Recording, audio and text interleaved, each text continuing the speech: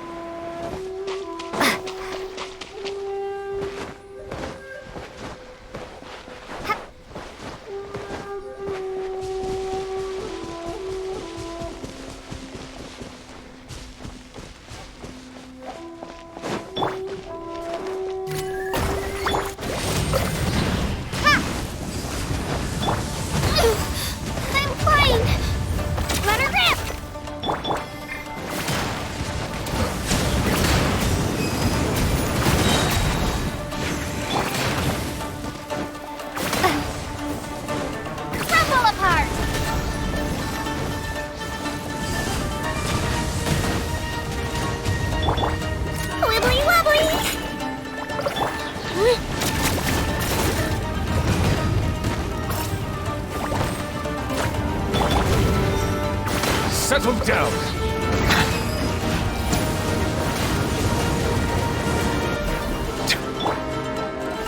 Drop!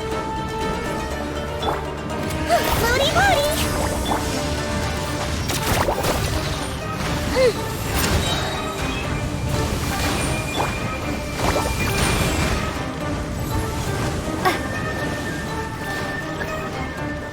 Starfall! Bow your head.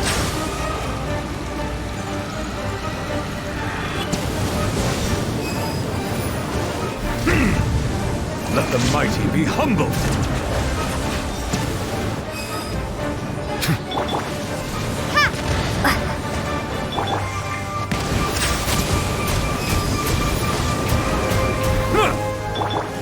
Wibbly wobbly! Get back! He might feel a little sick.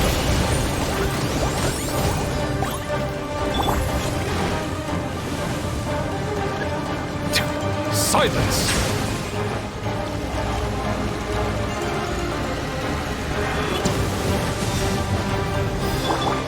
Drop! Let's blow bubble!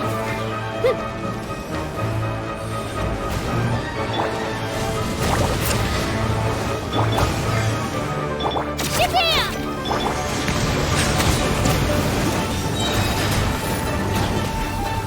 Be sanctified.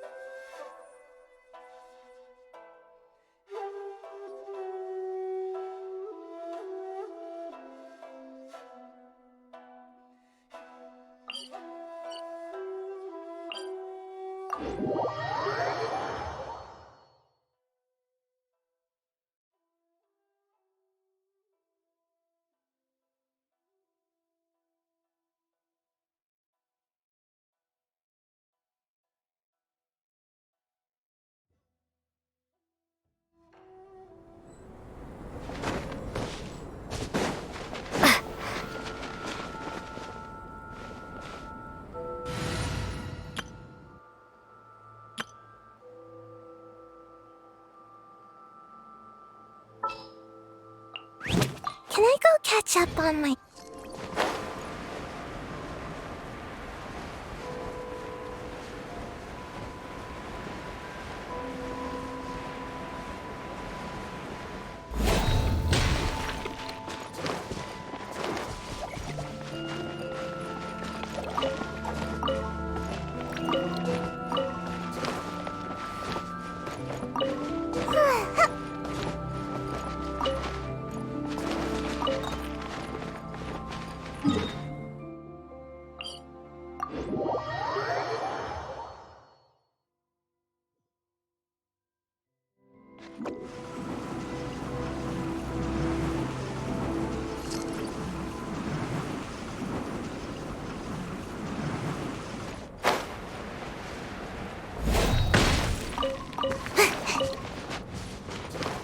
Make my escape. Yeah.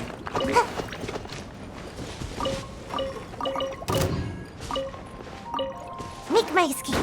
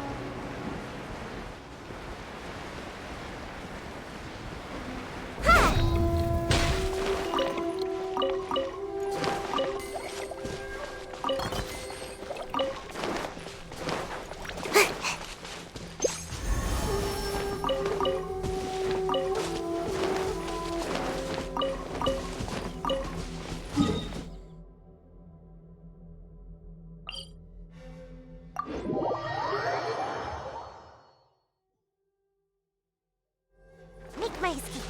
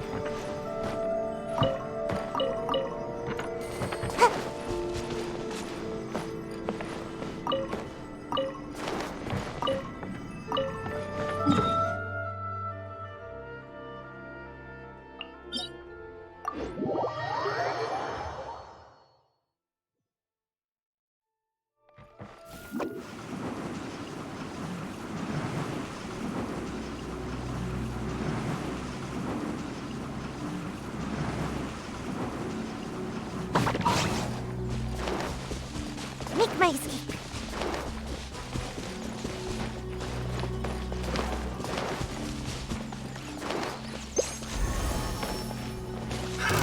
Another test subject.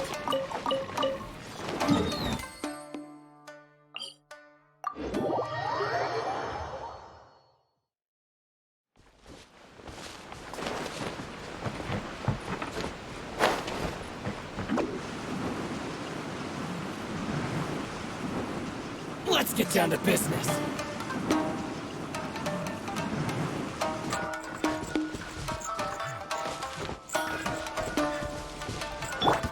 Here goes!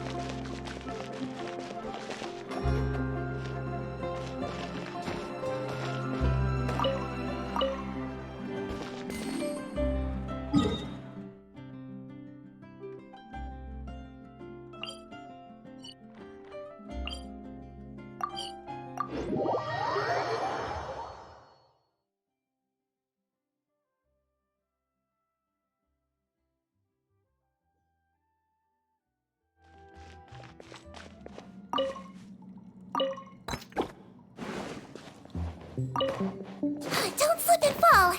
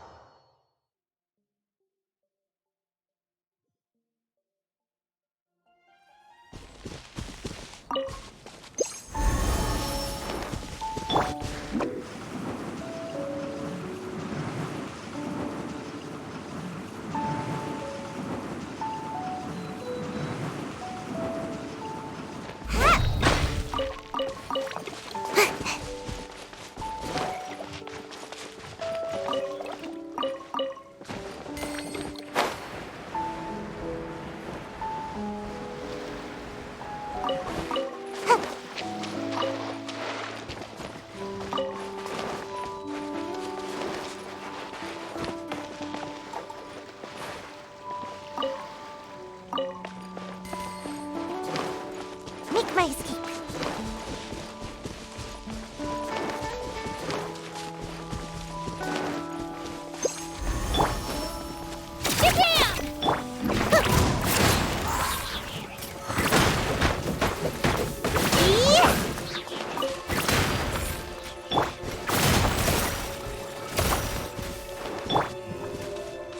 Wibbly wobbly!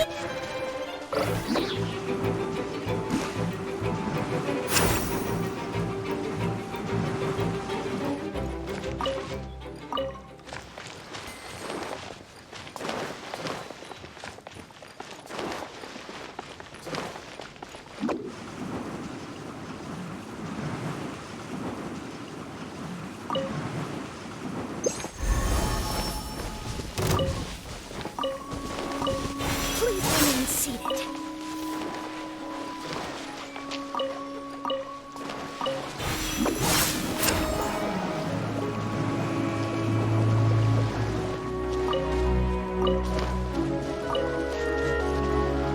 Here goes! Ha!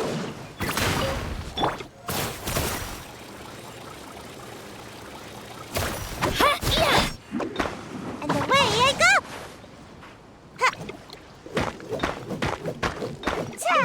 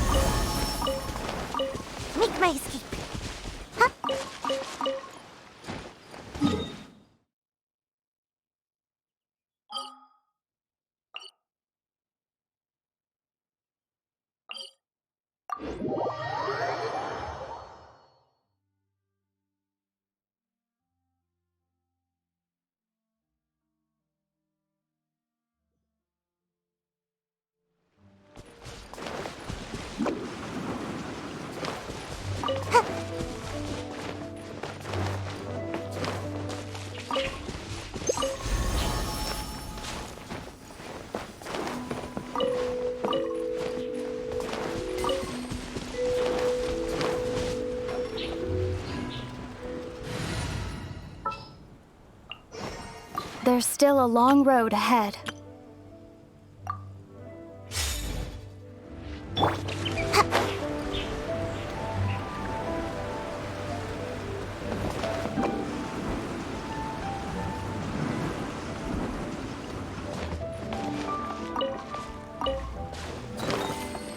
Make my escape.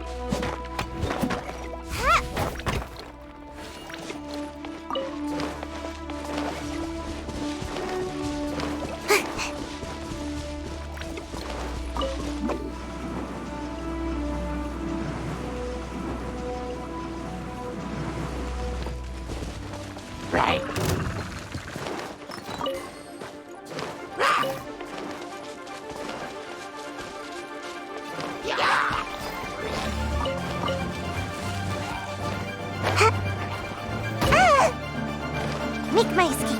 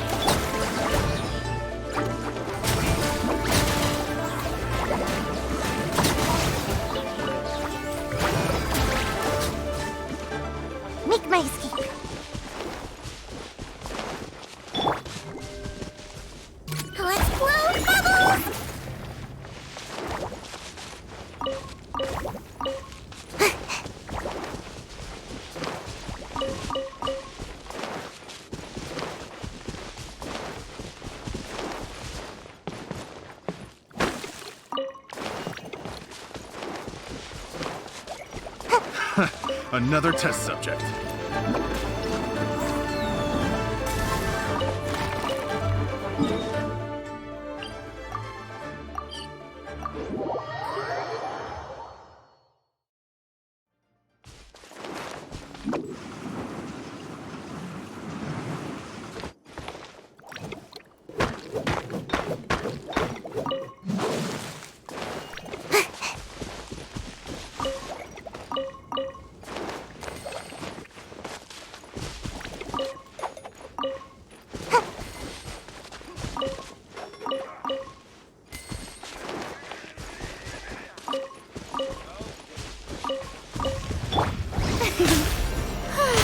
Shower me with the...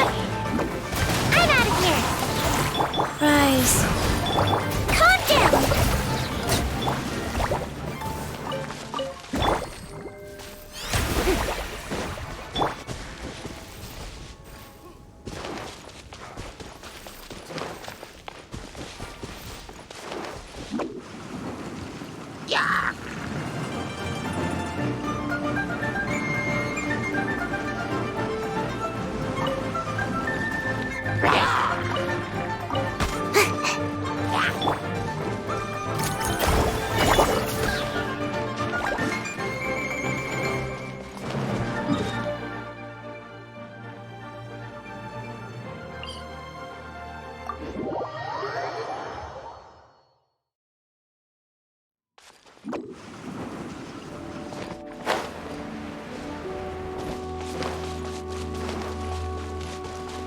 Make my escape.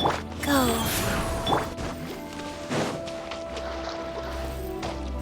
The show begins!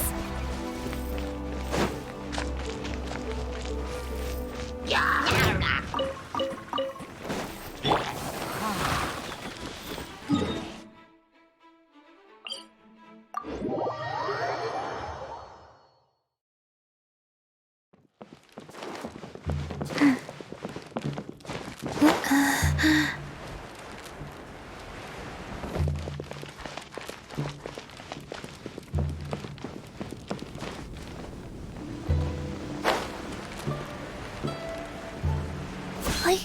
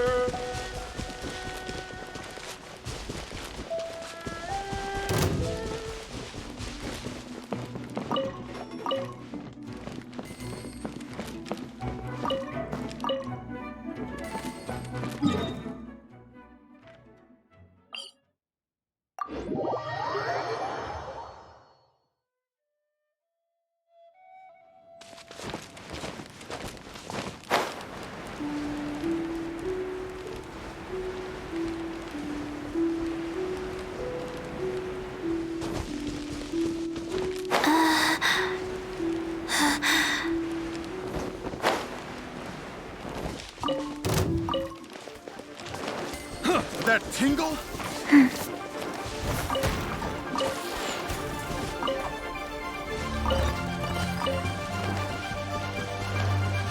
faster? Okay, faster.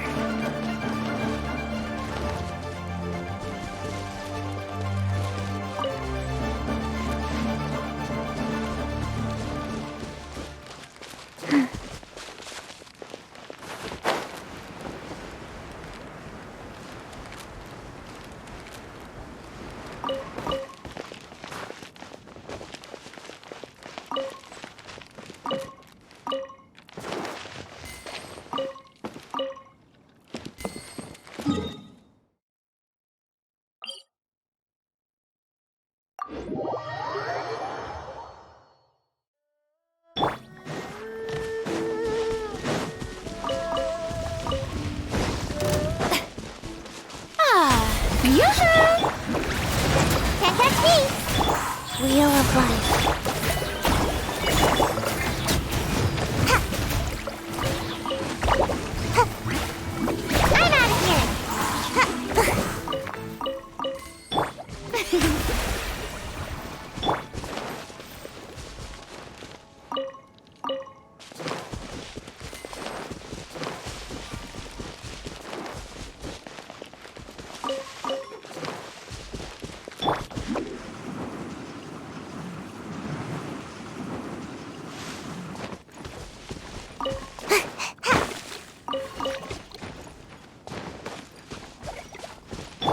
Faster? Okay, faster.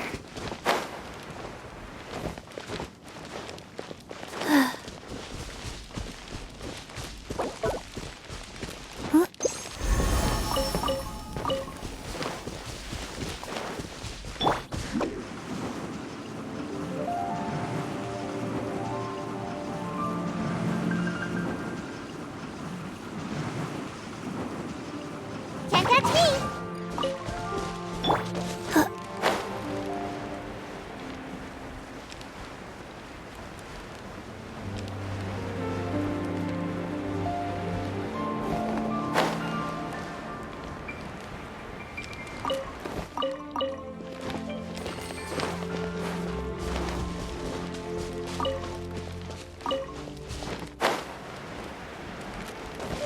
Faster?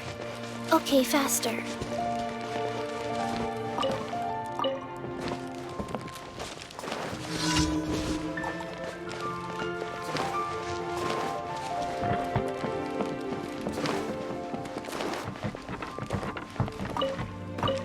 Go.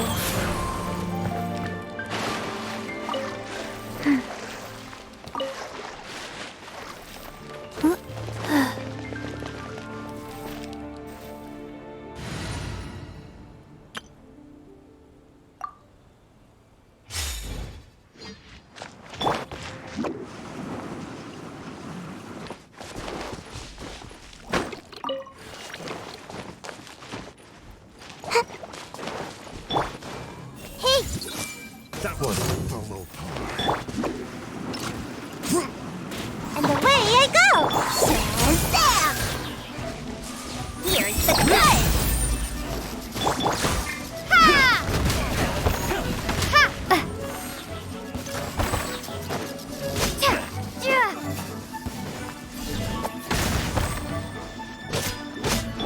Gotta dash! The hunted. I see everything! The hunted.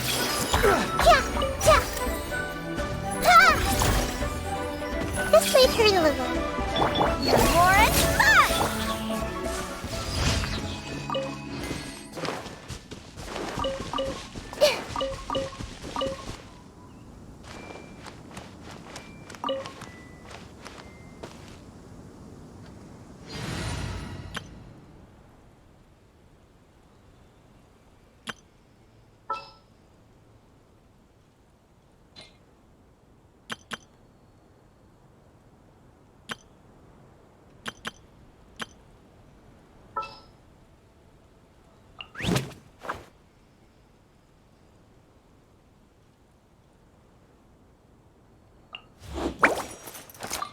Anesthetics?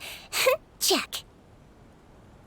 Another chance to learn from you! Hey guys, how's it going?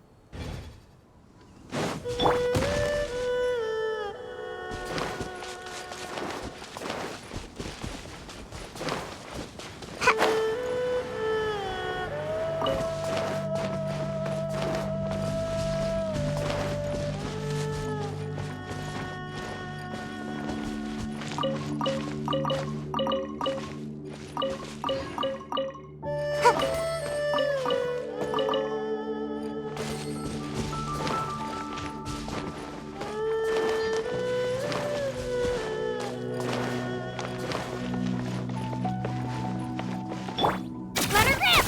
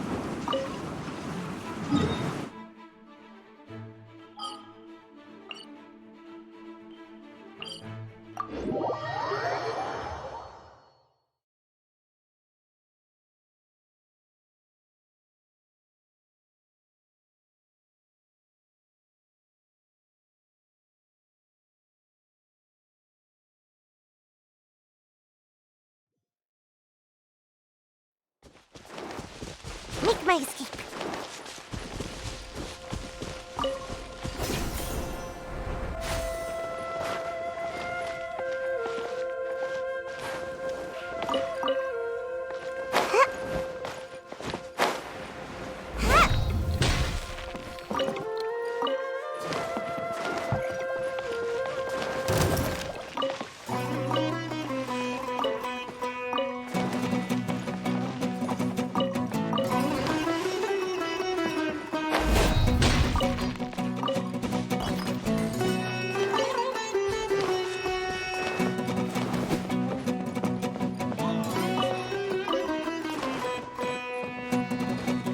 Following orders.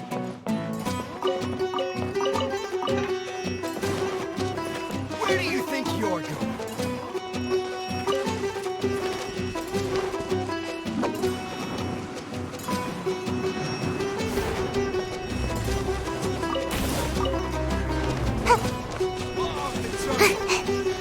Make my escape.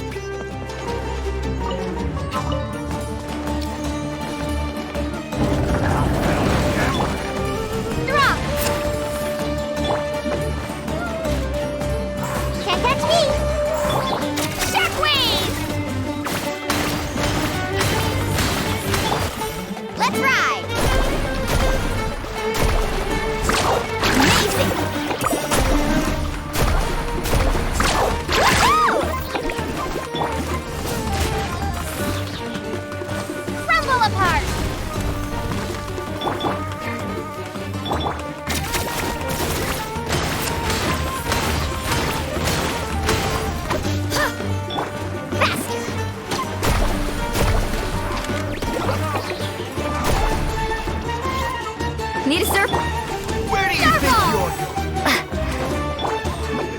And away I go! Let's ride!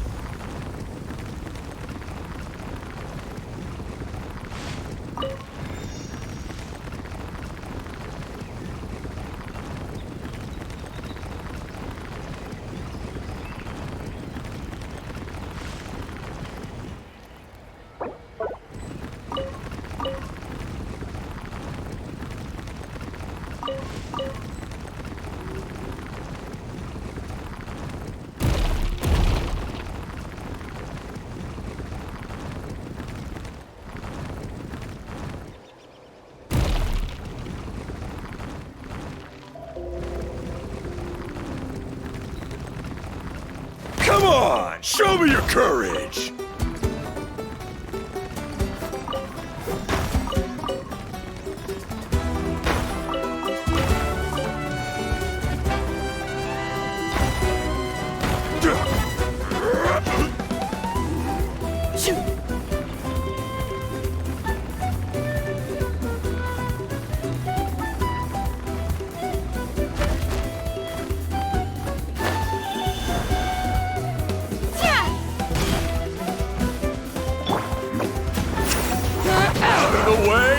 Blown away!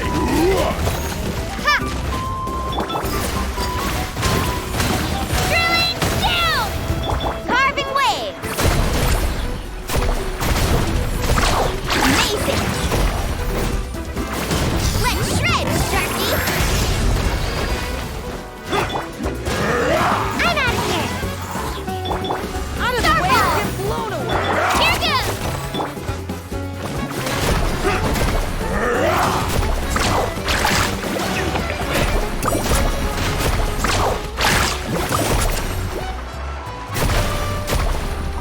Surf's up! Amazing!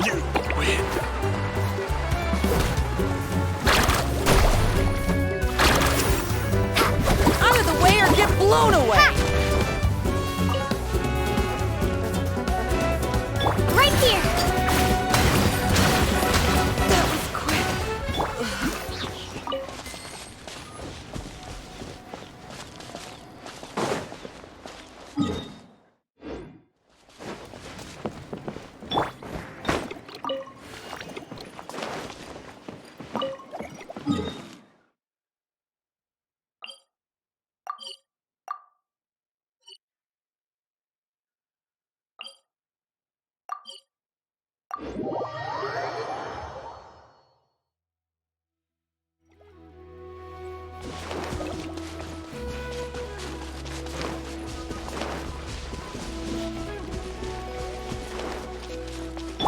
Let her rip!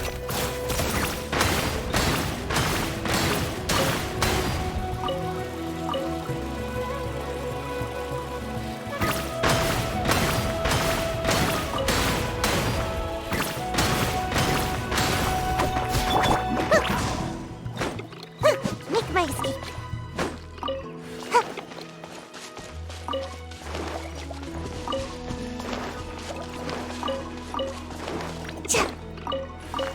Make my escape.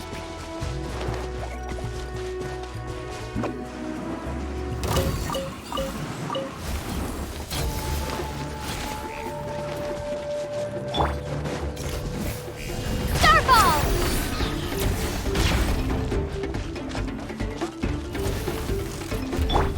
Let's go, Twirly!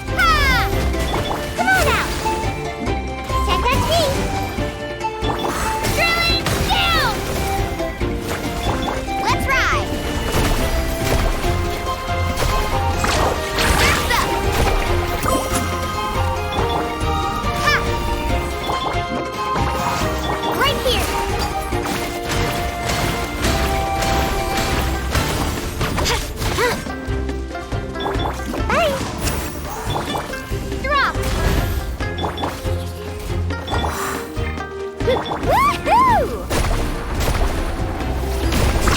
Amazing! Catching up the flames! Whoosh!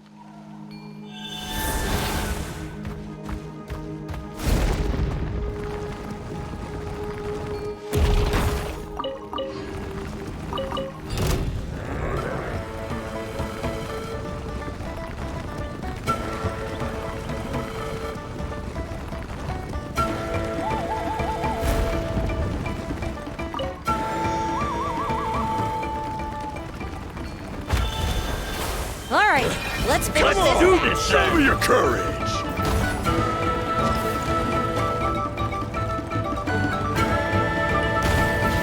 Out of the way or get blown away!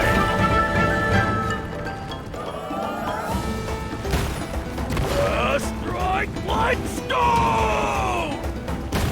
Out of the way or get blown away!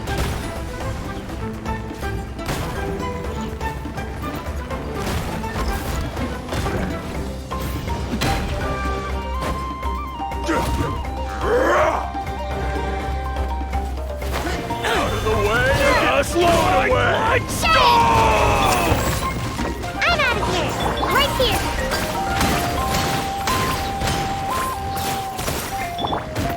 Out of the way or get blown away! Oh, what's the surf for? Surf's up!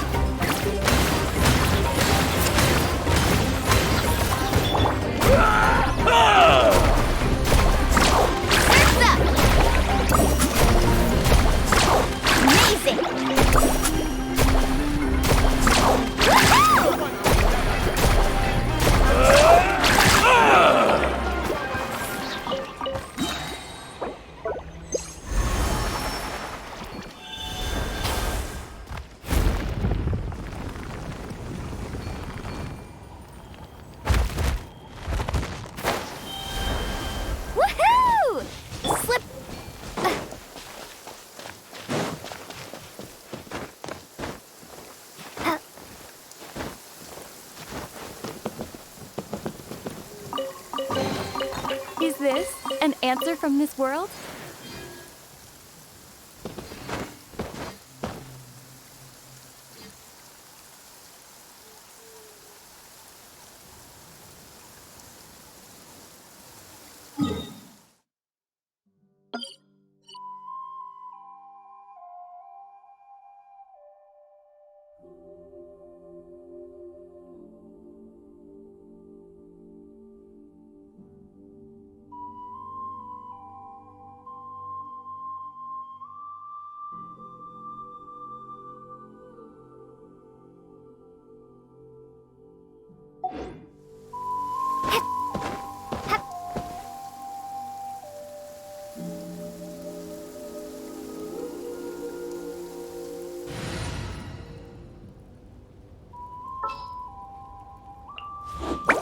Excuse me?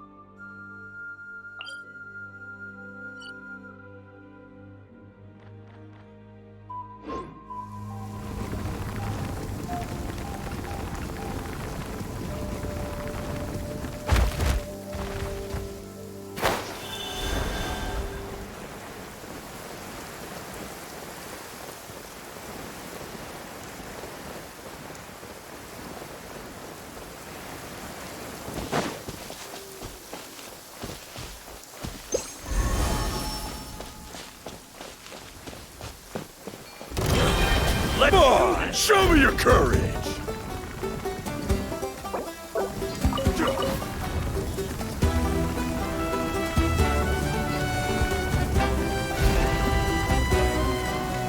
Stick around!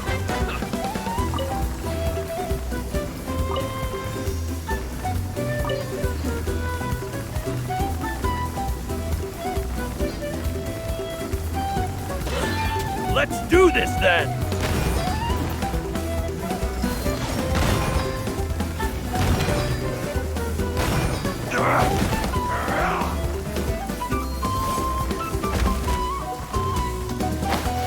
Out of the way, or get blown away! Right here! Strike, let's go! Amazing!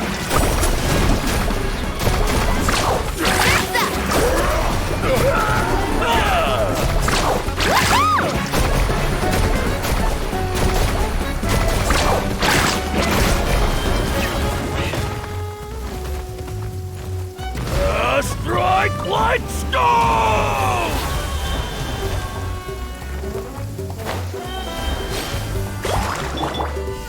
Starball! Floaty floaty! Right here!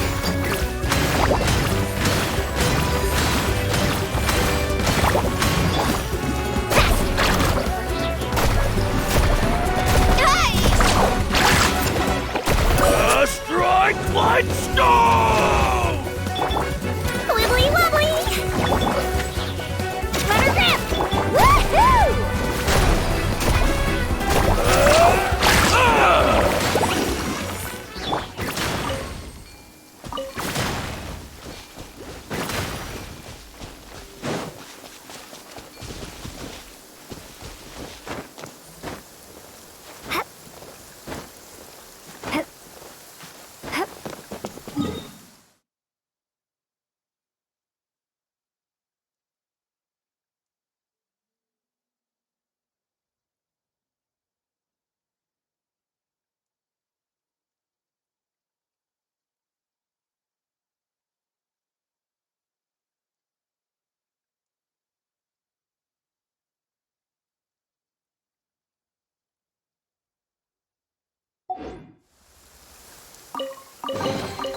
Is this an answer from this world?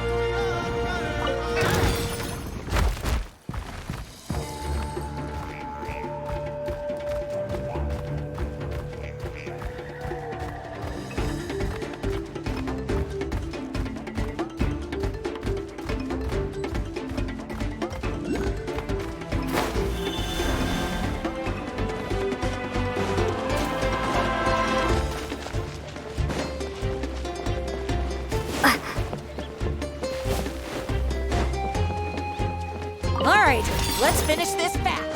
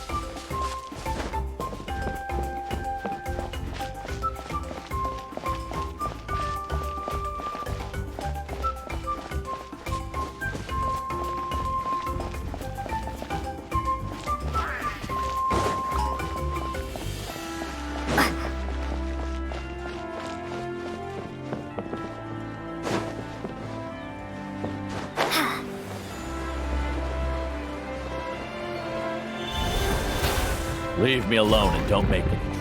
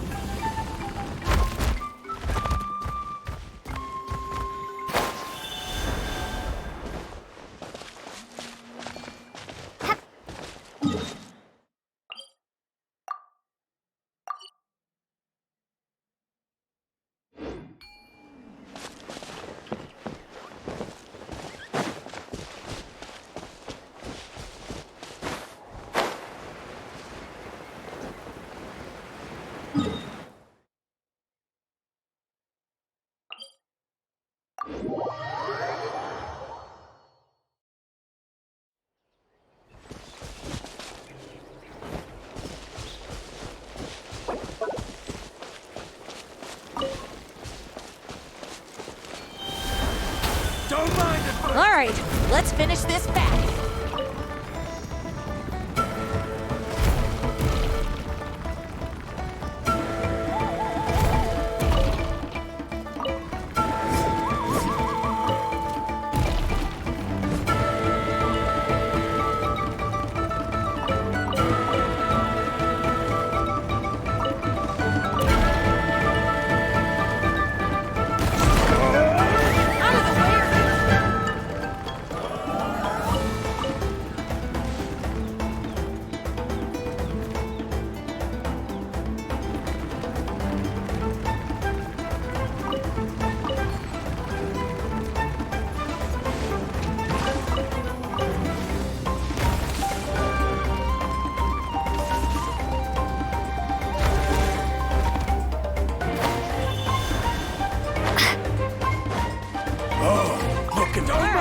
Let's finish this fast.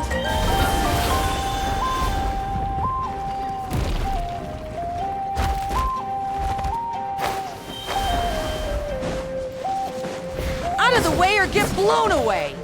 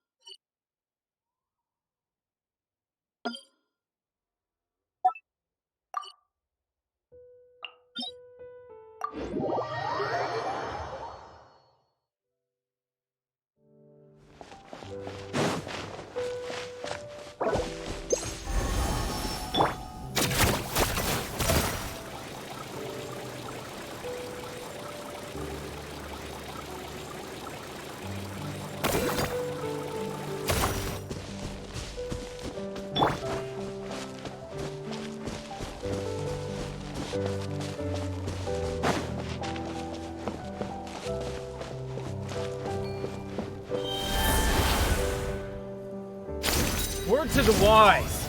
Stand.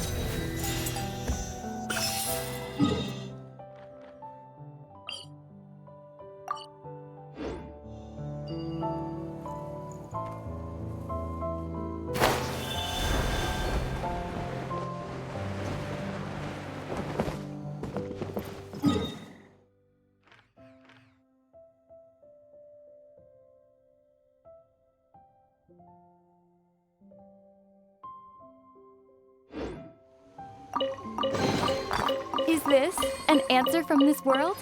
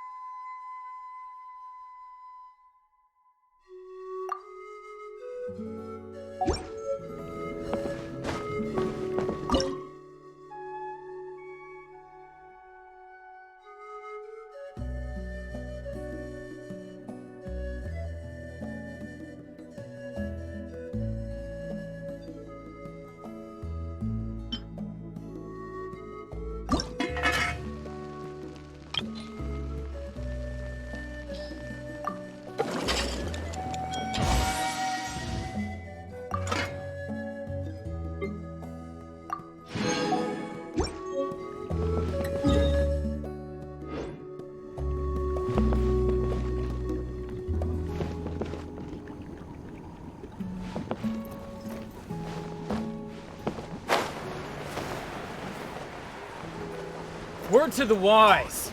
Stand down. No? All right then. Prepare yourself.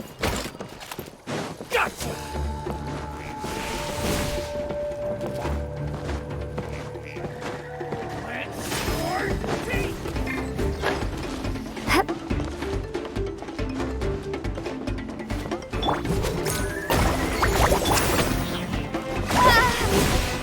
Let's round him up!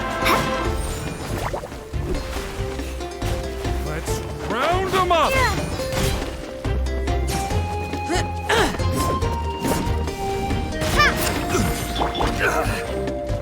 Wibbly wobbly! Butter rip! Amazing!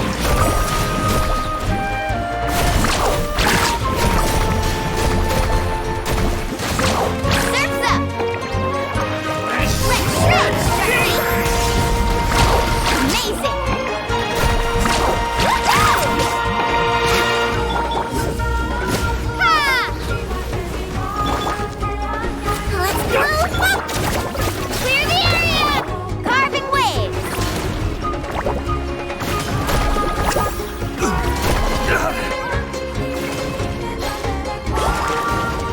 Need a surfboard?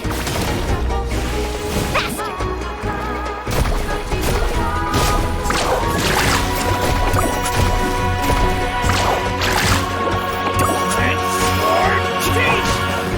Drop!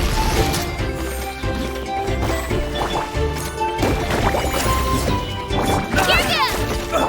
Let's ride!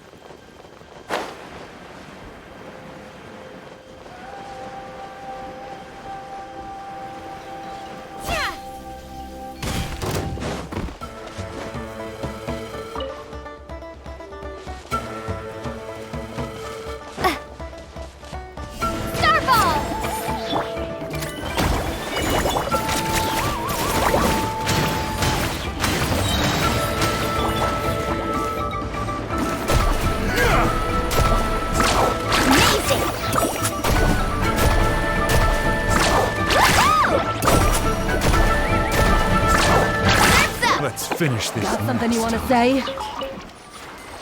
All right, you out. Let's finish this fast. Carving waves! Oh! Crumble apart!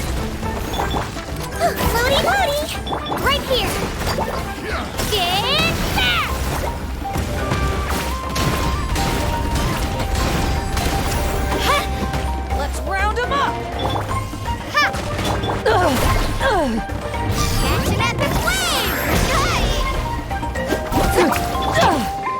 Let's float! Starfall! Let's ride! Amazing!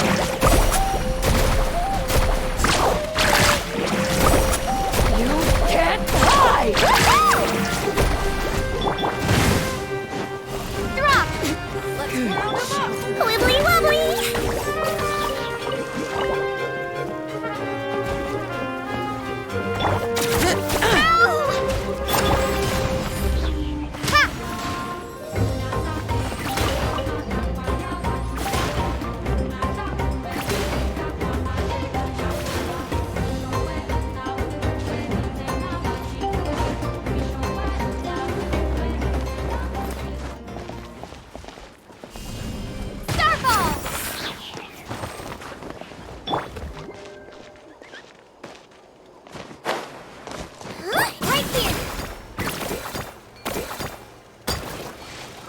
Let's hope you put up a good fight. Clear the area! Ha! Floaty one!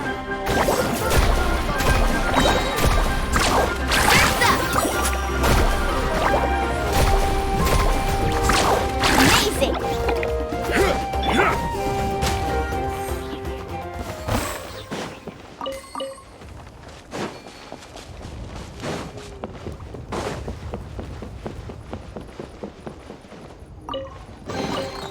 A reward on the road.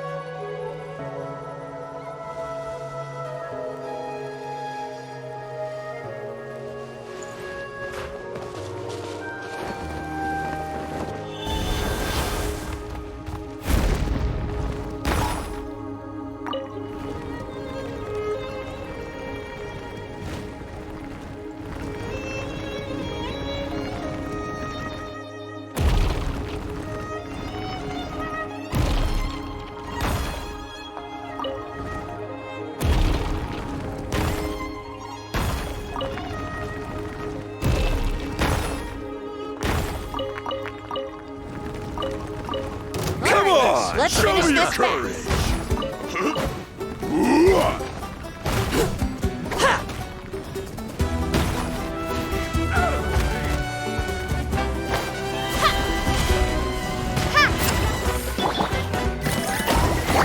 Right here!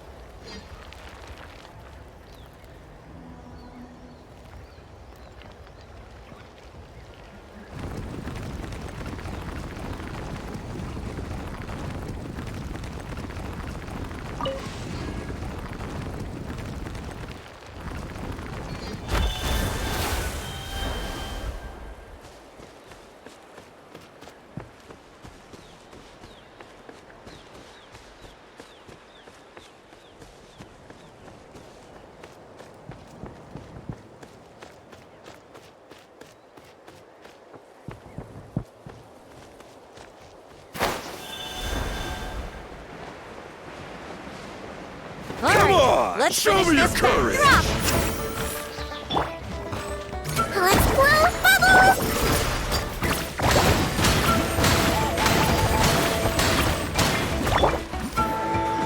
Carving waves! Surf's up! Amazing!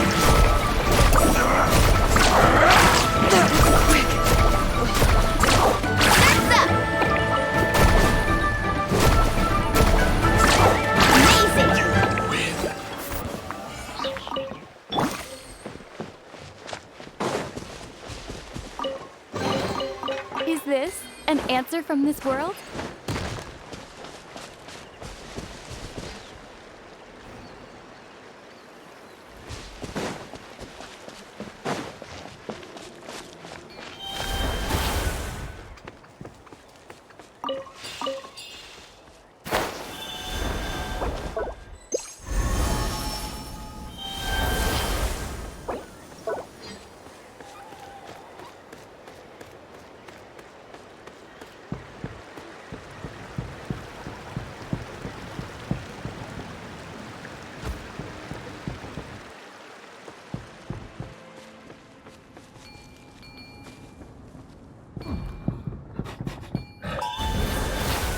Watch this!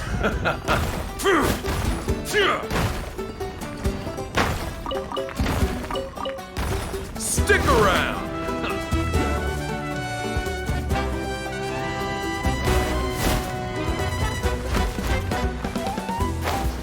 Stick around! Starfall! Floaty booty. Here goes! Let's ride! Out of the way, or get blown away!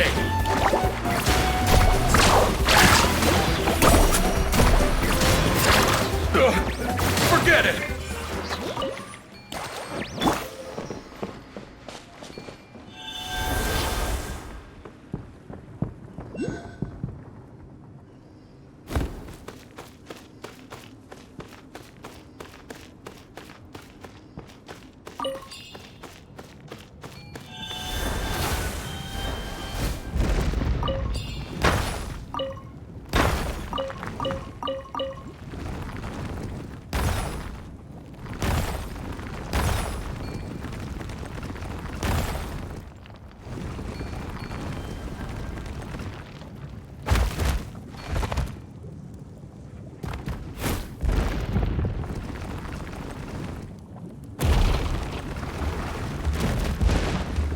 Don't mind if I do!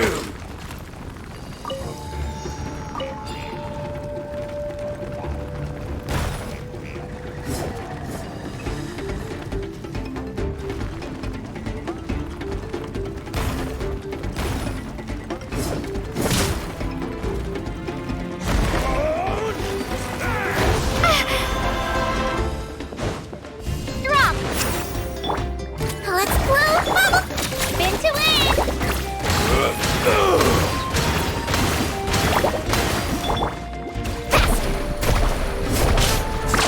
Surf's up! Woohoo! Where's the surf? Let's shred, Sharky! Amazing! Surf's up! Wibbly wobbly.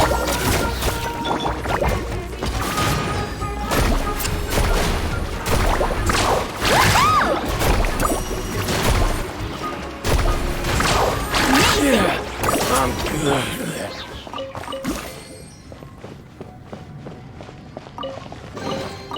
Is this an answer from this world?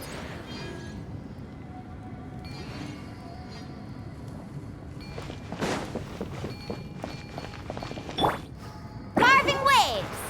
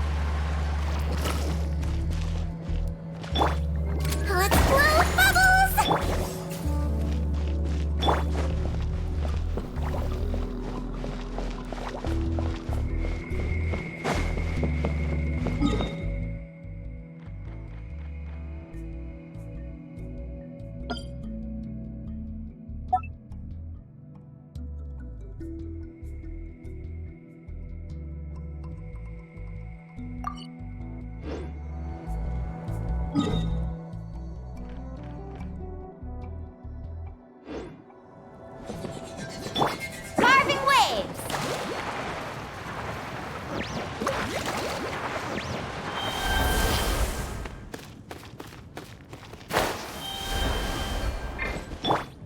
Wibbly wobbly!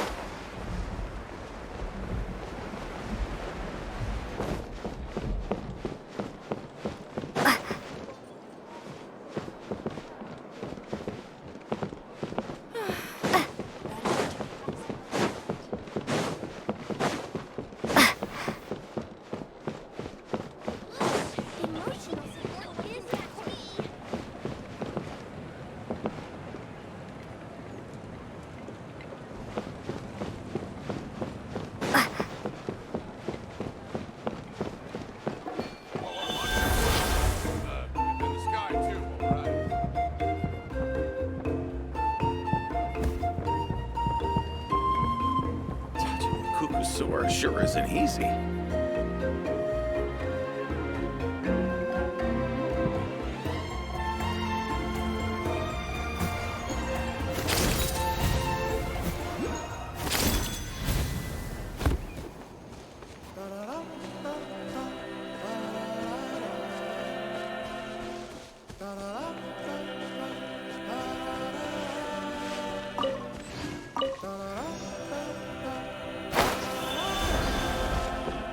Got something you want to say? All right, you asked for it. Let's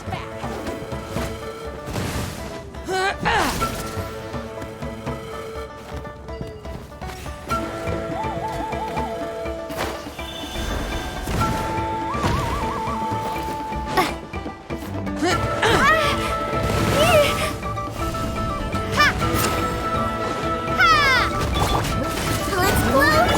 Get back!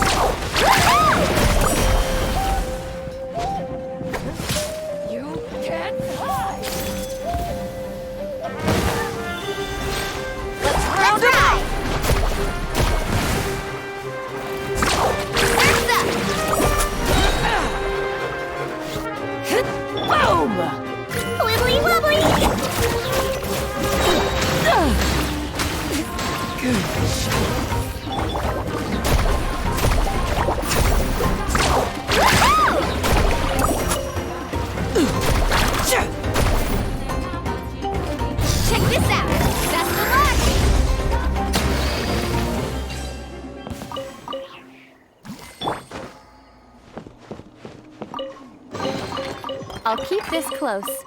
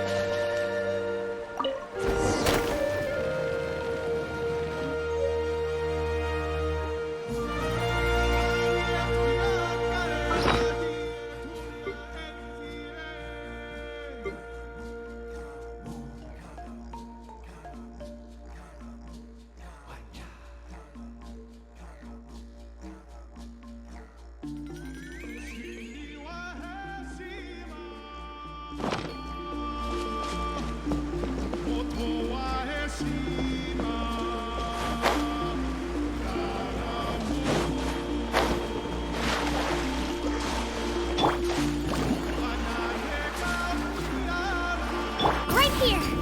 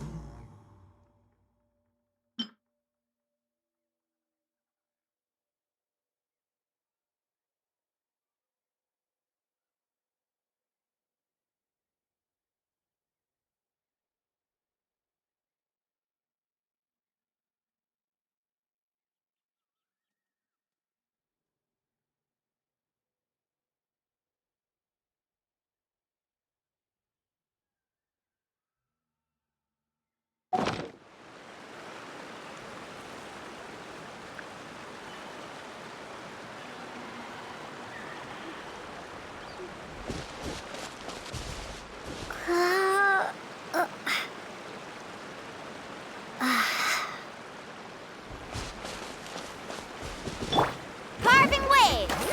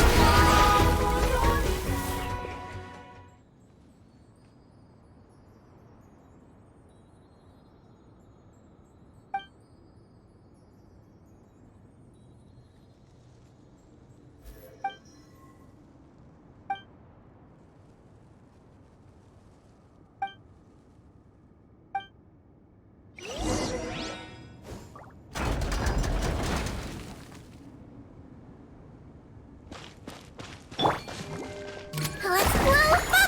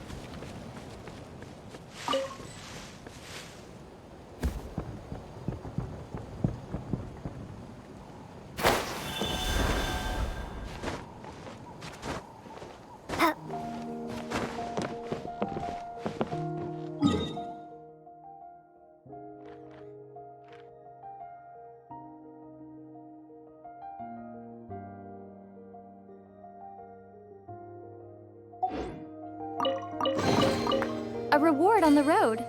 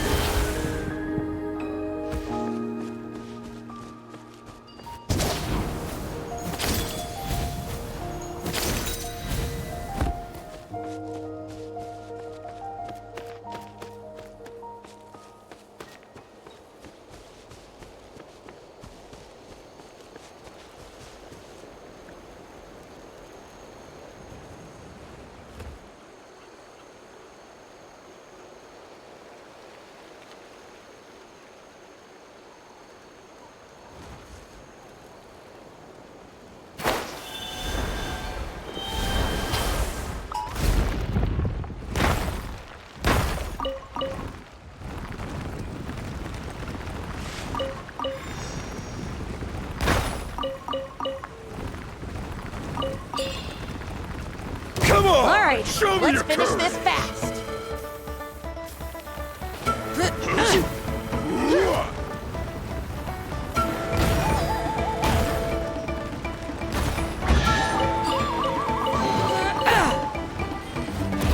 Out of the way!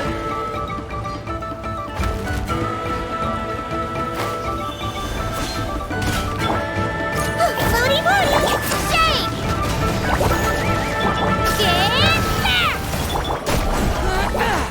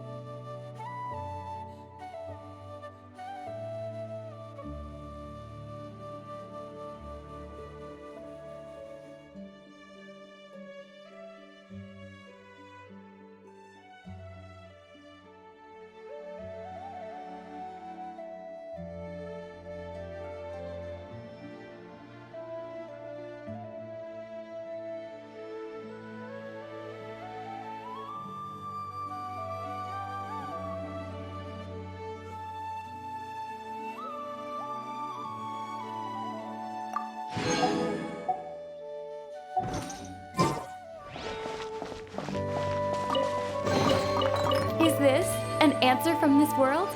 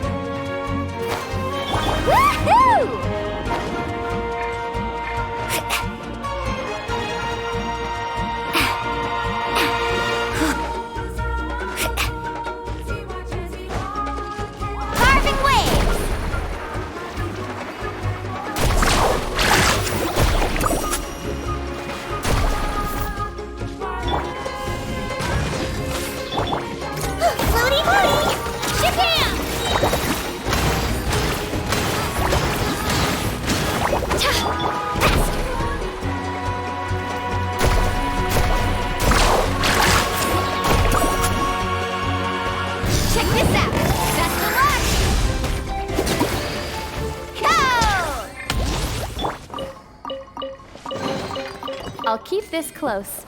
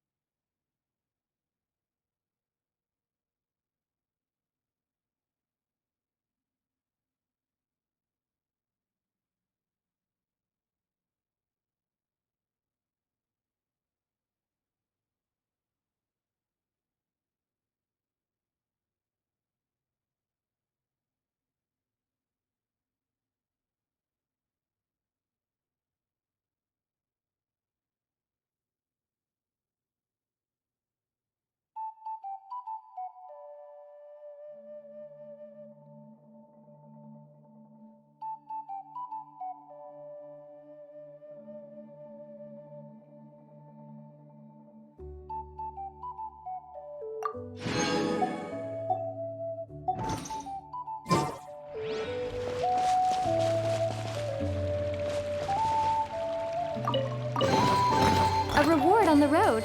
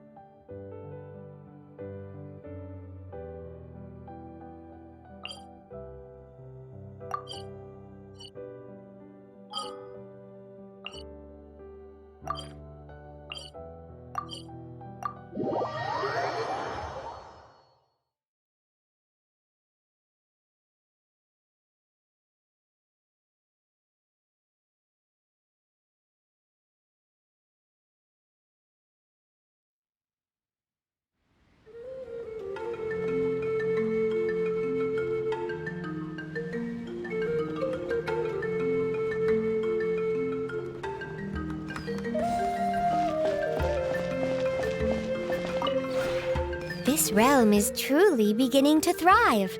I cannot help but be stirred.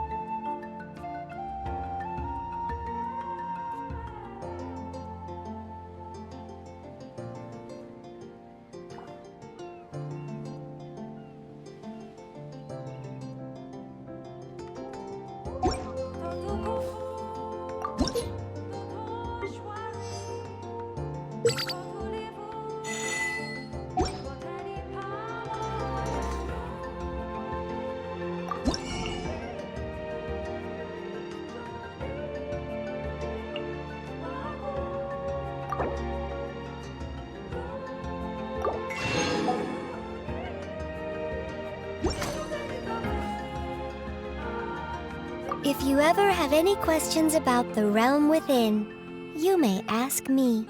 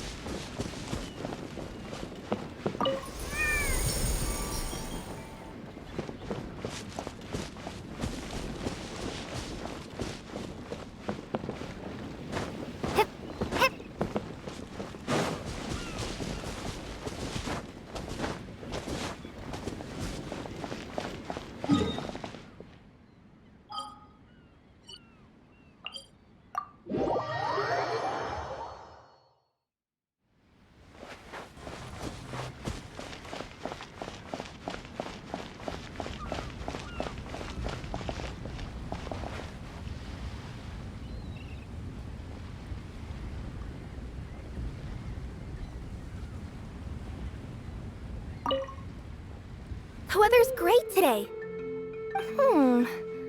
Although, now I think about it, the weather here is the same every day. Yes, there's something I've been meaning to ask you for a while. One girl to another. Do you have any fashion tips you could share with me? Too sudden? My bad. Alright then, allow me to explain the situation from the beginning. As you're already aware, even though I am a yokai, I've been looked after by my human granny since a very early age. It goes without saying that I've heard way more stories about humans than I did about the yokai. I've always looked forward to joining the colorful and warm world that is human society. But even after I managed to use my yokai powers to give myself a human form, I still didn't know how to fit in. It would be a bit awkward for me to still dress and act like a nekomata when I'd already changed my look. I began to observe human girls to see what they liked to wear. It seemed to me that everyone really liked bows and flowers. And so, I added a ton on my own clothes. You really think so? Aw, thanks! So, would you be willing to accompany me to go on a little shopping spree whenever you're free? I'd love to buy some cute accessories! And with an expert like you by my side, nothing can go wrong!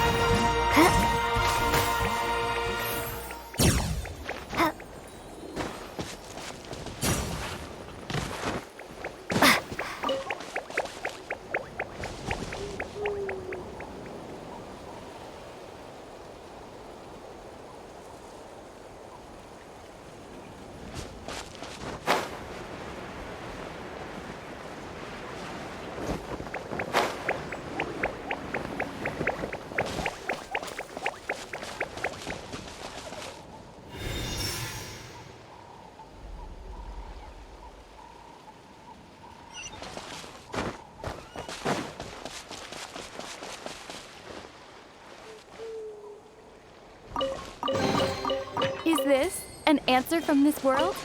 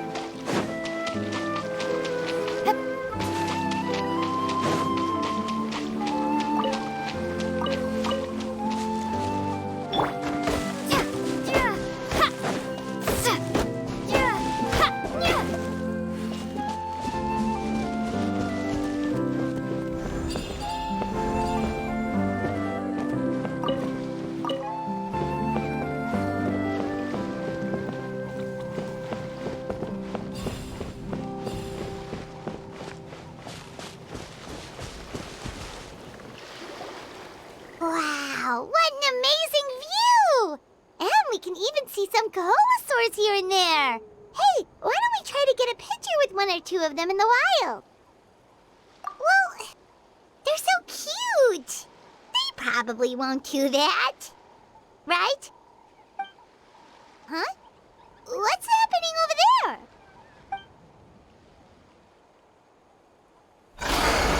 Help! Somebody help us! Ah! Wild Koholasaurs are actually biting people! Yeah, we can save those for later. We can't just stand around when someone's calling for help.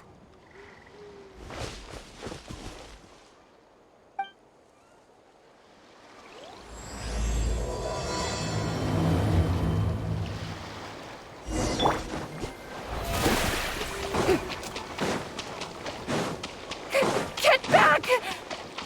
Don't panic! Just hang in there!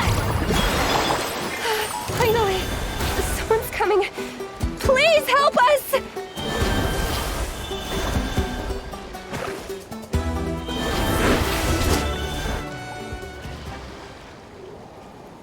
Judging from your clothes, you must be scholars from Sumeru, right?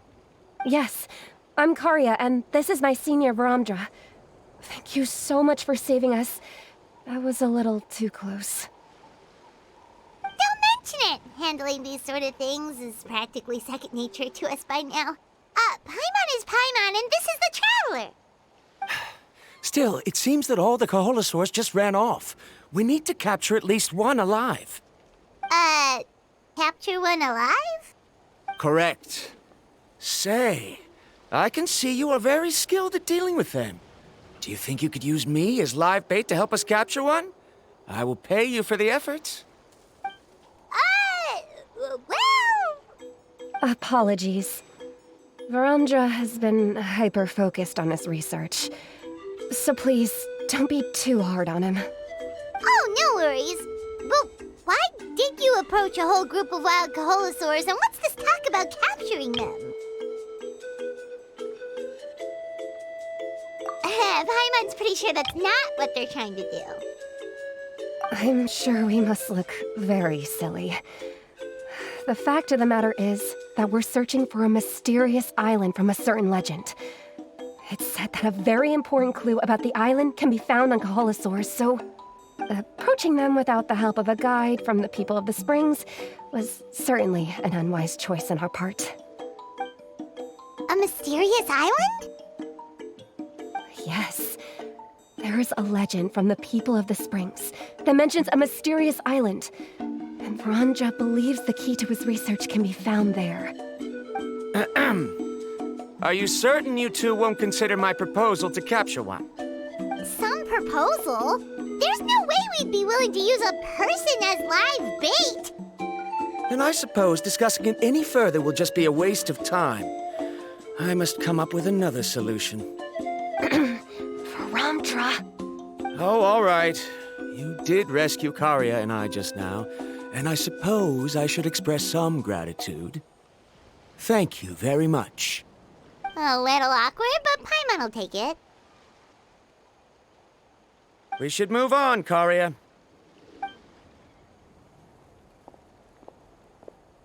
Yes, thank you again. My apologies. Vranja really doesn't have the best people skills. That's all right. Bye now.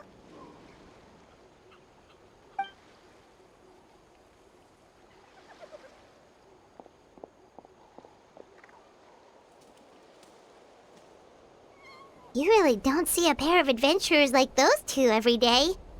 But anyway, Paimon's really curious about that mysterious island that lady just mentioned.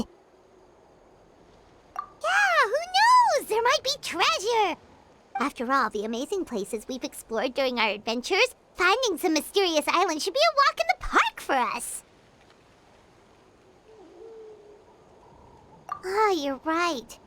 The lady mentioned that the mysterious island is related to a legend of the people of the Springs.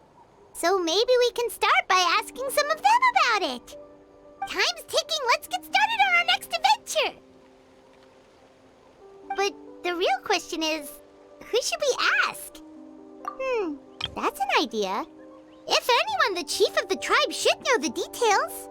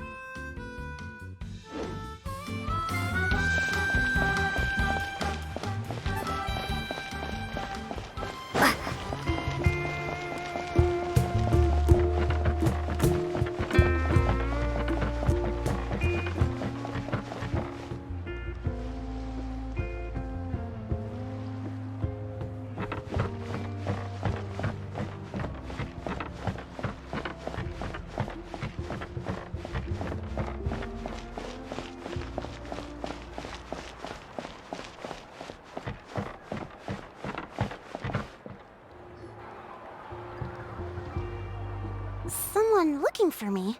Oh, why, if it isn't the traveler and her companion. So what brings you here? Do you need help with anything? We want to visit the mysterious island. The mysterious island, huh? Is there something wrong? I'm assuming you two are already aware that this island is related to a legend of my people. Yeah, but now that you mention it, we don't know anything about the actual legend yet.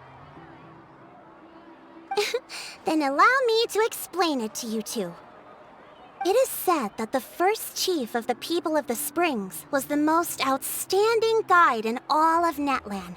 He discovered many deserted domains and found countless treasures. But to prove himself once more, he embarked on yet another journey in search of a legendary, mysterious island. He endured many hardships along the way, but he persevered and managed to reach the destination. The island emits a golden light where countless treasures are buried. But instead of claiming the treasures for himself, he left behind a trail of clues that lead to the island. Since then, many people from later generations have undertaken the challenge of finding the island. After all, to find the island is to find riches and glory. Oh, that makes sense! So could you tell us how to get to that island? Oh, Paimon gets it! This is like a big secret for the people of the spring, so you can't just tell anyone, right? On the contrary, it's quite the opposite. The legend and the clues needed to find the island are all already known to the public. Oh!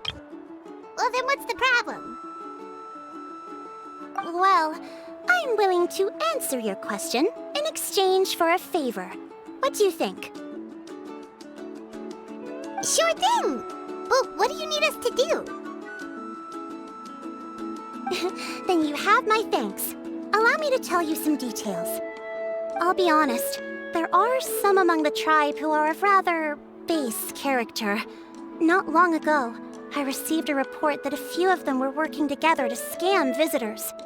As the chief of the tribe, I was very ashamed to hear of this. It's really hard to believe that could happen. They are targeting tourists who wish to visit that island. According to my sources, they would trick tourists into believing they are trustworthy guides before luring the tourists into spending a fortune for the sake of reaching the island. They run a pretty sophisticated operation. They would always claim the scammed money is some kind of legal travel expenditure, so it's hard to use that to directly convict them. So, I was hoping to find someone who could approach them and pretend to get scammed. Doing so would allow us to gather the evidence required to bring them to justice. The problem is, they would certainly recognize anyone associated with me, which is why I haven't been able to carry out the plan yet. Oh, Paimon understands now! We're the perfect bait because we're both tourists.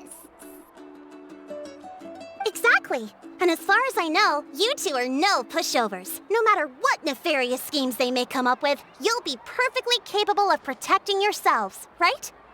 You betcha! If it's just a few scammers we're talking about, she'll take them all down!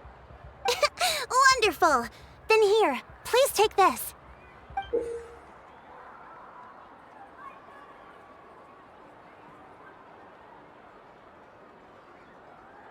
Whoa, that's a lot of Mora. Did we already earn a bonus? There will be plenty of rewards if you manage to catch those scoundrels. This Mora, however, is for other purposes. I'm sure some spending will be required on your part before they lower their guard. I certainly wouldn't expect you to pay out of your own pockets. So please use the Mora as needed, and collect as much evidence as possible. No wonder you're the chief. Seems like you've already thought of everything. Okay, we'll take it from here. I've marked the location of the scammers on your map. I'll leave the rest to you two.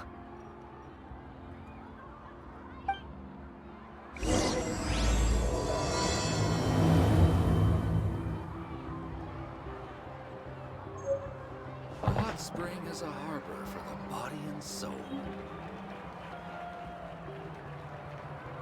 It's not impossible. I'll find a way. Regular reviews.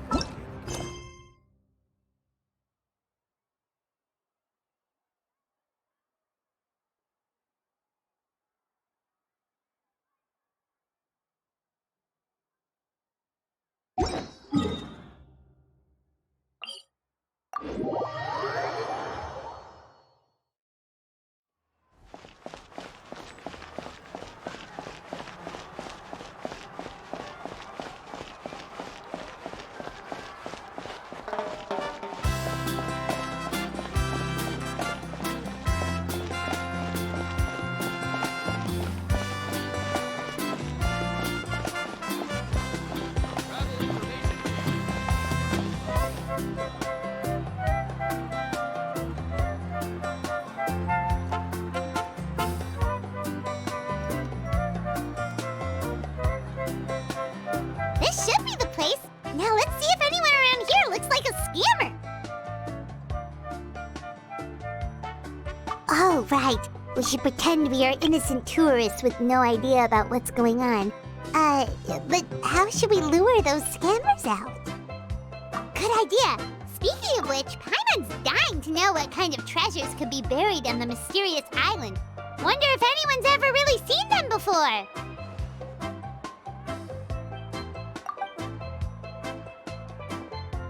Ah! Are you two visitors from afar looking to visit the mysterious island? Oh, looks like we managed to lure them out already. Oh, pardon. Is something the matter? I just happened to overhear you two talking about the mysterious island. I assume you two must be tourists, brought here by the legend and looking for the island. Am I right? Hello, Paimon is Paimon, and this is the Traveler. That's right. We were just getting ready to look for that island from the legend. In that case, as a qualified guide, I certainly cannot allow you to embark on such a dangerous journey. Uh-huh.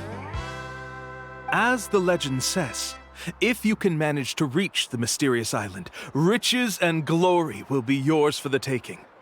Be that as it may, the journey to the island is full of untold perils and dangers.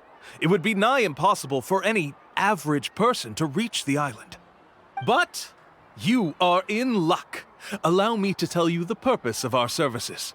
It just so happens that our mission as guides is to help visitors avoid danger, find shortcuts, and successfully reach their destination.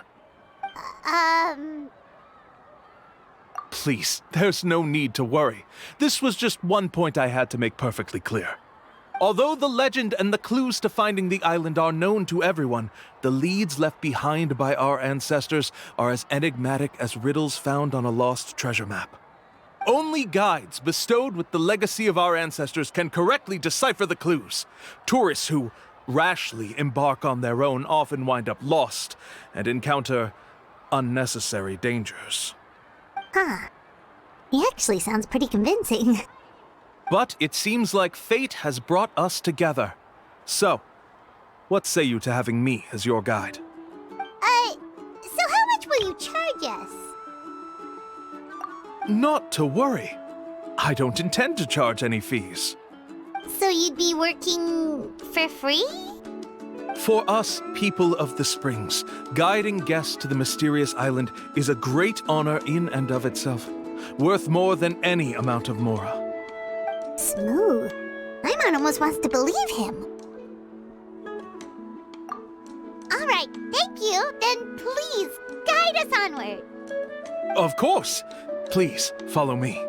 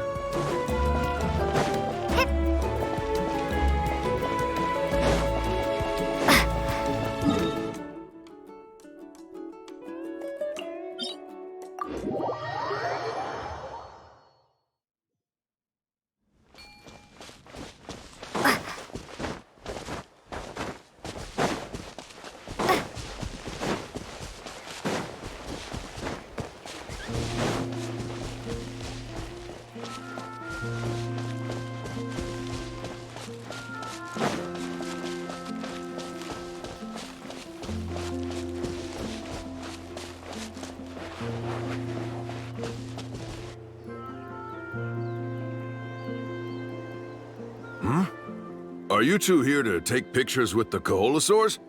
Really? Can we? Ahem. Huh? Oh, you two must be here to seek insight from Atta, right? Atta? Insight? Shh, not so loud. Openly saying their name in such a manner will only cause them to loathe you. I apologize for not explaining earlier. As you can see, Atta is the elder Koholasaur. My senior here is responsible to serve. Atta is highly respected among the tribe and is far more knowledgeable than other Koholasaurs. They say that Atta has actually visited the mysterious island before. Therefore, we must rely on Atta's insight to know how to get there. Really? But how do we do that? Can a Koholasaurus elder talk? You need only slowly approach Atta. Once Atta has confirmed your scent, they will provide their wise insight. In the language of the Koholasaurs, of course. But no need to worry. The ability to interpret this language is one of the basic skills required of a guide from the people of the Springs. I can understand Atta's instructions and will lead you on the journey ahead. Alright, then let's give it a try. That'll be 10,000 mora per person. Huh? In order for Atta to give us insight, they must recall their past, which can be extremely taxing for a Koholasaur. Costs to maintain their health can be quite high, you know. I'm sorry. Such expenses may arise in the process of finding our way, but as long as we reach the mysterious island, these costs will be quite trivial in the end. There you have it. Paimon knew there was no such thing as a free lunch.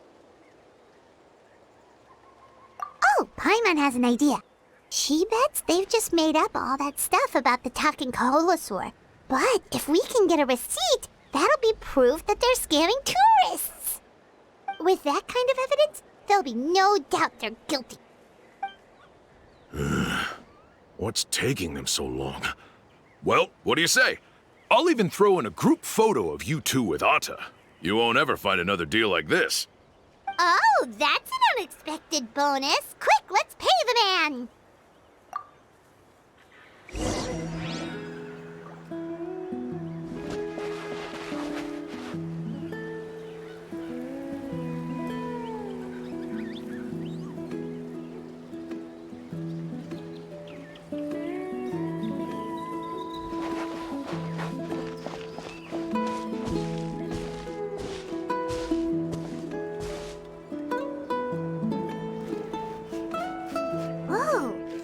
Really didn't try to bite us at all. You can also pose now if you'd like a photo together. Okay.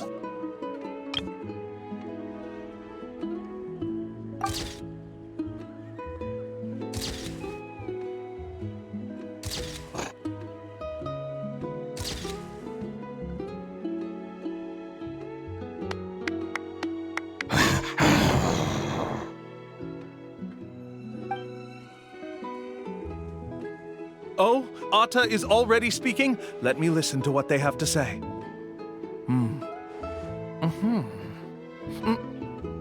Oh, I see. Could you really get anything from that noise? Of course. Like I said, only a guide like me can understand their language. Let's follow Atta's instructions and proceed to the next area. Here's your group photo. I even packaged it up for free. Any chance we could get a receipt for that? No problem at all. Here you go. Please, come with me. We still have a lot of the chief's mora to use. Why don't we keep up the act and gather some more evidence? Paimon's curious what other tricks these scammers are using.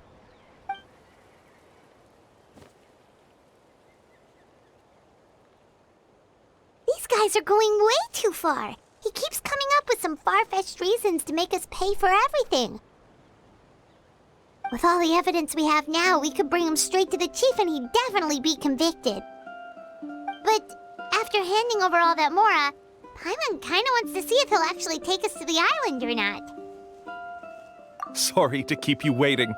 After all the clues we've gathered, I've managed to find a shortcut to the island.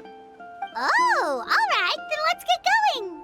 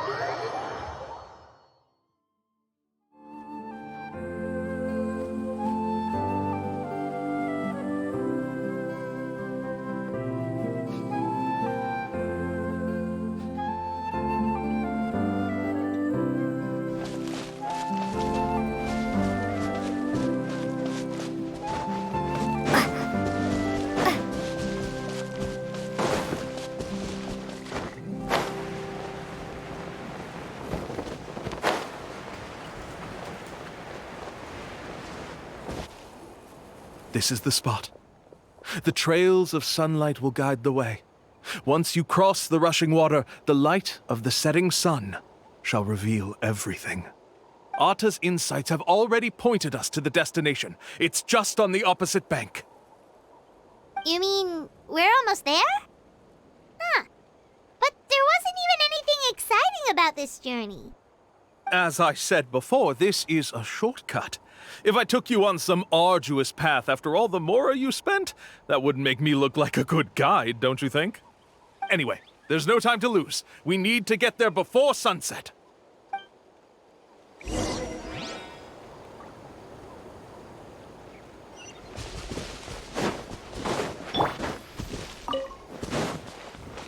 The show begins!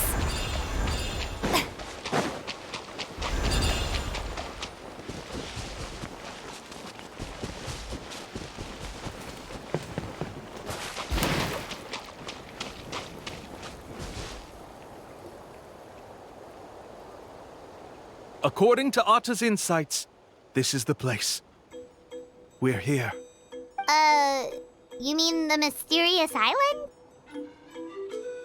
Yes, I've led you to the island just as I promised, which means it's time for me to say goodbye. Hold on! Are you serious? This is supposed to be the island? Then what about the treasure? And look at these wooden signs and artificial lights! Even we can tell it's fake!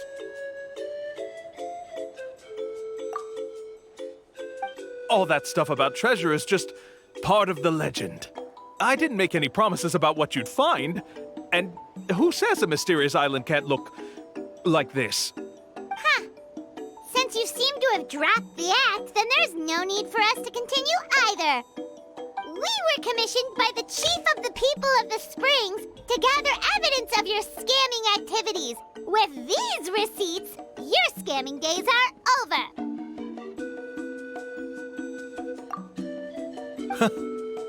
You sure? Then what's written on those receipts? Huh.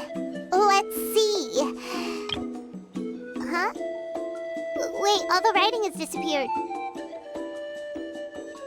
I took you all this way just to buy enough time for the handwriting to disappear. Even if you were to go back to the people you paid, you'd only find that they were using fake names, making them impossible to track down. You want to report me for scamming tourists? Then be my guest. I'll just say that I'm being falsely accused. With that settled, I'll be going now. Now he's trying to get away! Let's go after him!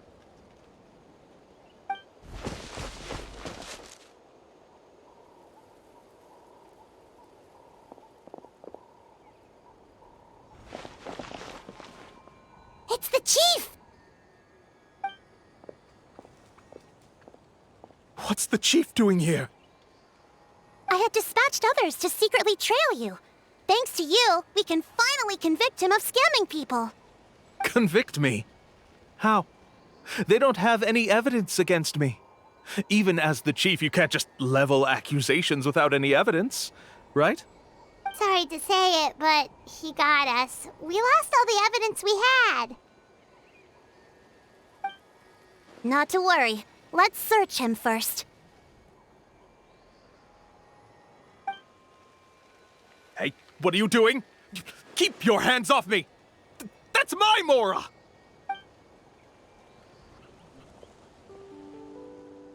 Yes, I see the mark. Looks like you already split the Mora before you let them here. What do you mean? The Mora that the Traveler and Paimon were using today were all provided by me. They all have a special mark on them. You... So, there must be an explanation why the Mora that should have been theirs ended up in your hands, right? There are no receipts to prove that any transactions took place, and you yourself just denied that there was a scam. So did you then take the Mora from them by force? Take Mora from others by force? Oh, that's an even more serious crime than scamming! You... All right. Sure, I admit that I coaxed them into spending a few times, but I wouldn't go as far as calling it scamming. We have witnesses standing right here, you know. Fine. Yes, it was all a scam. Woohoo! No wonder you're the chief of the tribe! I still don't understand how so many people have been getting duped by them. You need only stop and think for a moment to see through the whole thing. If he claims to be able to find a shortcut to the mysterious island, then why hasn't he just gone there and claimed the treasure for himself? Why even bother guiding others there? That's a good point. Speaking of, have any guides from the people of the Springs ever found the treasure of the mysterious island? I can answer this question along with your previous one about how to get there. The answer is actually very simple. There is no shortcut to the island, and most people don't even meet the requirement to ever reach it. If you don't meet this single condition, then even guides from the people of the Springs, despite all of their abilities, will find it difficult to overcome the obstacles along the way. Which is exactly why, even though the clues to the mysterious island are open to the public, few have ever made it there. There's a requirement? What is it? Let me ask you something first. What do you think a real journey to the mysterious island should be like? It should probably involve overcoming a lot of hardships with your companions before witnessing some breathtaking sights, uncovering a really touching story, oh, and scoring some super cool treasure at the end. And therein lies the key point. Overcoming hardships with your companions.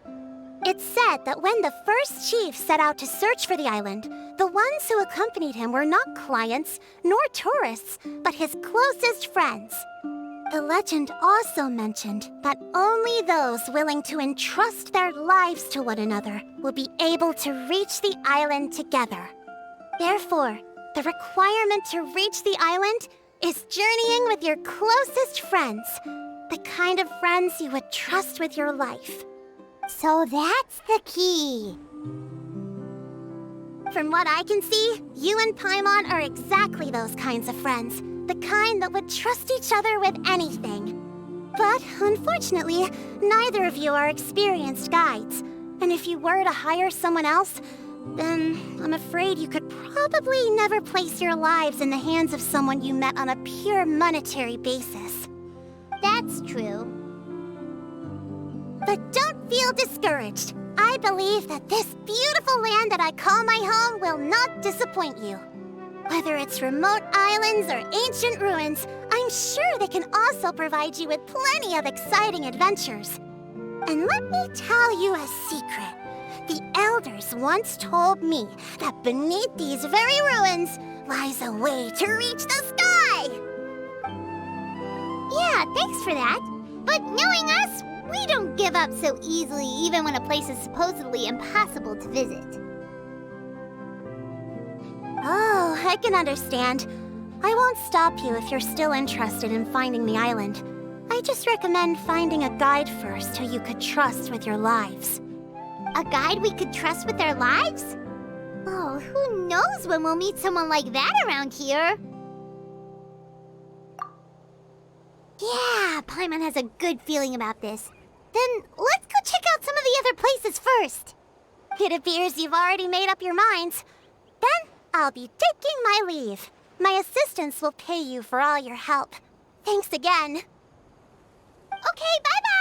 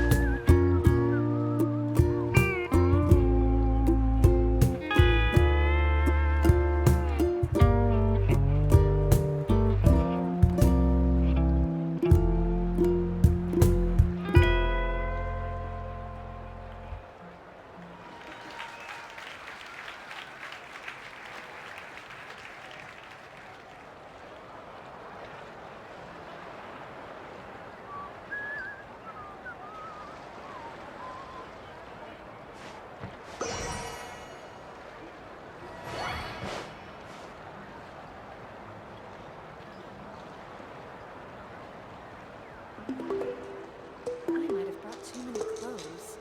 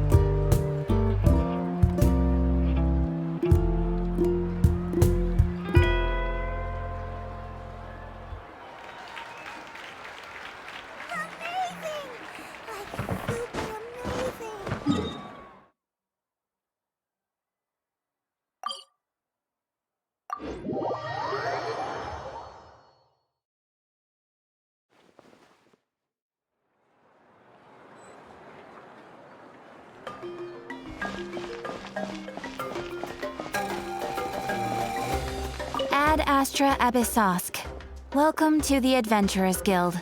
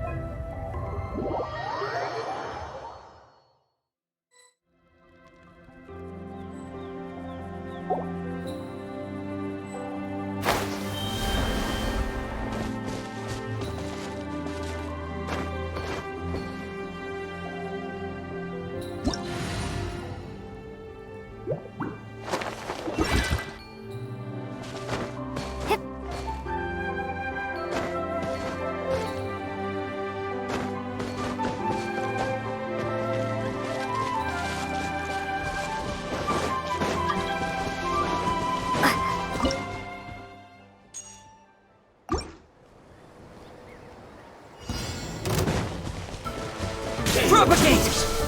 Bow your head. May I present? You can't run! Should've been careless.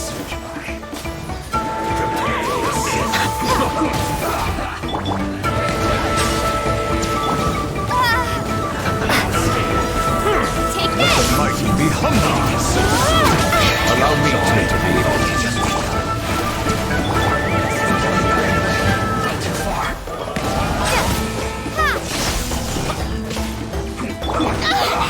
Let my name echo in song!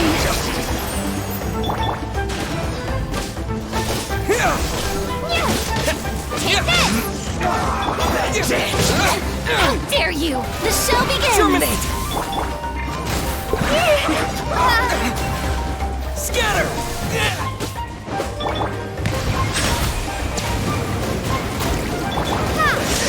The time. Yes. This is it.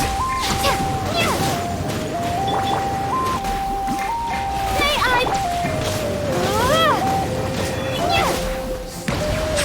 Take this!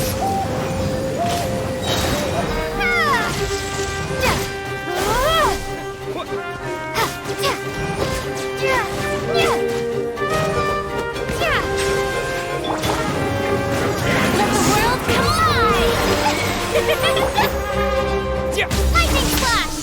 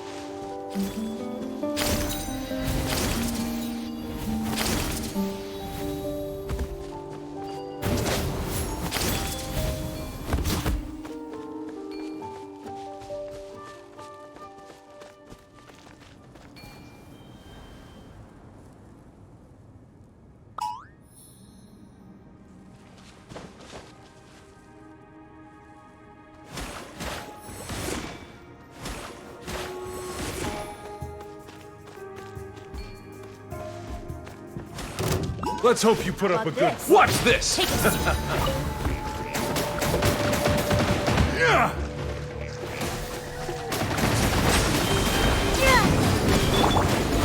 Oh, brilliant! Take this! Let's finish this next time.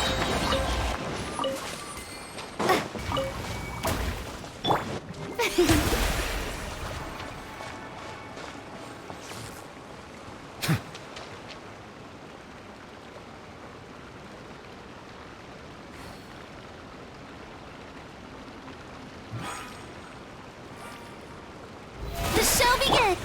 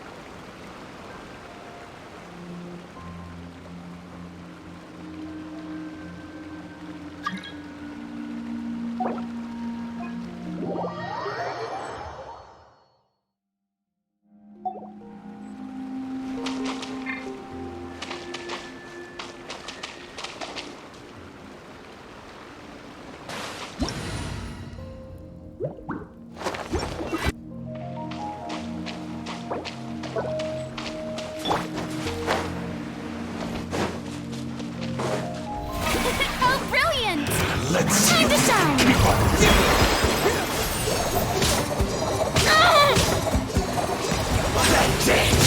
How dare you!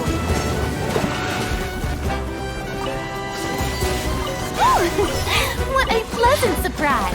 Truly an extra slice of joy. May I present... Bellowing Thunder! Let me at him!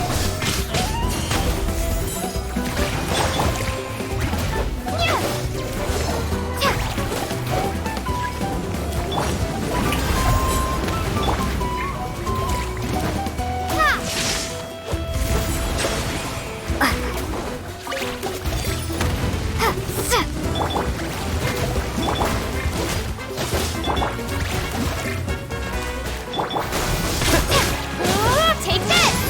Settle down! Strike a pose!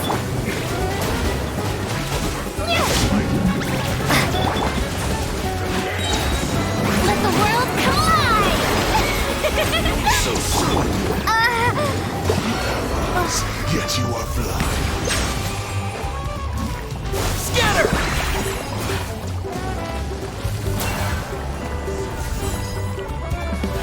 How brilliant! Prepare yourself. Ha! So!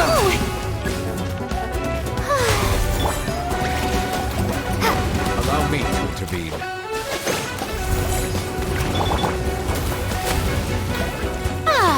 The show begins! Lightning Slash! Scatter!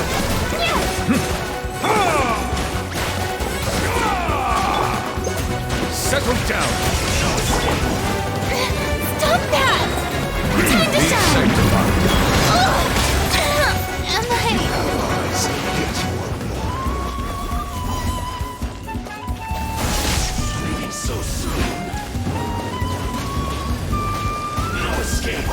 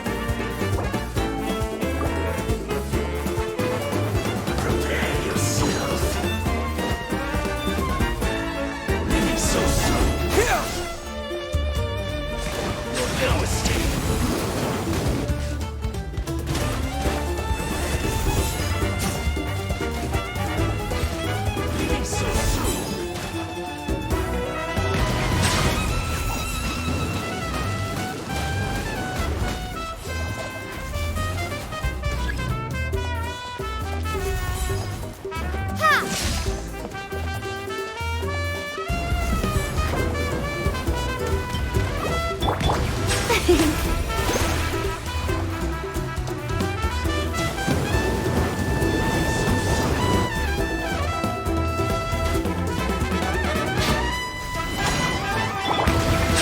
this!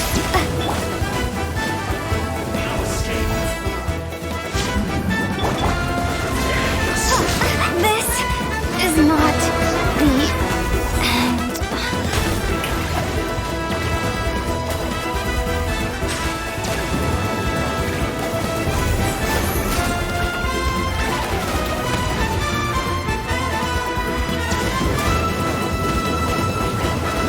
Bow your head. Springboard! Propagate! Strike a pose! Let my name echo in song!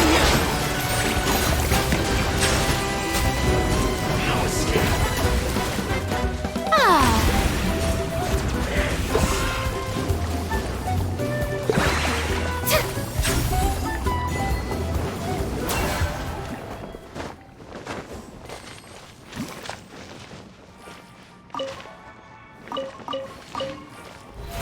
How brilliant!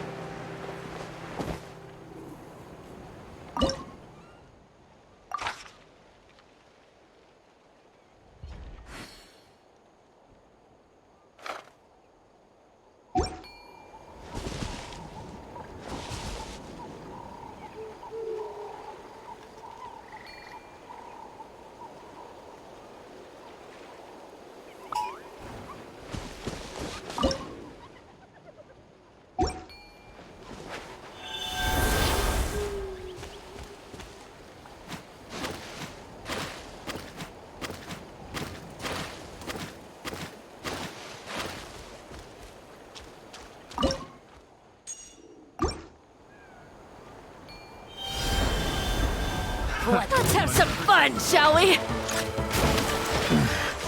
The hunter.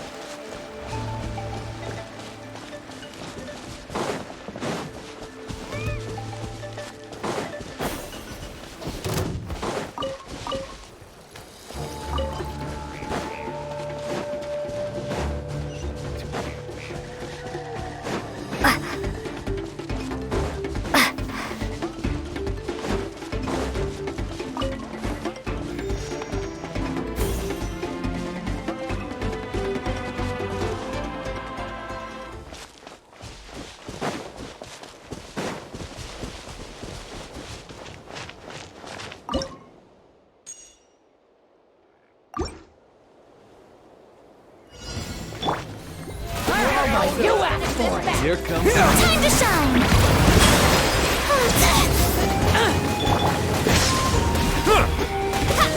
Germinate! Let the mighty be humble.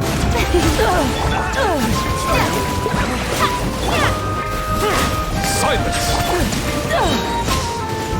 Thunderclap!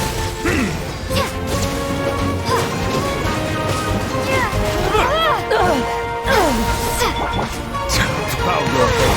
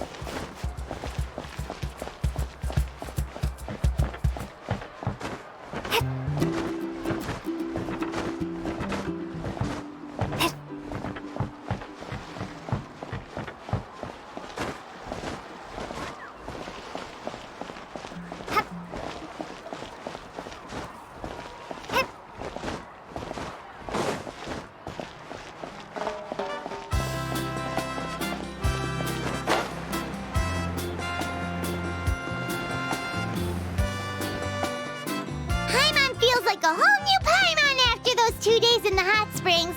The abyss kind of threw a wrench in our relaxation, though. Still, spending time here really has felt like a vacation. The Koholasaurs are so nice and so fun to play with. Their bellies are super bouncy. Oh, and Atea's snacks were so delicious. She gave Paimon some for the road just this morning, actually. Yelling at some kids who got caught throwing stones in the hot springs, so not much has changed since we first met her.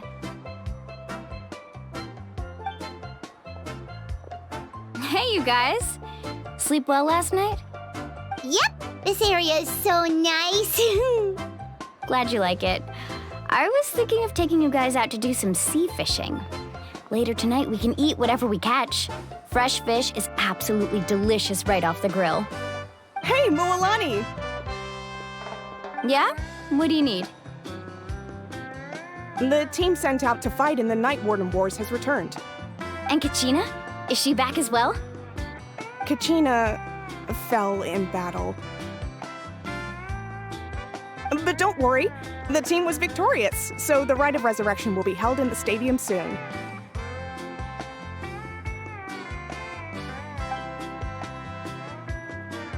That's a relief.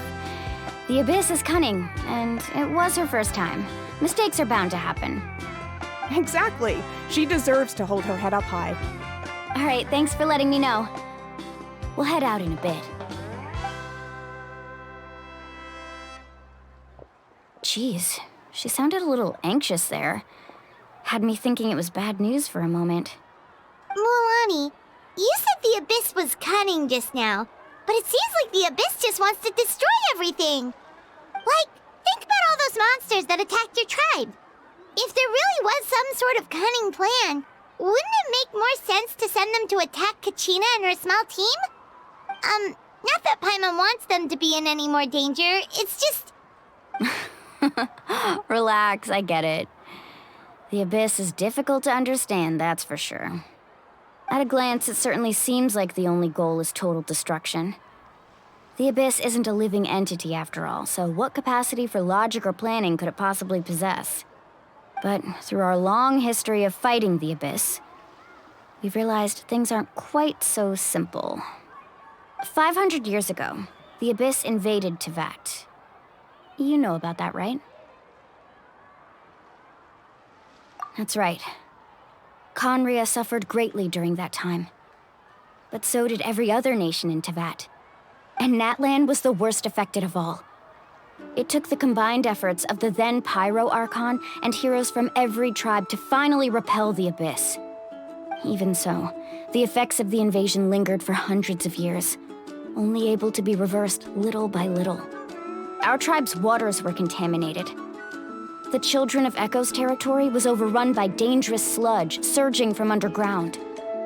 Unrelenting black winds tore across the lands of the Flower Feather clan. It was like each disaster was designed for a specific tribe. Exactly. We once thought that the Abyss's desire for destruction was a sort of primal instinct, but its methods are, in truth, marked by intelligence. We now believe the Abyss has invaded the Night Kingdom, and has the capacity to read the memories of this land at any given moment. And that's how it became so dangerous and cunning. Almost like it knows you inside and out. Yes, and that's why we've been unable to fully eradicate it, even after all this time. Luckily, the problems left behind by the Abyss have been successfully addressed by the various Pyro Archons we've had over the years. Now every tribe is prospering and things are looking up. I mean, just look at what we managed to do a few days ago. We totally fought them off.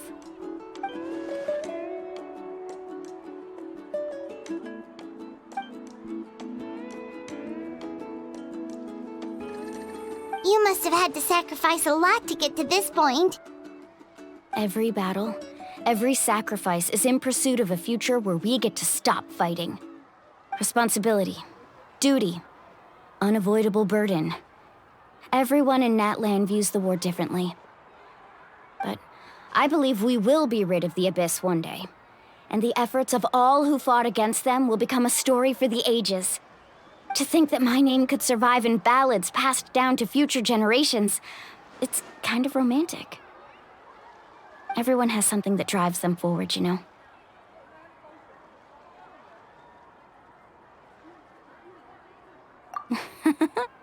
Be my guest. Heroes are always welcome in Natlan. Anyway, let's head to the stadium. Our fishing trip can wait until Kachina's back with us. The sea's not going anywhere.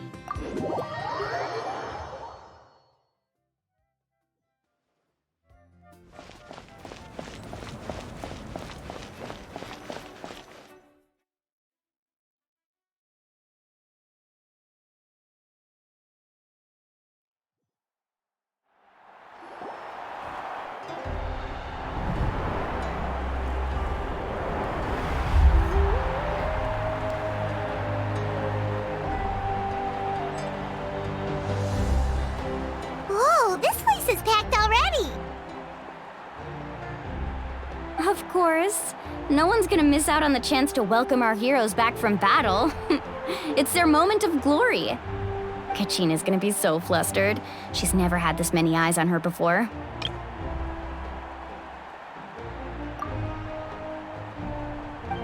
Yeah, she doesn't seem like the kind of person who likes being the center of attention. Looks like I'm just in time. Kinich, you're here! Yeah, a commission ran longer than expected, but I made it. I heard about the incident with your tribe, Mualani. Is everyone all right? Yeah, it's all taken care of. Our new friend here's got some tricks up her sleeve, by the way. She's just as strong as Kachina made her out to be. Hey, look! Is it about to start? That's right.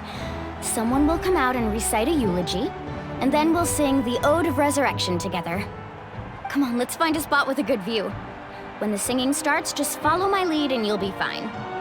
Let's go somewhere higher up so Kachina can spot us.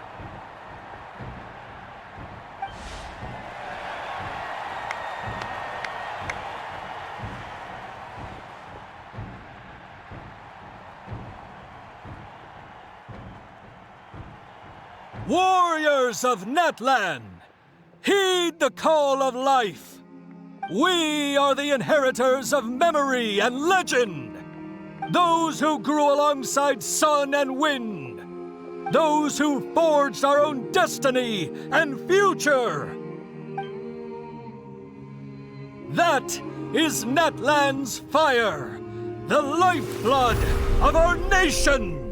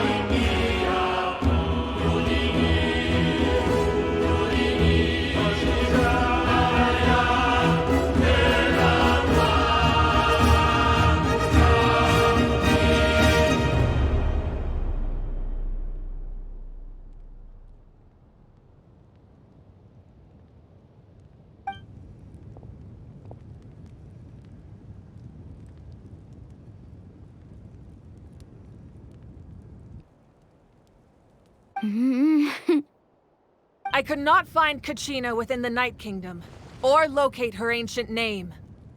What? What does that even mean? Usually once the ode is complete, the Pyro Archon and resurrected person will emerge from the flames. But something went wrong. What's going on? This has never happened before. Well, I think it's pretty obvious. Clearly, the team sent to fight the Abyss didn't win after all. Think about it. The Ode rekindles all victors. We've witnessed it countless times. Since the Archon couldn't find Kachina in the Night Kingdom, that must mean there's more to this victory than meets the eye. Hey! You just haven't gotten over the fact that Kachina beat you in the pilgrimage! Pathetic. The both of you. Your wild guesses are misplaced. We completed our mission. Maybe you did, but who's to say whether that little girl even contributed at all? Maybe she got scared and ran off. Why would the Wayob recognize someone like her, even if she was on the winning team? How dare you insult a hero of Natlan like that? Kachina sacrificed herself to repel the Abyss. She doesn't deserve to be subjected to your vile rumors when she's not even here to defend herself. Calm down, Mualani.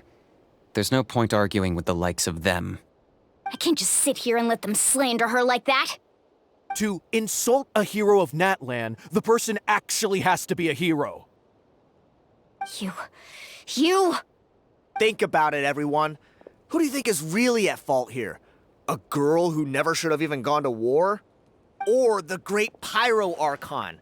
Why would the rules of our nation suddenly stop working? That's true. If she wasn't revived, it must mean she failed to achieve victory. Maybe the Wayob interpret victory in different ways? I mean, that girl didn't look all that strong to me.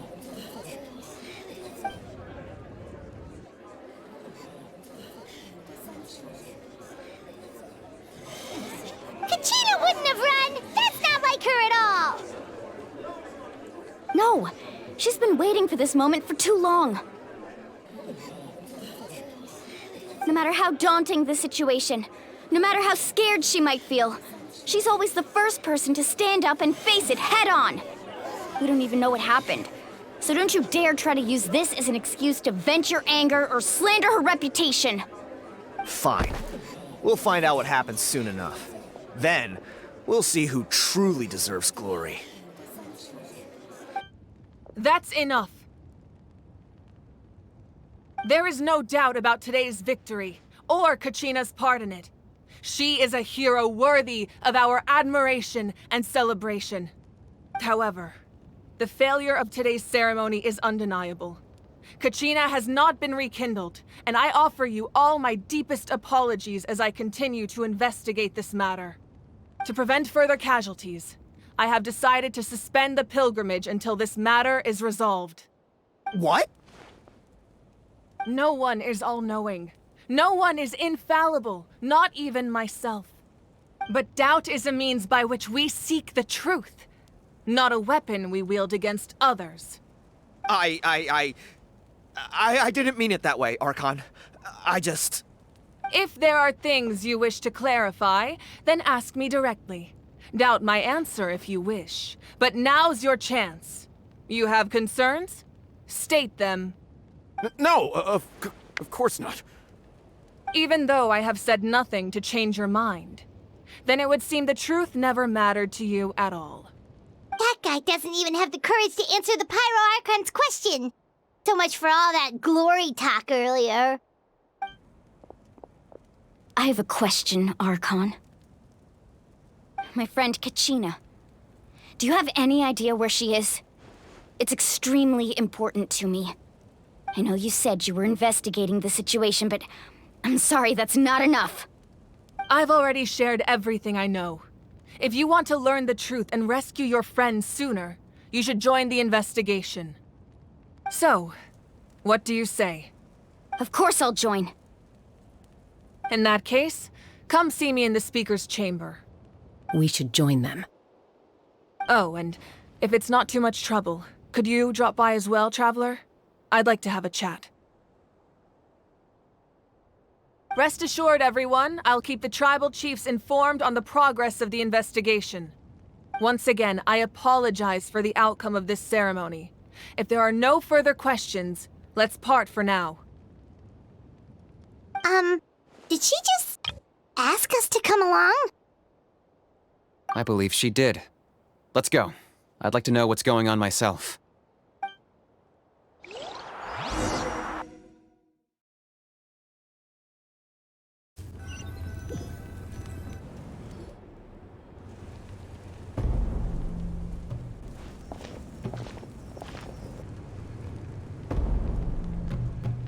The situation is urgent, so I'll get straight to the point.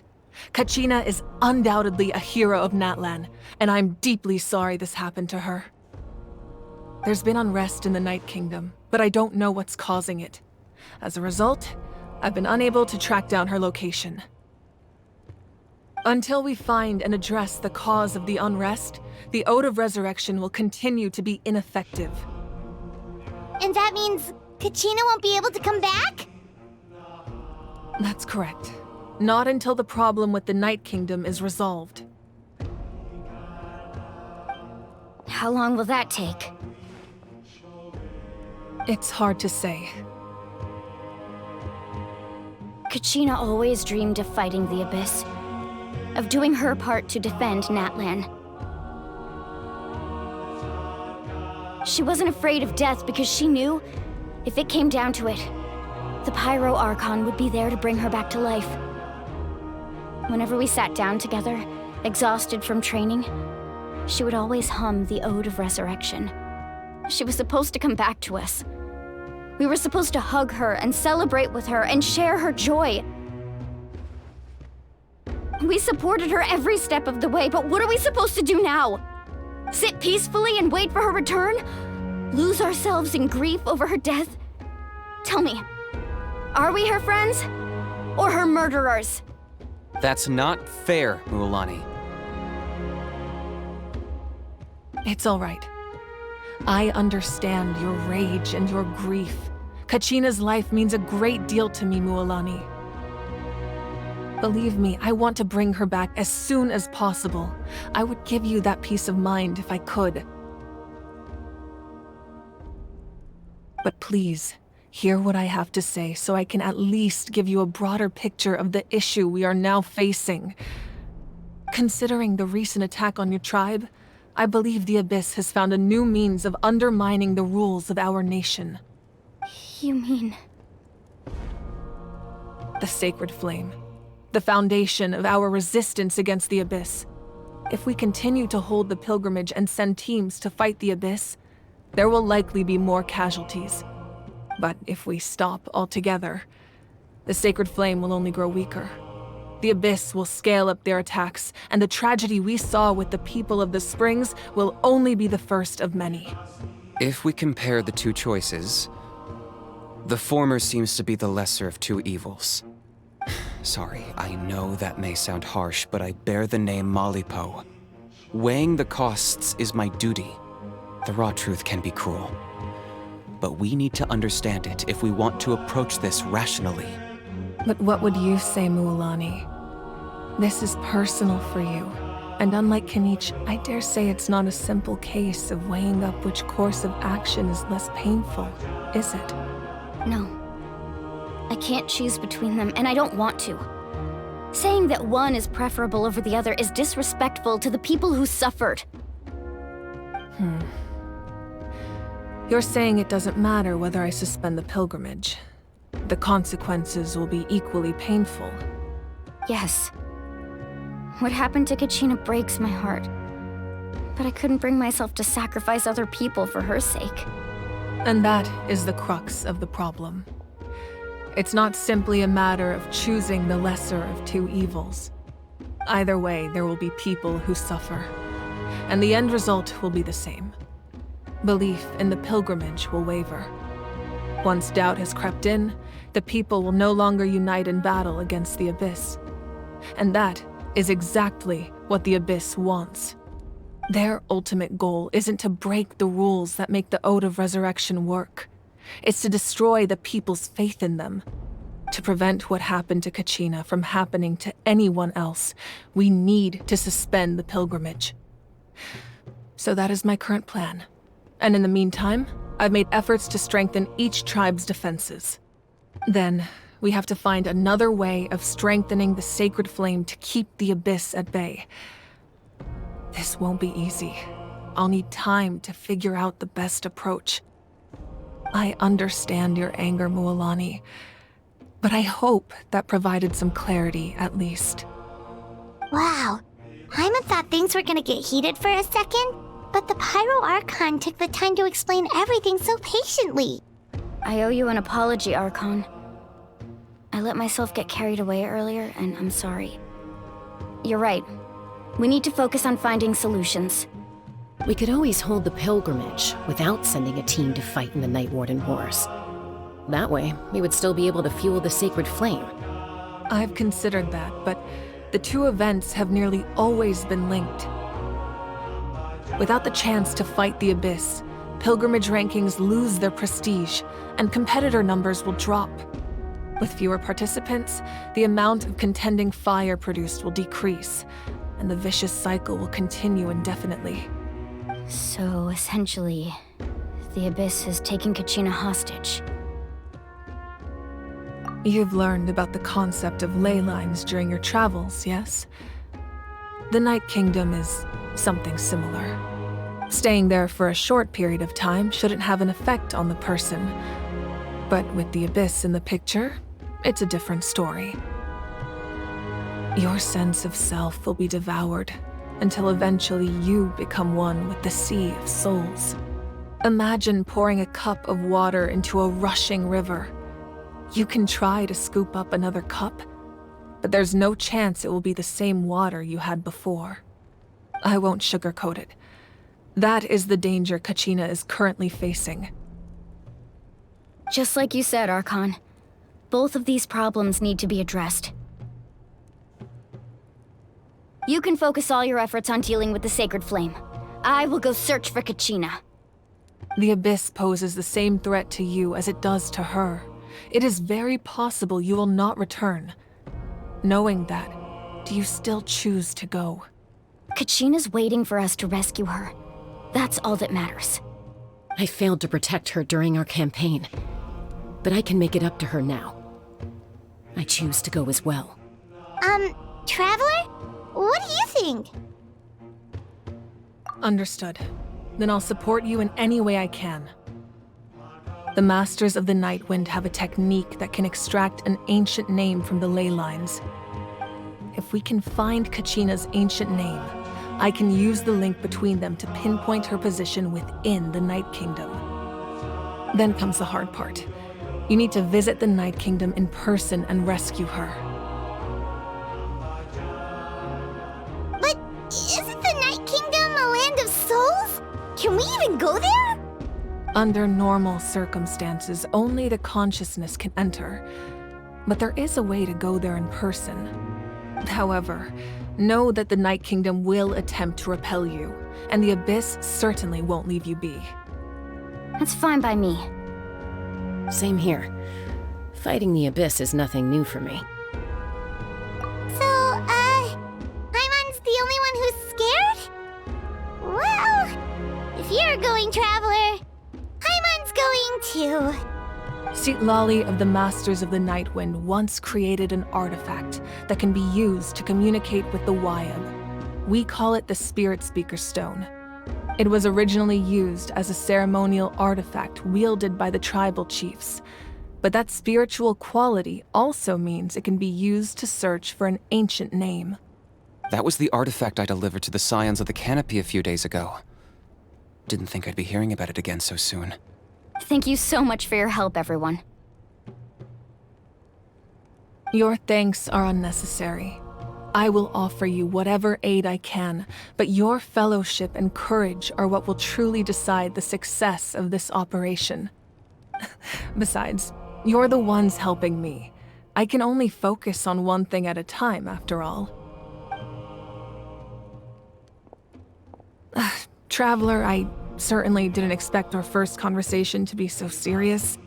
I've heard all about your accomplishments. Ever since you arrived, I've been hoping to meet you and offer you Natlan's highest level of hospitality. Why?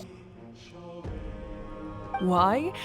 Is that not what happened in the other nations you visited? Yeah, things were pretty complicated at the start. And, you know, in the middle. But our reputation's solid nowadays. That's more like it. After all, I've heard you're someone who transcends fate. Perhaps even more than you can imagine. But we can talk about that some other time. Ideally, this would be the perfect night for a drink and some musical ambiance. But there are important things to be done. Oh, I almost forgot. Atea was wounded in the fight against the Abyss. She wanted us to give this to you. It embodies fond memories and my strength of will. That's what she asked us to tell you. She said you'd know what that means. I didn't think this day would come so soon. The flames of her life force. I can feel them flowing within the talisman.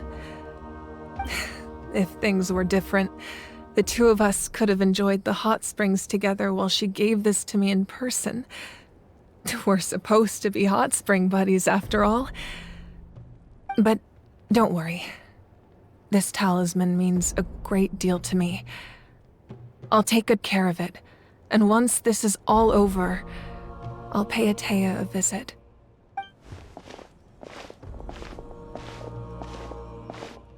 You said you didn't want to jeopardize the production of contending fire. But that's not at all why you decided to suspend the pilgrimage, is it? You're right. Even now, the production of contending fire is far from sufficient. The gradual corrosion caused by the abyss has resulted in a massive shortage of pyro energy, and we're currently at the breaking point. As things stand, the pilgrimage is a lost cause. Suspending it allows us to save our strength to defend the tribes. The abyss has brought catastrophe to Natlan, and Kachina's disappearance in the Night Kingdom is a direct consequence of that. We can't let the general public know that. No. If the public learned that Natlan's destruction was close at hand, there would be immense panic. But if I said nothing at all, they would have continued to question the integrity of Natlan's heroes. Another simple choice. The latter was clearly the better solution. But you chose otherwise. I have never subscribed to the belief that the right choice is the one with the fewest sacrifices. Let's go. There's still a way for the sacred flame to last a little longer. You mean? Yes. Come with me.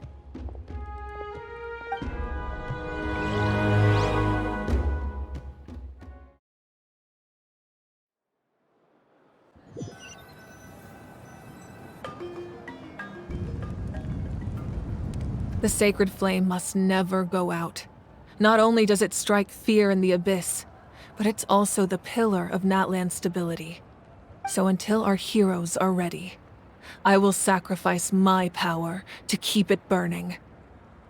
But that can only last so long. I think we should focus on the remaining ancient name-bearers. Don't let desperation cloud your judgment. Those chosen by the Wayob have already embarked on their destined path. It is for them to decide how that journey ends, not us. All we can do is support them. Even so, for you to make this sacrifice, it's not right. If not me, then who? No other is capable of sustaining the sacred flame. I possess great strength, but I'm not above my people. This is part of my duty.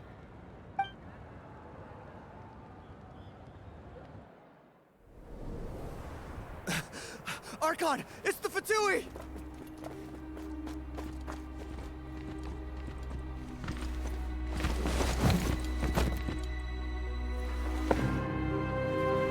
The Archon of Natlan. A force to be reckoned with. The secret of the ley lines is no secret to me. Long have they been destined for ruin. And since the oath made 5 centuries ago remains unfulfilled, what use is the Gnosis in your hands? I don't know what you mean. But it sounds like this is about more than the Tsaritsa. In times of crisis, someone must pick up the mantle of salvation. Your plan has reached an impasse, and now it falls to me to create new rules for Natlan. But before the dawn of a new age, the old must be destroyed.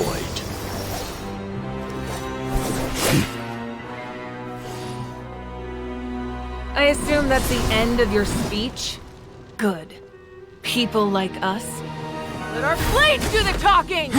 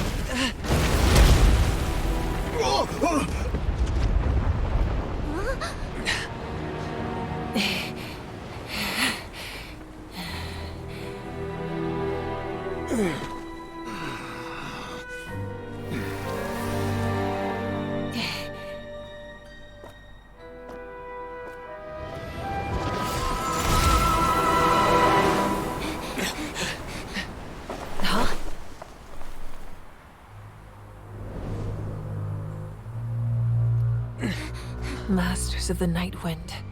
Send word. The captain and his followers must be apprehended.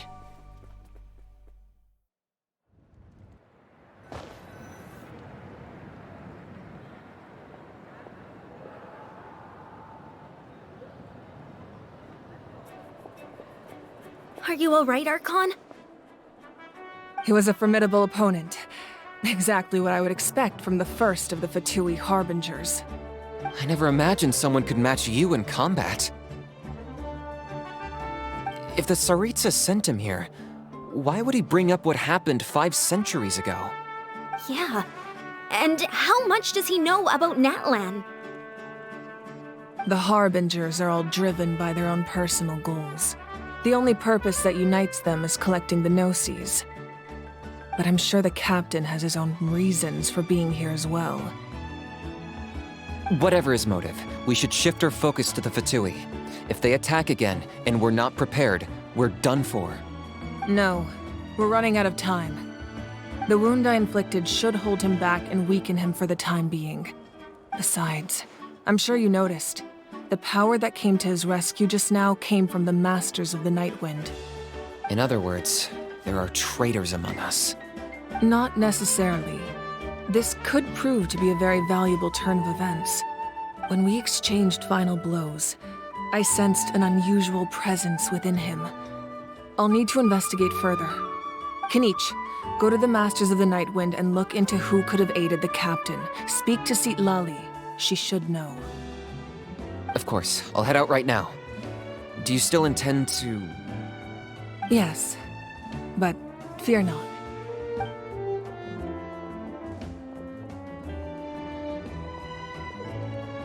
Natlan's strength has never rested solely in its Archon.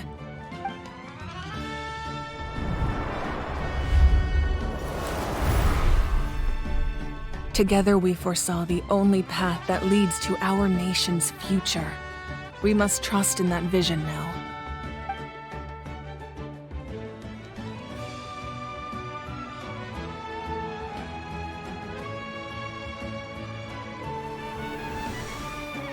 Is everything okay, Archon?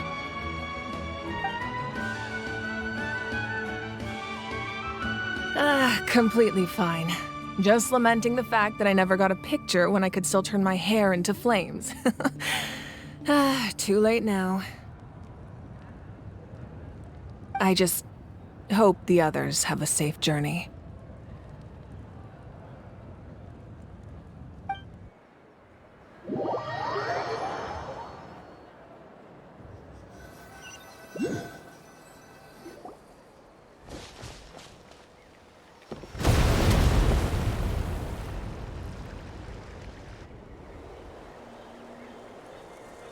What's happening at the stadium?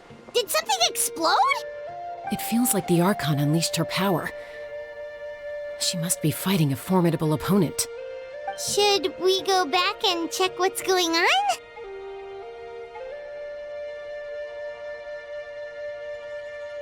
Have faith in the Archon. She wouldn't lose in a one-on-one confrontation. Once we find Kachina's ancient name, we'll head right back.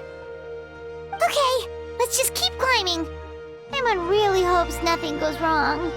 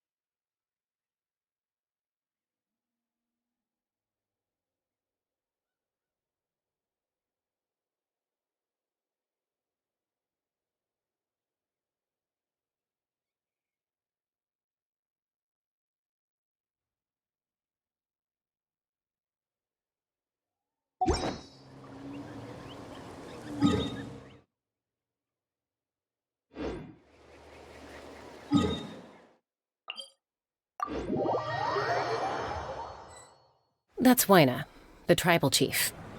Let's head over to him.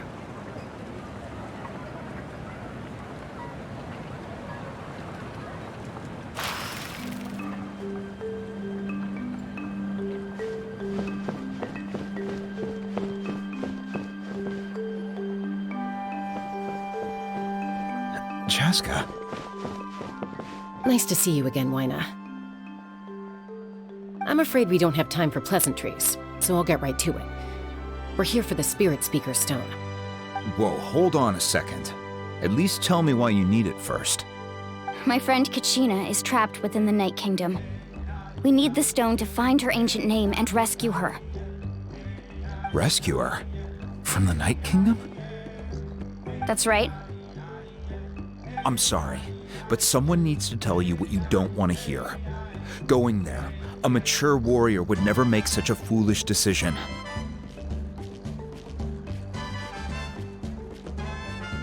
The nature of battle is unpredictable. You never know how it's going to end. Losing a friend is tragic, but when that happens, the best thing you can do is focus on how to prevent further casualties. I appreciate what you're trying to say, Chief Waina. But if the price of maturity is abandoning a friend in need, I'll choose foolishness any day. If Kachina's still holding on, then so will I. I thought you might say that. Is something wrong, Waina? This doesn't seem like you. Life isn't complete without taking risks. That's always been your mantra. It's nothing. The Night Kingdom is a dangerous place. Can't blame me for checking if you were up to the task. If you're that determined, far be it from me to stop you. Here's the stone. Keep it safe, okay? It's not like we have a spare. Thank you. Huh. Seems like you two go way back. But aren't you from the Flower Feather Clan, Chaska? Oh, Chaska's a peacekeeper, so she's famous throughout the tribes. She's always the one people call to resolve conflicts, so we slowly got to know each other that way. Her younger sister Quichi's always hanging around our tribe, too. She's helped us out a lot in the past. Oh, you have a younger sister? Yes, I'll introduce you to her sometime. But let's get back to business. Waina, how do we use the stone? As you probably know, your intended destination is completely different from the real world. The Night Kingdom is like a river flowing with concepts, and the ancient name you seek is like a tiny fish swimming downstream. In that sense, the stone is like a fishing boat drifting down the river, but the boat alone isn't enough. You need a fisherman experienced enough to steer it in the right direction. We couldn't do that ourselves? With a little practice, I'm sure you could. You have the strength and the talent. If you want to make sure this works, though, I could recommend someone to you. Who? Vichama, a legendary warrior and scout from our tribe. He's got a keen eye and a well-honed intuition. Even his ancient name means to seek.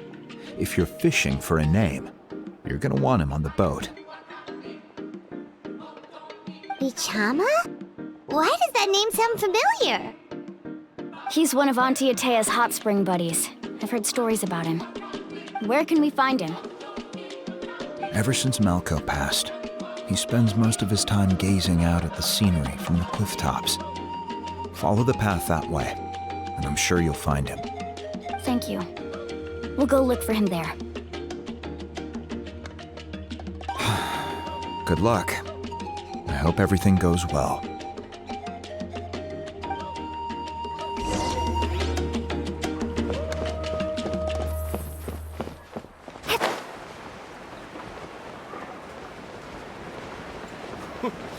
Close call.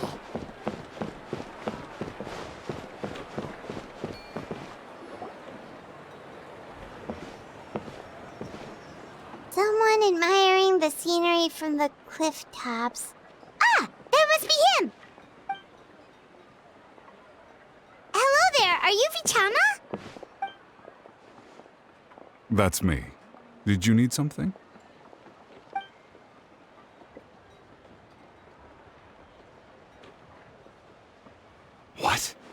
You're saying you can bring someone back from the Night Kingdom?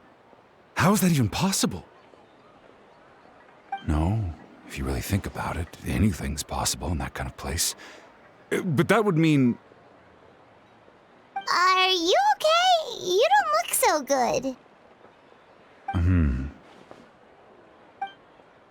Everything's fine. I'll help you, but I do have a small request. After I help you find Kachina's ancient name, I want to use the stone to look for my friends as well. Your friend? Oh, why not mention someone named Malco? Is that who you're talking about? Yes, but I'd rather not get into it if it's all the same to you. That's not a problem. We agree to your request. Yeah.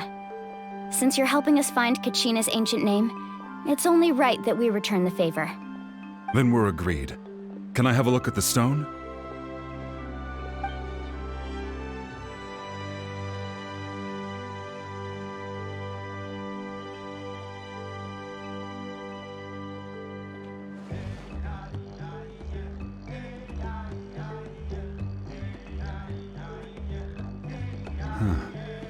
I see.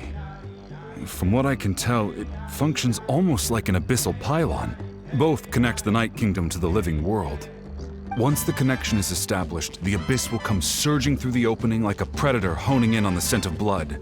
So we have to be sure not to use it in a tribal settlement. Wow, you got all that just from looking at it? I just picked up on the basics, really. I still have no idea why it works. You said someone named Lali invented this. They must be a genius. I'll go find an open area and start setting things up. In the meantime, I need you to get 2 things for me. We'll go right away. What do you need? First, I'll need some hook ropes. Pretty much every store around here carries them, so no need to go anywhere special. Oh, and I need to build a net out of them, so make sure you get a good amount. Wait, are you saying you're going to use a real net to catch Kachina's ancient name? How does that work when one's tangible and one's not? By creating something tangible in our world, like a net, we can create a connection to a corresponding concept in the Night Kingdom. Basically, I'm going to use the concept of a net to catch something equally intangible, an ancient name. Oh, I see. What about the second thing you needed? Right. I need 2 chunks of obsidian. Once we bring the ancient names into our world, we'll need a place to store them. Normally, you can only get obsidian from the Children of Echoes, but I heard there's a traveling merchant from that tribe around here somewhere, so maybe you can try your luck there. Gotcha! All right, let's split up. See that clearing? Let's meet over there when you're done. Oh, and you can send someone with me if you want. In case you're worried I might take the stone for myself. What do you think, Chaska? There's no need. Lena spoke highly of you. That means you're trustworthy. I appreciate it, even though that doesn't mean much to me anymore. Anyway, it'll take some time to set everything up, so no need to rush. I'll see you in a bit.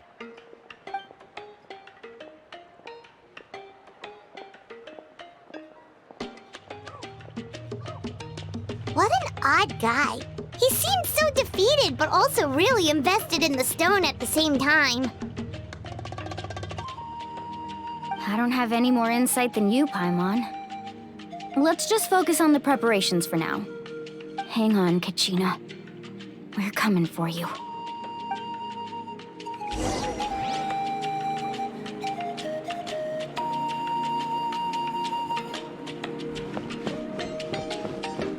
Watch your footing. Sky too. I'll keep this close.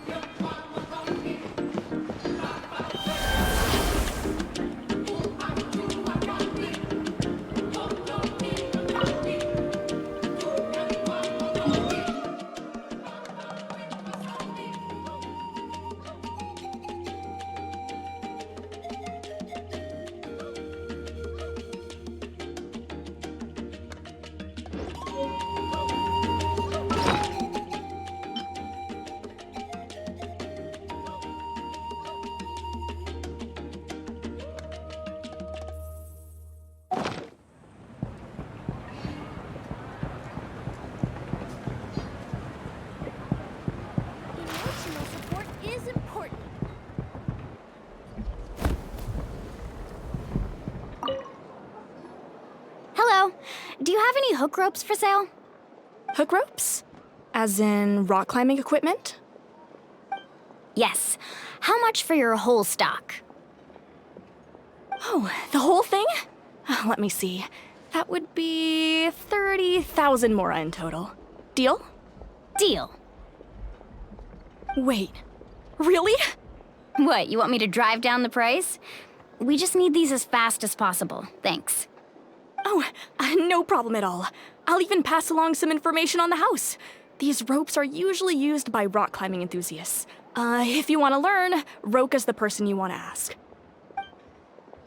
All right, that's everything. Here you go. Now we need the obsidian. Let's go talk to the traveling merchant Vichama mentioned.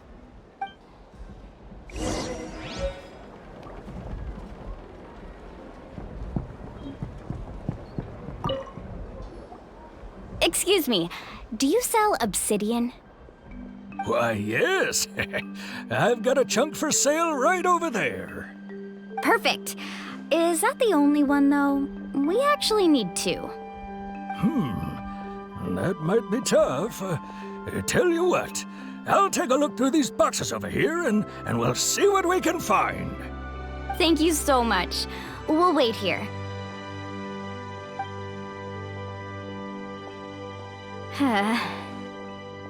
Relax. Everything's going according to plan. I know, it's just... I could tell Vichama feels the same way about his friend that I do about Kachina. I hope this chunk of obsidian isn't the only one. Kachina always carries all sorts of shiny stones with her. If I was the one trapped in the Night Kingdom, she'd have a whole pile of obsidian ready in a heartbeat. Well, would you look at that? I did bring an extra. Here you go, young lady. How does it look? Perfect! Thank you. How much do I owe you? If you hadn't shown up, these stones would have just sat here collecting dust. I'll take 3,000 mora for both. Here you go. By the way, I heard you mention Vichama just now. You running an errand for him, then? How's he doing? Malko's been gone for 5 years now. It's about time he started to move forward. Do you know what happened between them? I heard about it in passing while I was out drinking one night, but I don't know all the details. Vichama and Malko grew up together, and even made a name for themselves together. Malko was an amazing fighter, capable of knocking out multiple opponents in a single hit, while Vichama excelled at scouting and analyzing the battlefield. The two made an excellent team, and managed to beat back the Abyss several times. 5 years ago, they both emerged triumphant in the pilgrimage, and were placed on the same team to fight the Abyss. But on the eve of battle, the Abyss launched an attack on their tribe, and Vichama suffered an injury to his leg while attempting to rescue someone. Then what happened? The team agreed that he couldn't fight the Abyss in his condition. Vichama didn't argue. He knew going to the front lines with an injured leg would make him a burden in battle. So they raised the issue with the Pyro Archon, and she agreed to let him stay behind. It's just... Malko and the others ended up facing hordes of abyssal monsters in numbers that far exceeded anyone's expectations.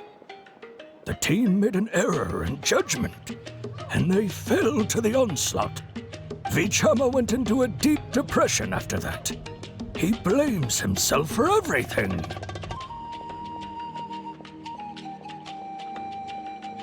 Oh, you're not wrong. But it's possible he chooses to blame himself. Not because he did something wrong, but because he wasn't able to do anything at all. I've tried convincing him to move forward, to stop dwelling on the past. But the shadow of Malko's death hangs over him still. The Abyss has caused so much suffering, and some wounds never heal. I wish there was something he could do to make himself feel better. But... Anyway, that's the gist of it. Maybe you could help him talk things through sometime. I would really appreciate it.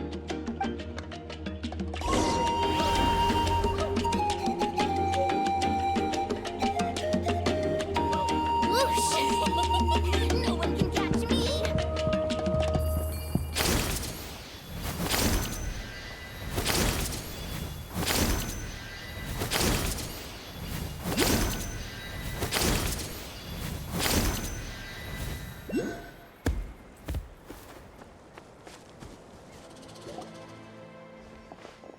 Did you get everything? Yep, it's all here. When do we start? I've made all the necessary adjustments, so we're good to go.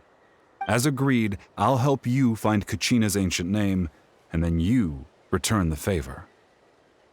Go ahead.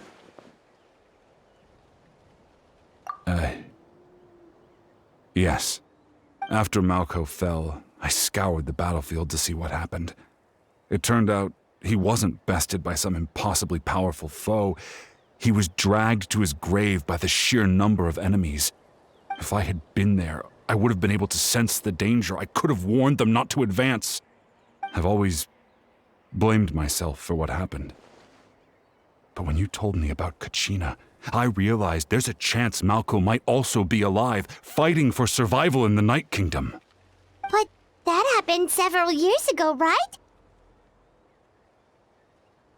The Pyro Archon said all life within the Night Kingdom eventually becomes one with the Sea of Souls. There might not be much hope, but I still have to try. Malko and I promised each other, even if we never managed to root out the Abyss for good, we would fight together until the end. All right, let's get to it. I'll start searching for the conceptualized version of Kachina's ancient name. If you see any fragments scattered around the area, please collect them.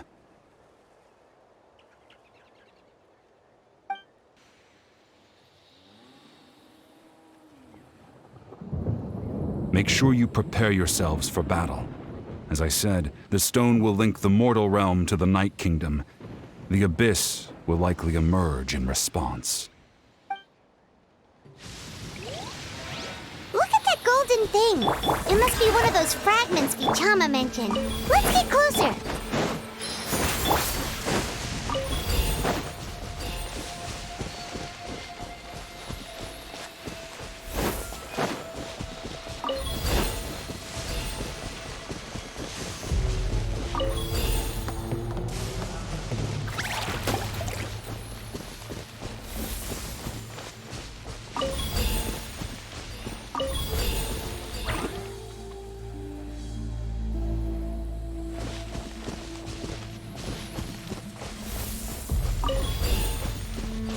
Whoa, monsters incoming! Watch out, everyone!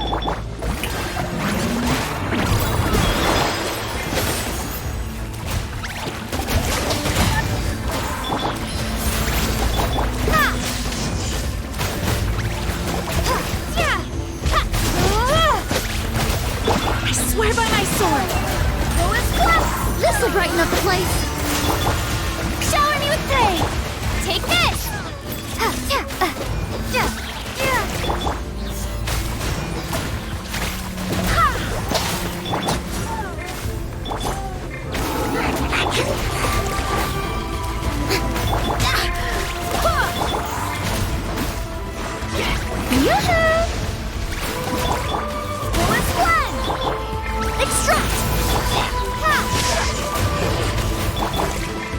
Time to shine!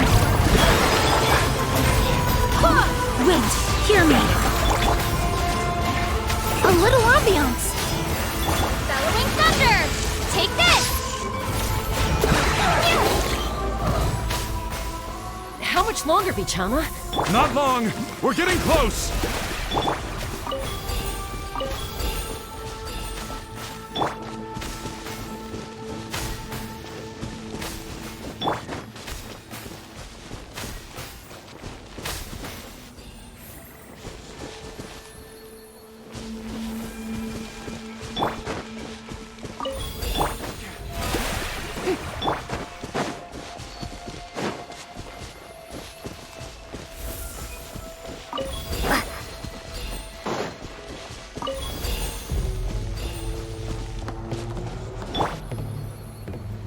May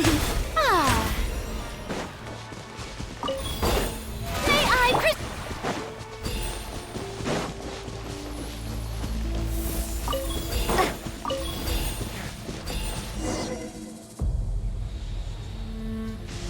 Vichama!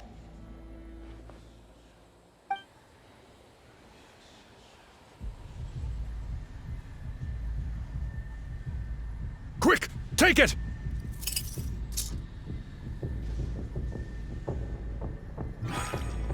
I found Kachina's ancient name. Hang in there, Malko. Just a little longer. Something's not right. The power of the Abyss is getting stronger. The Abyss is corroding his body. Vichama, you can't keep going. You'll die. I should have died 5 years ago. I just need a little more time. Please, I'm almost there. Thank you.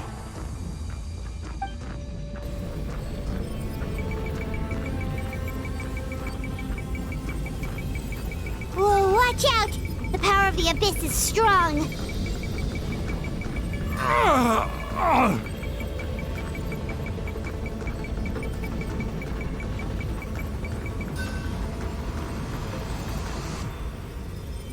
This power. Hanging in there? Malko. No! Why can't I find him? Why? We can't wait any longer.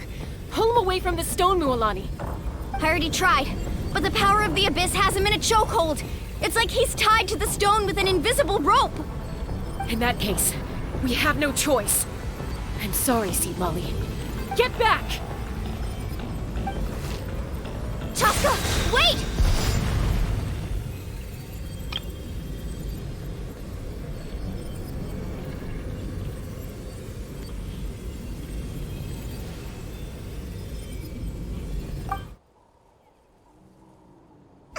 Ouch! What happened just now? It looked like the Spirit Speaker's stone was... The stone's power was spiraling out of control. The only way to stop it was to destroy it. You were all caught in the shockwave of the explosion. You might feel dizzy for a while, but that's normal. Give us a heads up next time, will you? You're lucky we managed to dodge it in time. I thought I said to get back. Yeah, barely a second before you made it go poof. Not everyone has your reflexes, Chaska. We were this close to getting dragged into the explosion. Okay, I'll be more careful next time. At least Kachina's ancient name is still in one piece. Wait, where's Vichama? Vichama! Vichama! I couldn't find Malko's ancient name. It must be completely gone by now. Once your ancient name disappears, there's no coming back. From the very beginning, I knew there was a slim chance, but still. And now... it's too late to save him. From the minute he left that day, it was already too late. Vichama. I'm sure he's heard enough condolences over the years. Let's just give him some space. Huh? What's that in your hands, Vichama? It looks like something's glowing! Huh? This is...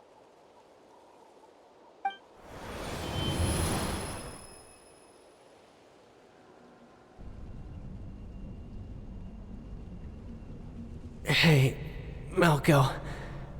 Got any strength left? Not enough to swing a sword, but to say a few last words? Sure. Too bad. No one will get to hear them. I never thought I'd actually die on this mission. Not that I'm afraid to die. It's just... hard. Thinking about my mom's face when she hears the news. Guess I have something to be thankful for then. My parents died a long time ago. They won't have to mourn me.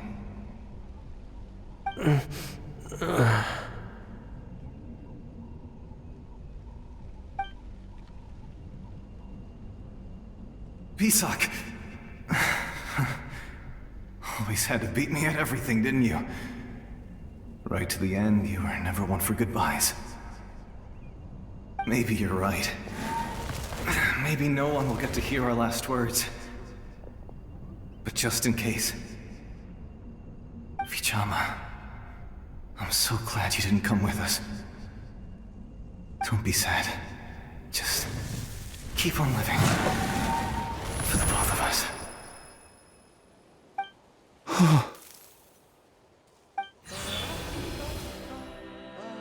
Was that a memory? Seems like we were able to salvage something after all.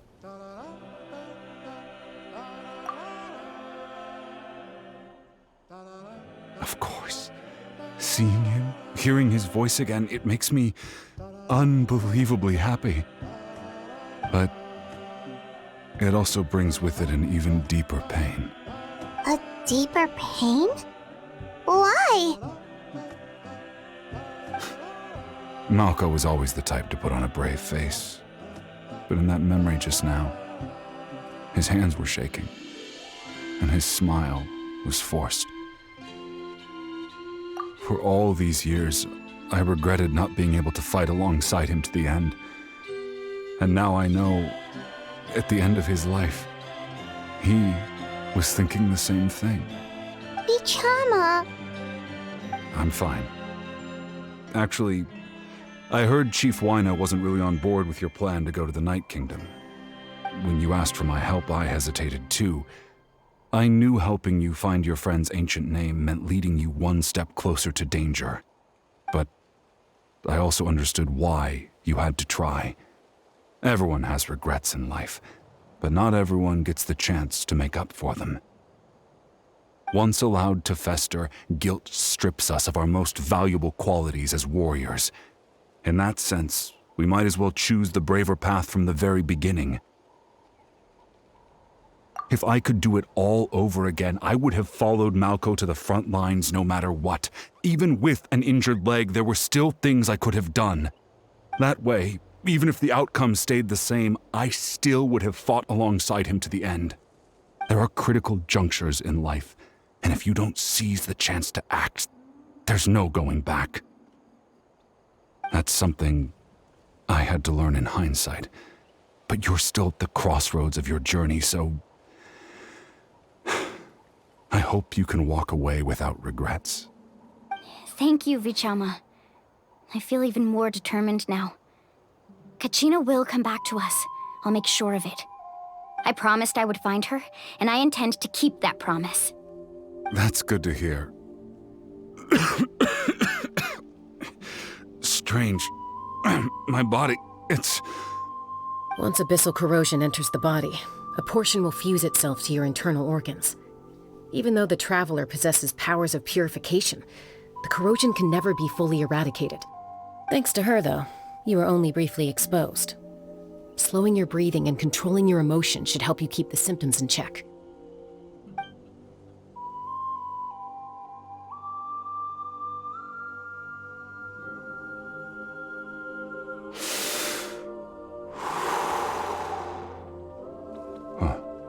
That does make me feel better.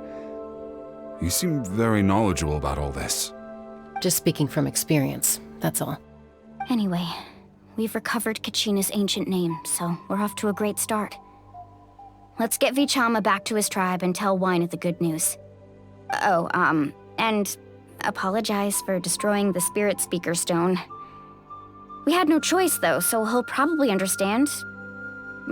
Right?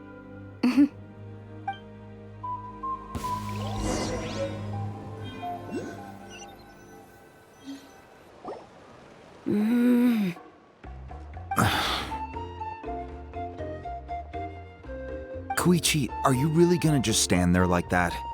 I don't know what you want from me. I think you know exactly what I'm trying to say, Uncle Wyna. I can hear it in your voice. Honestly, it's just one thing after another with you two. They're back. Koichi? What are you doing here? Don't play dumb with your own sister. You know exactly why I'm here. My apologies, everyone. I just need to borrow Chaska for a few minutes. You come with me.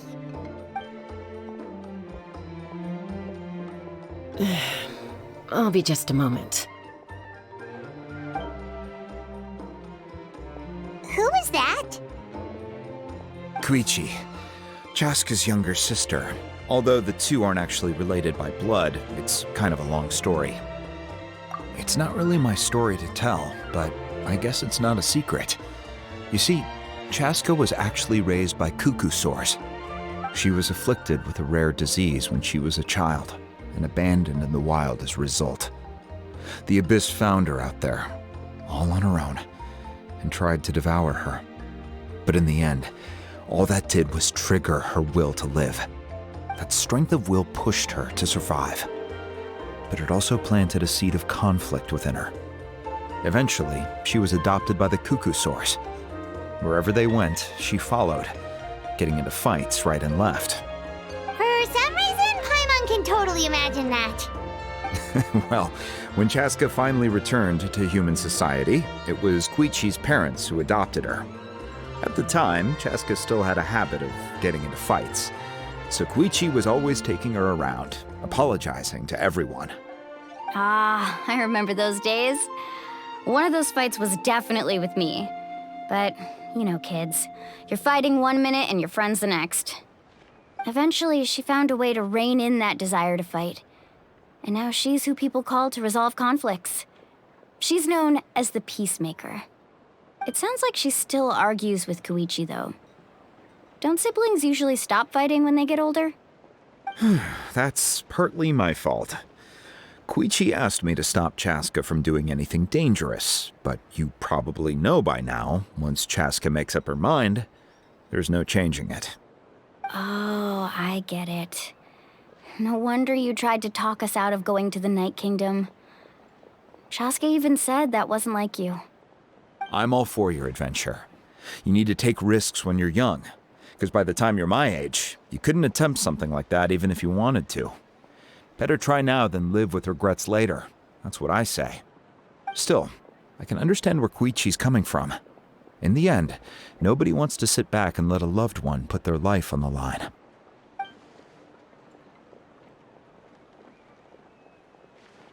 All right, it's just the two of us now. You have 1 minute to explain yourself. I don't have anything to say. You don't have to approve, but you should know I only do what's necessary. That attitude is exactly the problem. It's like you don't care. You try to sneak off to the Night Kingdom behind my back and then play it down as if it's just a trip abroad. Well, technically I am going abroad, right? Again with the excuses! We agreed, didn't we? There are 4 levels of danger. If it's not something urgent, you can only engage in level 2 danger and below. You can only go up to level 3 if a situation is so dire there's absolutely no alternative. But a trip to the Night Kingdom? If that's not a level 4, I don't know what is. And you were just going to sneak into the place without saying anything. What do you mean, sneak into the place? I always planned on walking in there with my head held high. You bought off Uncle Wina, didn't you? He promised me he'd stop you from doing anything dangerous. Oh, it's like he didn't even try. You feel like he went back on his word. What if I told you my mind was made up, and there was nothing he could have done? Not even by force. Oh, I knew it! So he did try to say something, but you didn't listen. This is important. If you were in my shoes, you'd make the same decision. You don't know that? I'm a doctor, and I handle logistics. If you're going to waltz into a dangerous situation where you could lose control at any moment, it's my duty to say something. All right, whatever. Anything else? What do you mean, anything else? Why don't you reflect on what you've done and promise me you'll stay put? Time out. Is this one of our normal arguments or a serious one? Chaska, does it sound like I'm joking? Then, you need to know something. What happened to Kachina was partially my fault. I can't leave her there to die. That's not who I am. But the person person you become when you lose control. That's also not who you are. That's a different issue. You said it yourself. A person is only as good as their morals. If I want to live in Natlan, I need to display qualities that make me worthy of this nation. I've also told you that managing your condition is equally important. Sometimes you have to make sacrifices. All right, let's stop this here. If we keep going, I might actually have to get serious. And I think Wyna prefers his roof attached to his house. Is that a threat? That sounds like a threat to me. Koichi! Younger sisters are supposed to listen to their elders. So, you're really going to go, no matter what I say? I'm supposed to be your sister. Then support me. I'll be back. All you have to do is wait. Chaska. So, that's it. Why'd you have to turn out to be so darn annoying?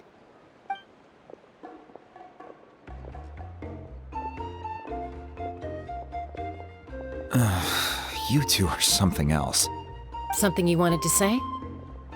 I know you aren't related by blood, but you two sure are similar. Really? You know, I said that very thing to Koichi not too long ago, and she reacted the exact same way, down to the very tone of voice. It's not my place to get involved, but I will say this. Try to spend a little more time with your sister. You're tough kids. That doesn't mean you have to go it alone. Thank you. Anytime. All right. If you're done with the Spirit Speaker Stone, you might as well hand it over. According to Kinich, it's an important ceremonial artifact, so it'd be safer to keep it with me. About that. If only Tone Gift Bard was here, he could have repaired it just like the Holy Liar. It might be in a few more pieces than you remember.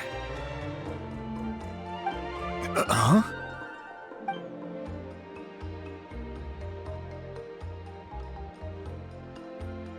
I see. Sounds like it was an urgent situation.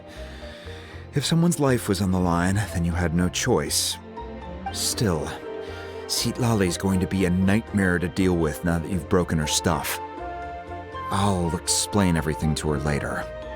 Stay safe out there in the Night Kingdom, okay? I'll wait here for your safe return.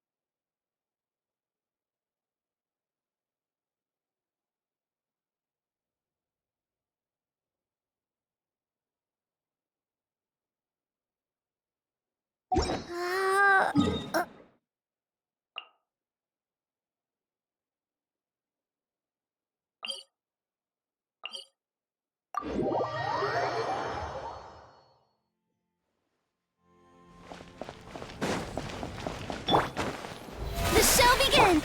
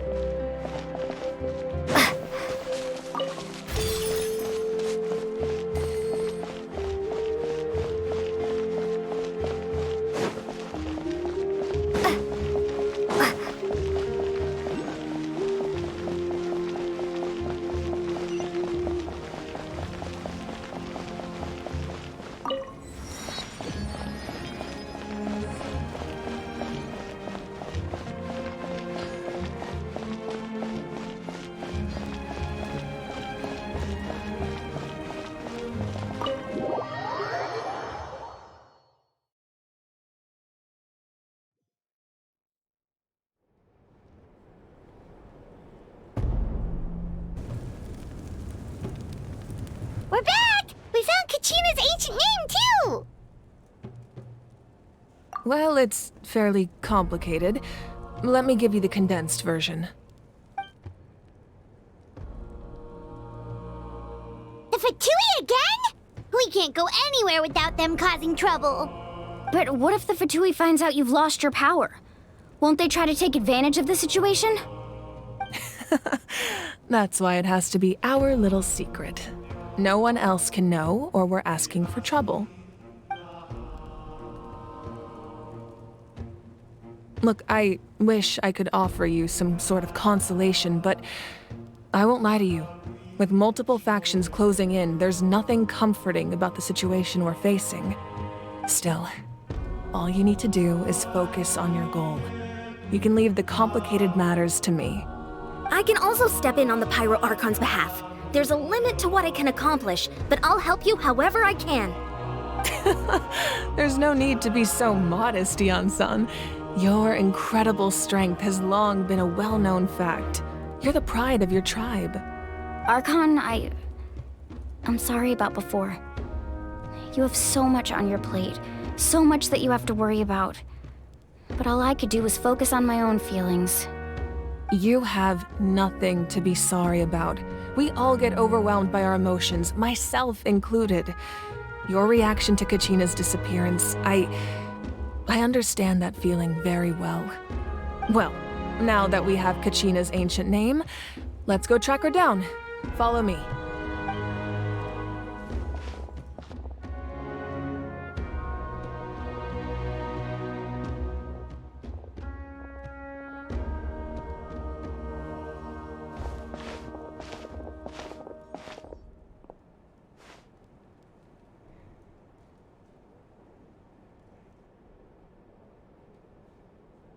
What is this place? Hey, isn't that Atea's talisman? Good eye. This is where I store all the various mementos I've collected. Whoa. I've never seen this place before. There's so many things in here. It looks like there are items from every tribe. Collecting them must have taken a lot of effort. I suppose you could think of it as a hobby of sorts. In Natlan, everyone grows up listening to the stories of heroes, and physical items do a far better job of preserving those stories than our own memory. Now, I still have some preparations to make for the ceremony, so feel free to take a look around in the meantime. If you're curious about an item, I'm more than willing to tell you about its origins. All right, we'll have a look.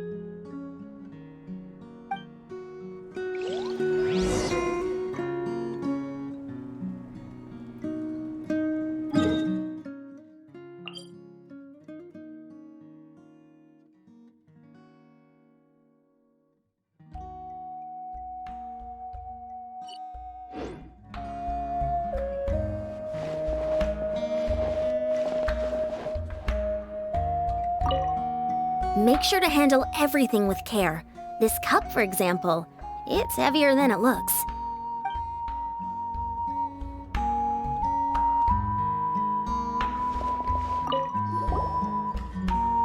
Whoa, that belt is bigger than Paimon's head! The Collective of Plenty are known for their bodybuilding competitions and contests of strength. This belt is a symbol of great honor within the tribe. The association with strength might also have been the reason the original belt was extremely heavy. It was difficult for even two people to lift. And even if a warrior had the strength to put it on, wearing it for any length of time would still leave them gasping for breath. Sounds like it. So the owner of the original belt, Kitera, commissioned a craftsman to make a copy identical in appearance but far lighter in weight. That is the belt you see before you. He would often wear this version when training in order to protect his waist. Or he made a lighter version so he could wear it all the time and show it off.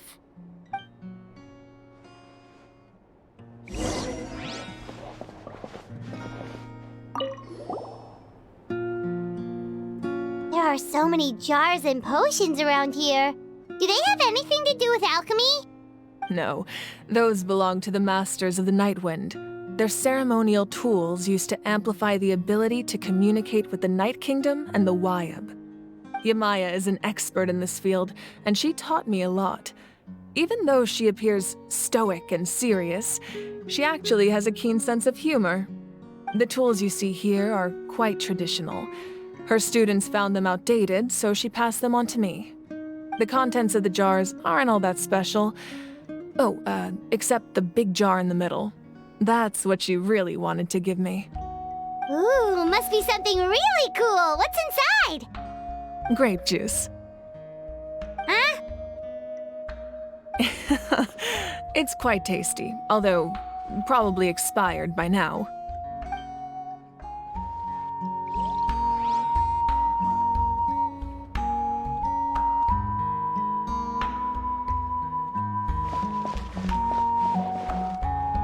This flower looks like it's thriving. You must be good at taking care of plants, Archon.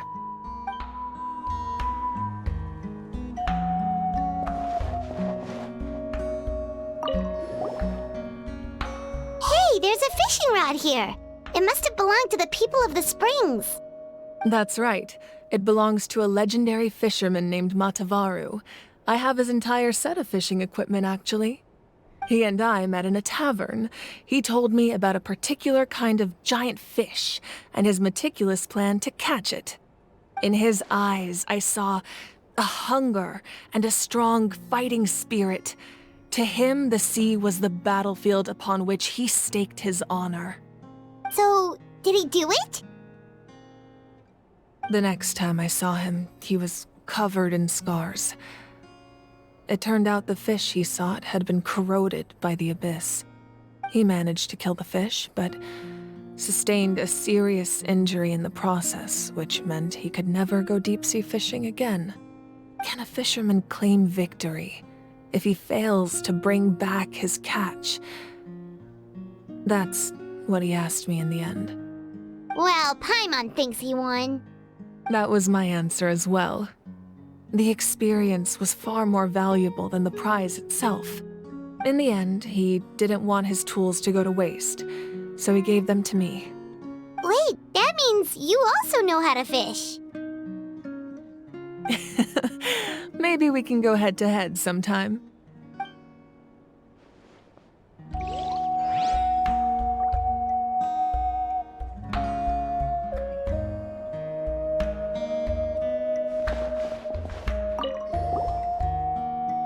This is Atea's talisman. I'm sure you're familiar with this one already. Atea was rarely ever without it. The talisman brought her a lot of luck in battle.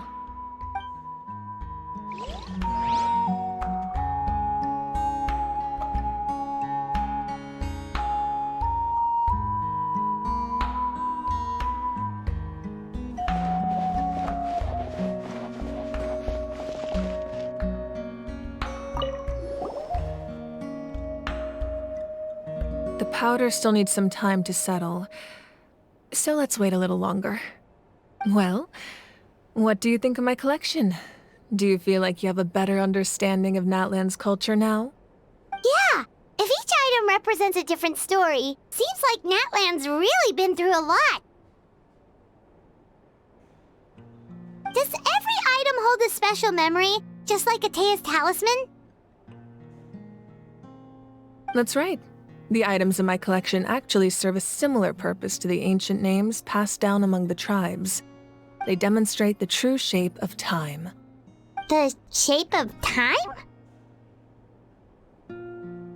Most people perceive time as a linear concept, almost like a straight line that can only move forward.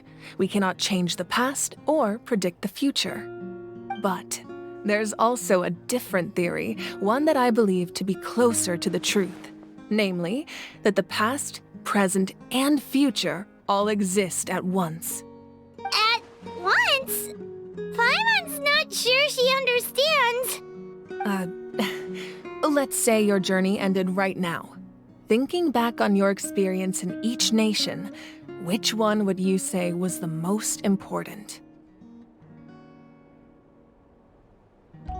Exactly. Even at the end of your journey, the things you experienced along the way don't cease to exist. They become part of who you are. Take out a portion of that journey, and you would likely make very different decisions, and eventually arrive at a very different destination. The future is the same way. It exists even though it has yet to come to pass. We just lack the means to perceive it. Of course, there are those with the power to foresee the future. They simply call it by a different name. Fate. You're quite familiar with that concept, I would imagine. That does kinda make sense.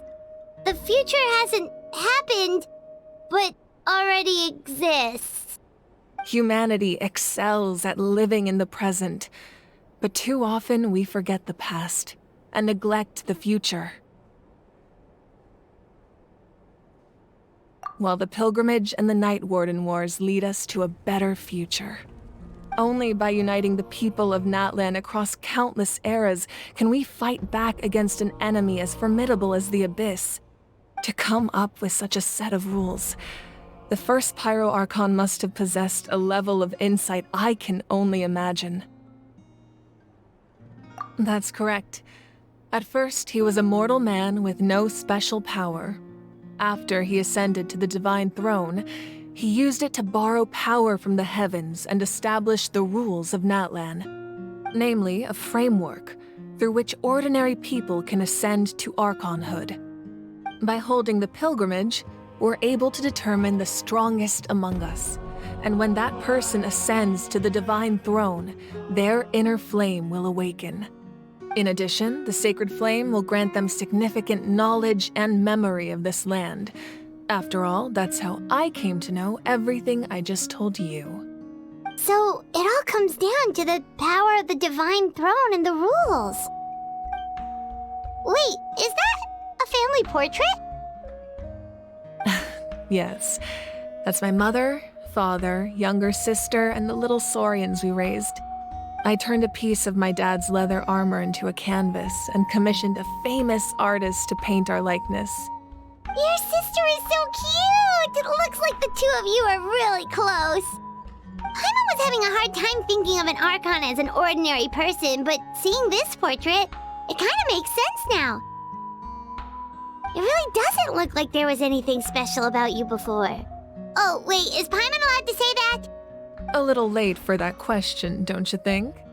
Sorry! Paimon's so sorry! Paimon's mouth works faster than her brain sometimes! It's all right. I'd never get upset over something like that. No matter what others may say, my past is a precious part of my identity. I'm forever proud of the life I used to lead. Becoming the Archon doesn't mean you sever ties with your family. The position just comes with a lot of responsibilities, so it impacts how often you get to see them. My father made the most delicious stew, so my sister would often bring me a large pot of his cooking, and we would sit on a blanket and eat it together. One time, we didn't close the door securely, and the Saurians we were raising ran into the room and knocked over the entire pot. My sister immediately burst into tears. The two troublemakers were going for the meat, but when they saw my sister's distress, they froze on the spot. I still remember the way they laid there, sulking like a pair of children, even after making such a mess. It was frustrating, but in the end, all I could do was comfort my sister and move on. Wow. Isn't that what being a family is all about? I think about that story a lot, actually. As the Archon, I made a vow to defend this nation, and experiences like that, they remind me exactly what I'm trying to protect. Well, what happened after that? This portrait looks pretty old. Your sister must be all grown up by now, right?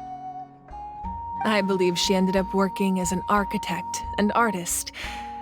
She built many houses and crafted many beautiful works of art. Anyway, that's enough about me. Now that the powder is settled, we can begin. Ian-san, Mualani, Chaska, over here, please. Place the ancient name up there, and then we'll begin.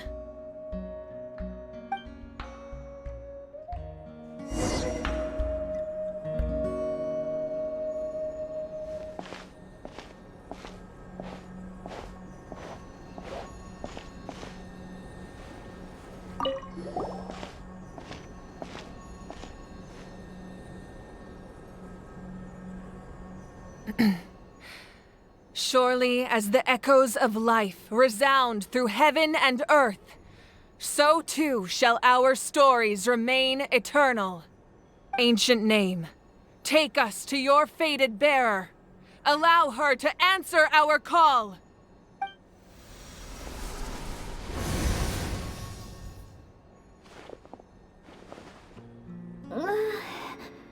Am I hallucinating again? Kachina! Are you okay? Huh? I'm not seeing things, am I? Is the Abyss playing tricks on me again? It's okay, Kachina. It's just us. We're trying to find a way to bring you back. Everyone, you have to listen to me.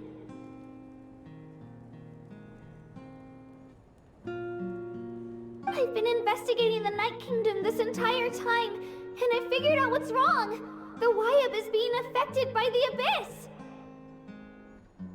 I was waiting for the Wayob to send me back, but then this really strong monster came in and it almost killed me.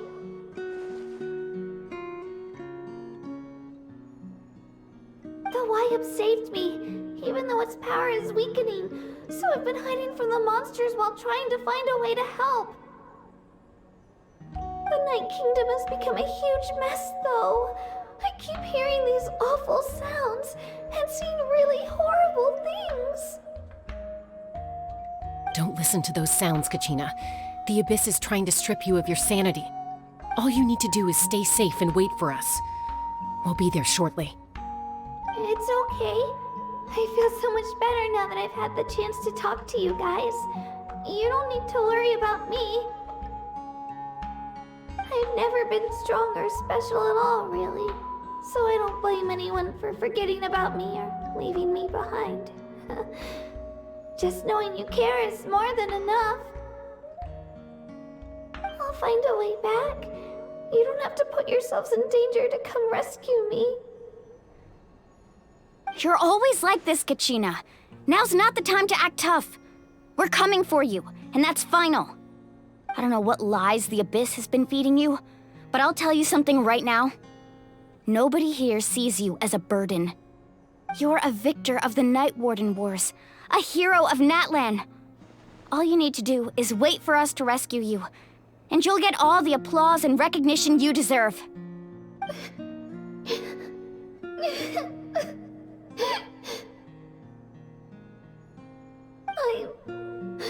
I'm really scared.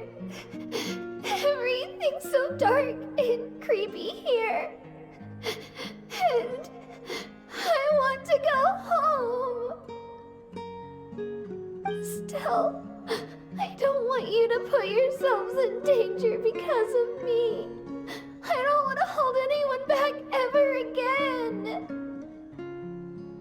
All you need to do is place your trust in us, just like you always have. No one fights alone. We're not leaving you behind. Not ever.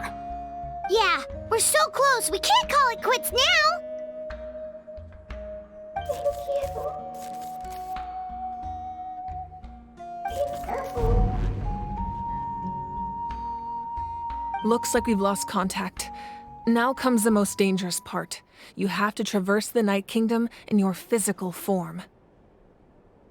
This entrance to the Night Kingdom was left behind after an abyssal invasion. Even a brief amount of time inside could expose you to corrosion.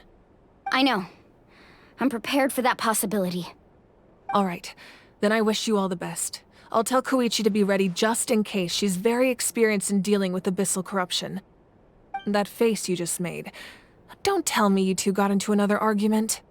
No, I just feel bad for creating more work for her.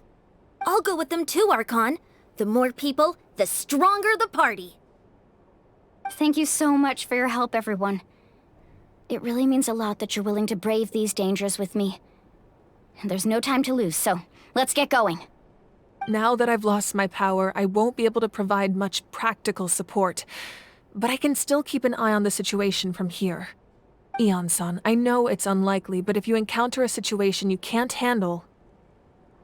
That won't happen. I hope not.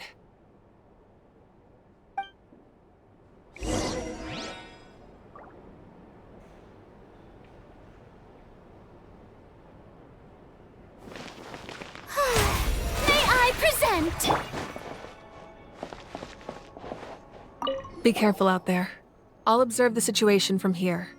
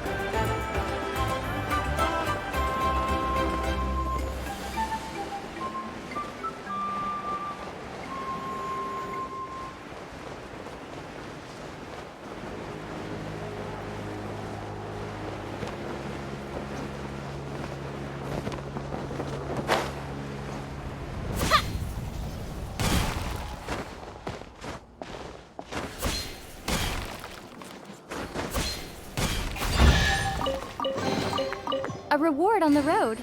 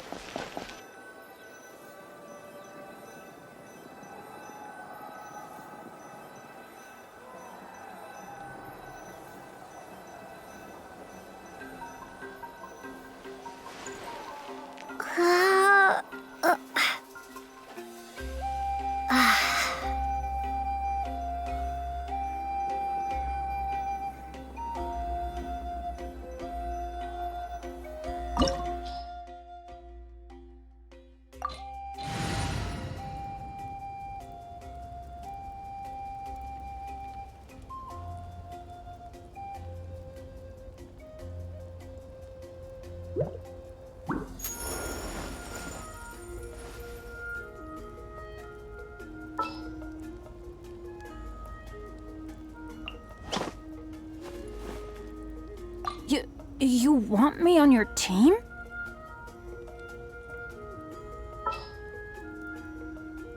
I'll bring my seasonings.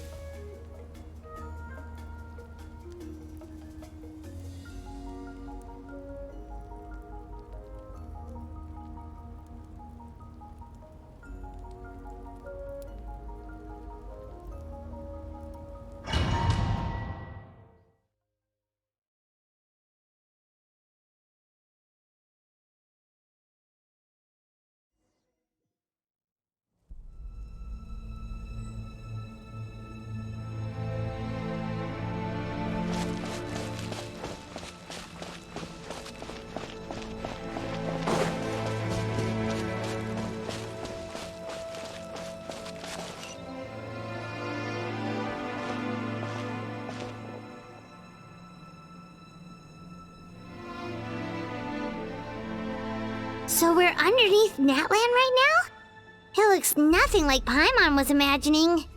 That's because in the distant past, Natlan was home to an incredibly advanced civilization ruled by dragons. Humans only established their own society after the fall of the dragons. So these are Saurian ruins?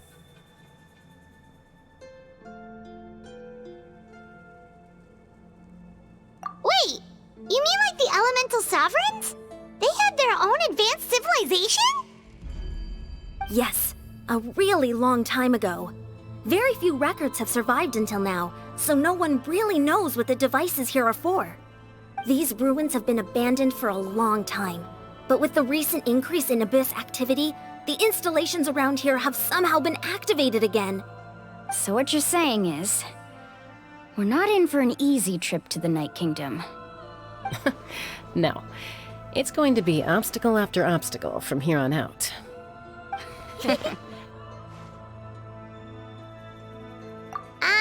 Why are you all laughing like that? It's creeping Paimon out. It's the pre-adventure excitement kicking in, right guys? Of course. I'm eager to get started. Then let's go. We won't let anything stand in our way.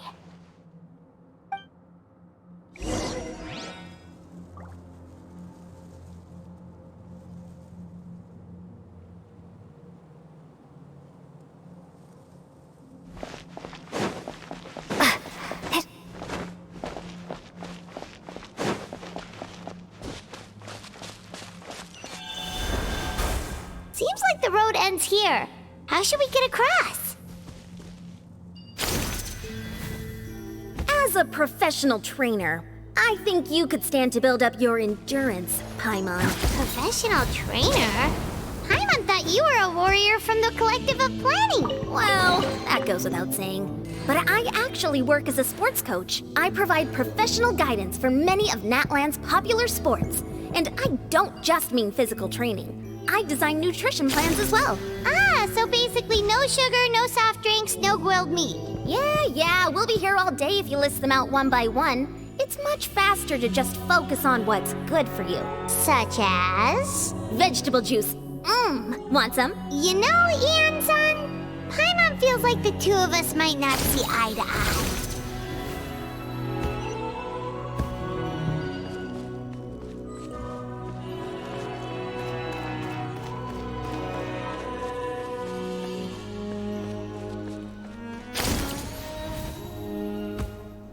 Those guys look familiar. We've fought them before.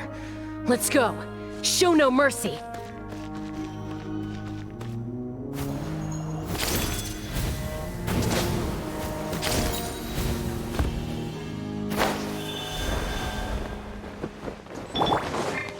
Strike a pose. Reconstitute. Nice and spicy. Ha!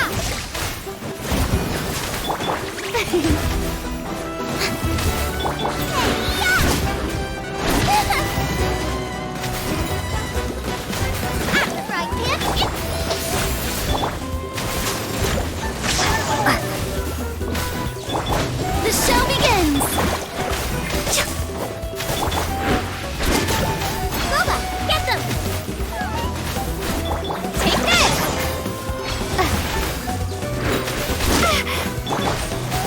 Let the world collide! Extract! Nice and spicy!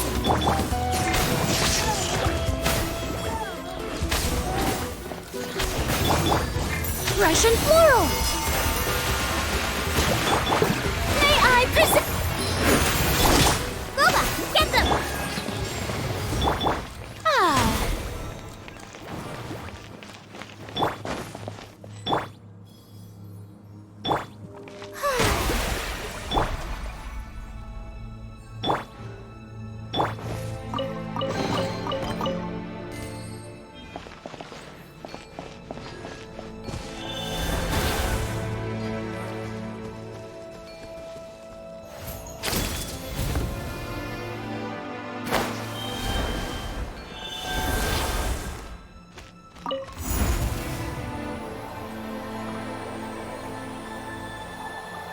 Whoa, the place we need to go seems really high up.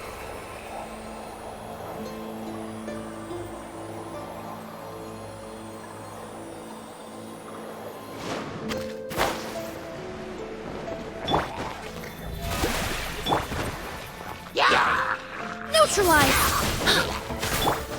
Race you, nice and spicy!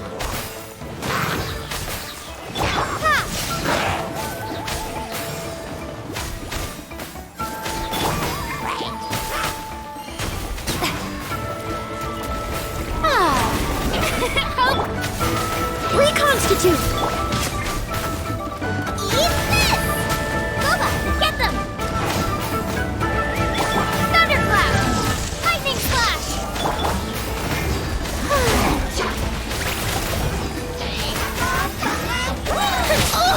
Let my name echo in song! Stop that! A little ambiance.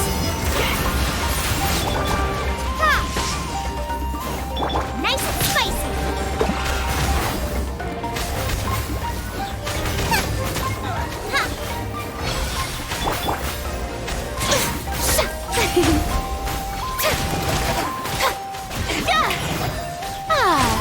Take this!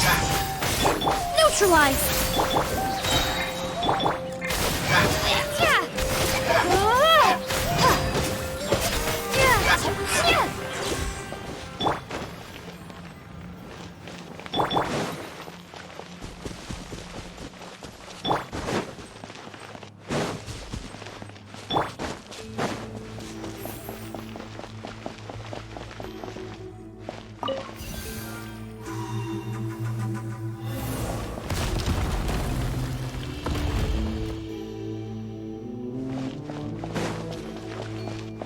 Lightning Slash!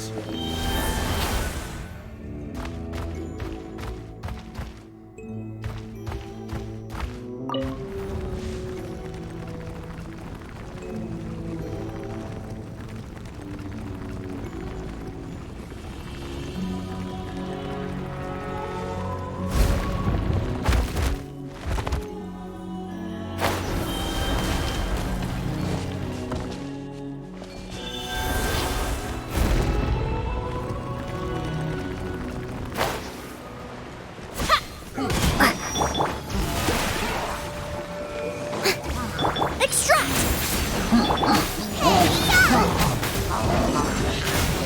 Take this!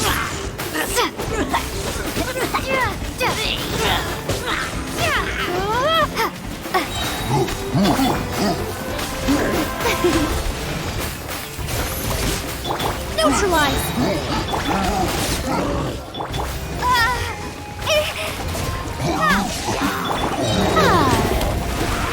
Let the world collide!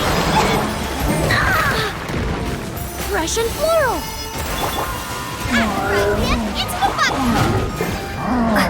Bellowing thunder!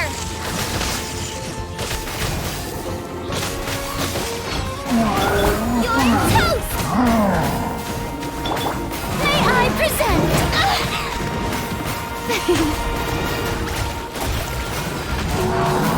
Reconstitute! That really hurt! This'll brighten up the place!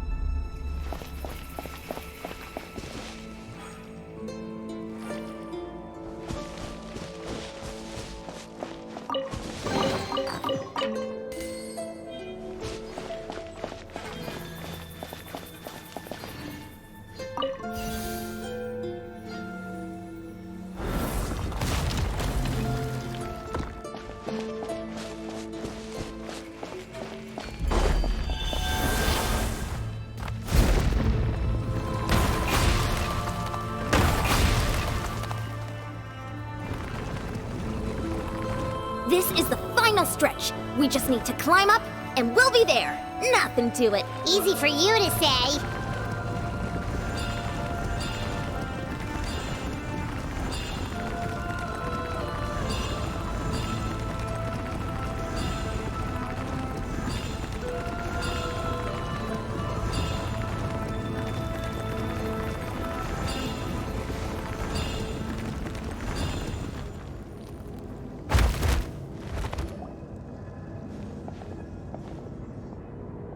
This must be the entrance the Pyro Archon told us about.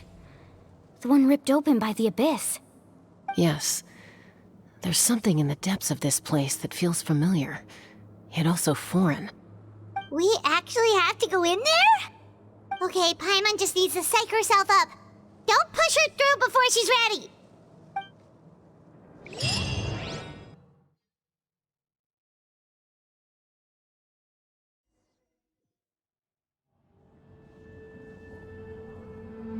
Hey! You don't have to drag Paimon! You're pulling too hard!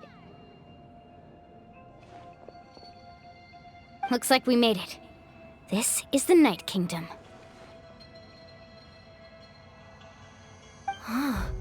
It looks so different from what I imagined in the stories.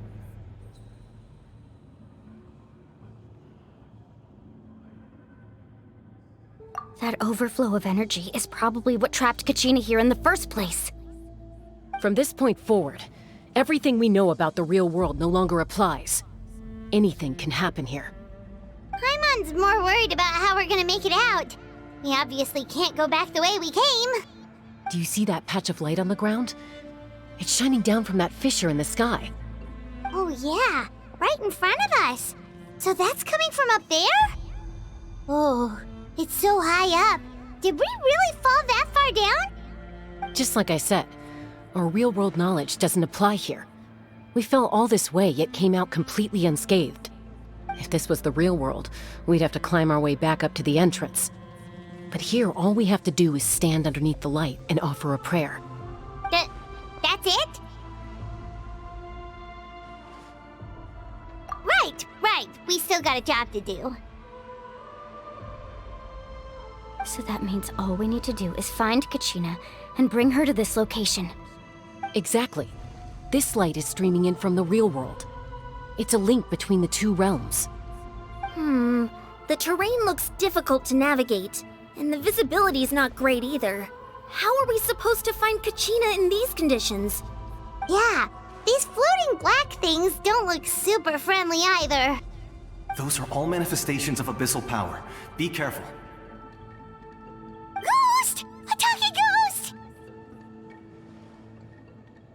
Calm down, I'm here to help. You're the ones who helped Vichama, right? Yes, I'm Vichama's friend, Malko. I was completely lost to this realm until I sensed a mysterious power calling out to me. It's like it was seeking me out, attempting to reassemble the pieces of who I used to be.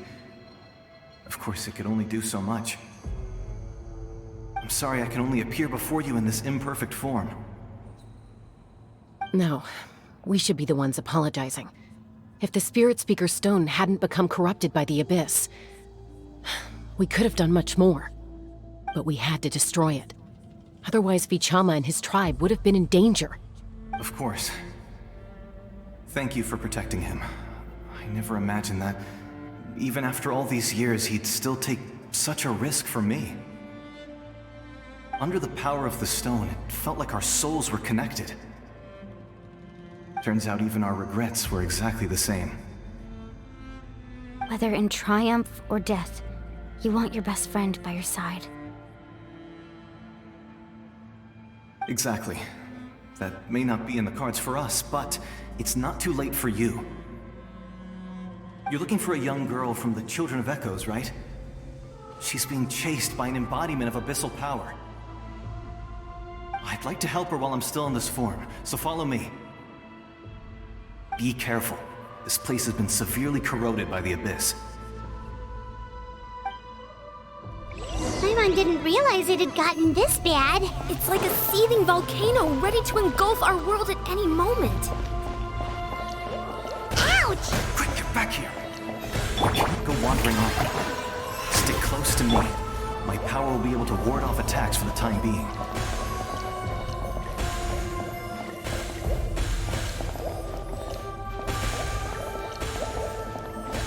We won't be able to keep this up. Let's try another route. This way.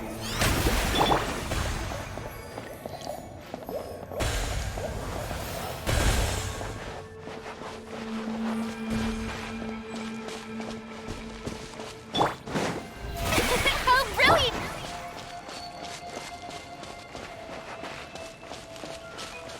Not good. More monsters. We shouldn't waste our time on them.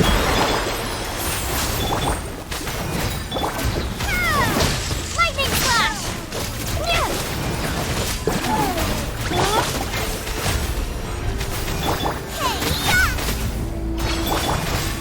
Extract!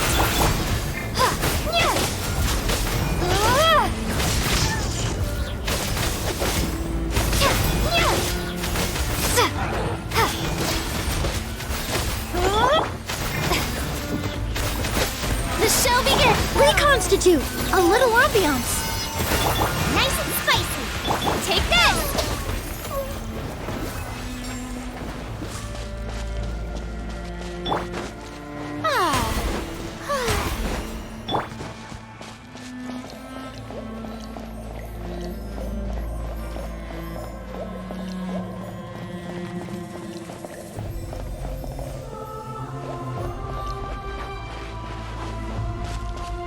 Oh, Paimon can't see anything! It's easy to get lost here. Just stick close.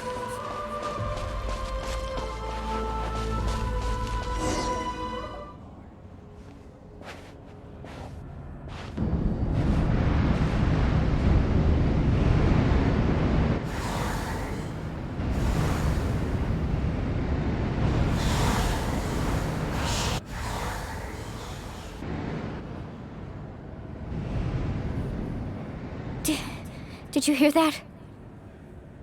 What? Never mind. It was probably just my imagination. Don't scare Paimon like that! I heard it too. It was a voice from the abyss. What did it say? Doesn't matter. It certainly doesn't harbor good intentions.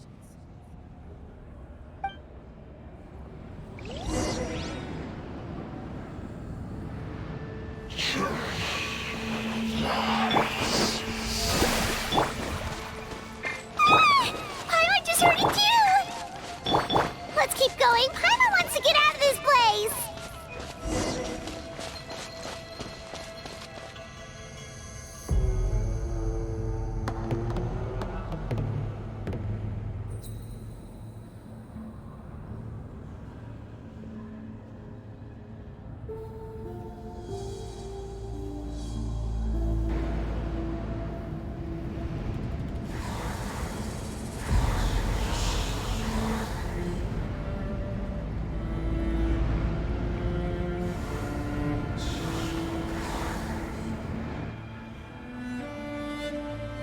We're here, Kachina! Mualani? You made it! Looks like our reunion will have to wait until we take care of these monsters. Good idea. Let's go! Here goes! May I present? Boba, get them! Ha! Right here!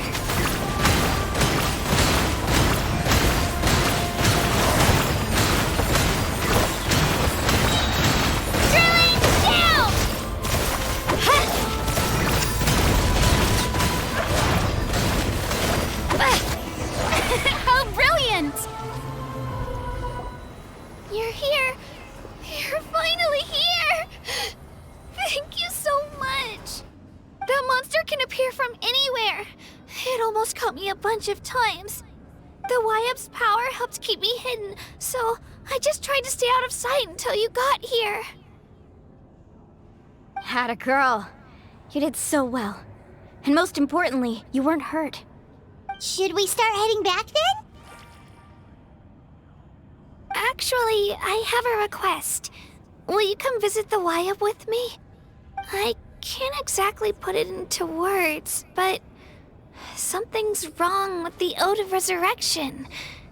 And I know it has something to do with the contamination from the Abyss. That was the Pyro Archon's theory as well. Everything we've seen here certainly seems to back it up. In the Night Kingdom, there are 6 main totem poles representing the Wayob of each tribe. You can think of them like the body of each Wayob. Additional totem poles, like the ones around here, serve as proxies to which the Wayob can extend their consciousness. There are countless proxies scattered around the Night Kingdom. Through them, the Wayob can extend their consciousness over the entire realm and track down souls no matter where they roam. But if a proxy were to become severely contaminated, then a soul could become lost within the Night Kingdom. Judging by the current situation, I don't think we're dealing with just one contaminated proxy. Even if we could drive back the abyssal power from one of them, that probably wouldn't even put a dent in the problem.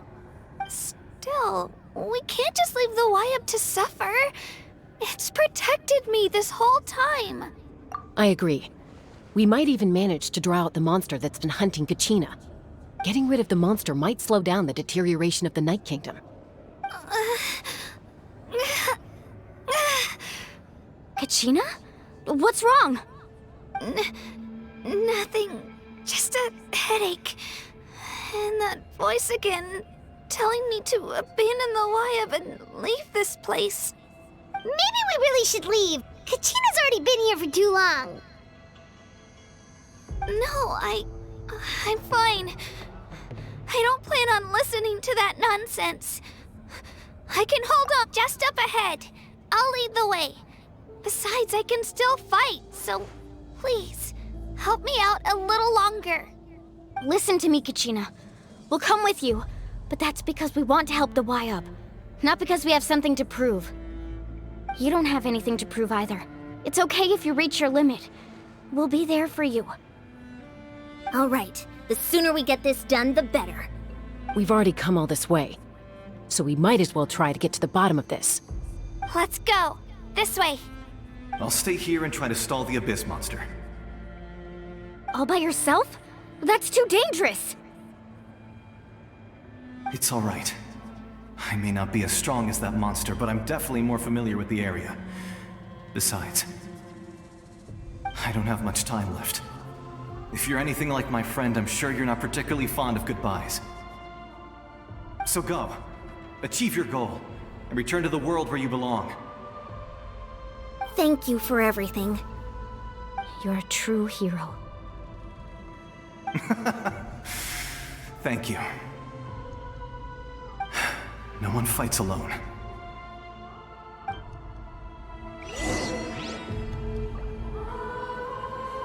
Does your head still hurt? Let me help you walk. I'm fine. You should know I'm made of stronger stuff than that.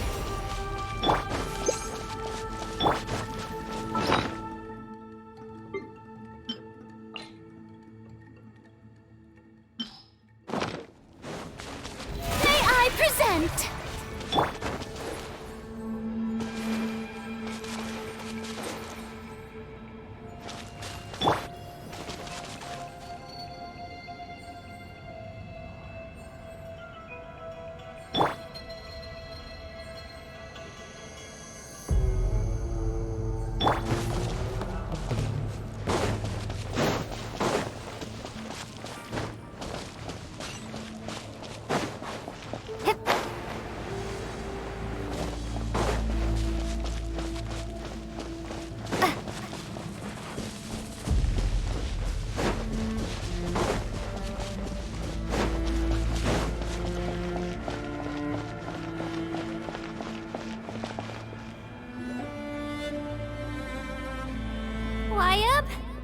Wayob! I'm back! My friends and I are here to heal you. Wayob? Can you hear me? Wayob?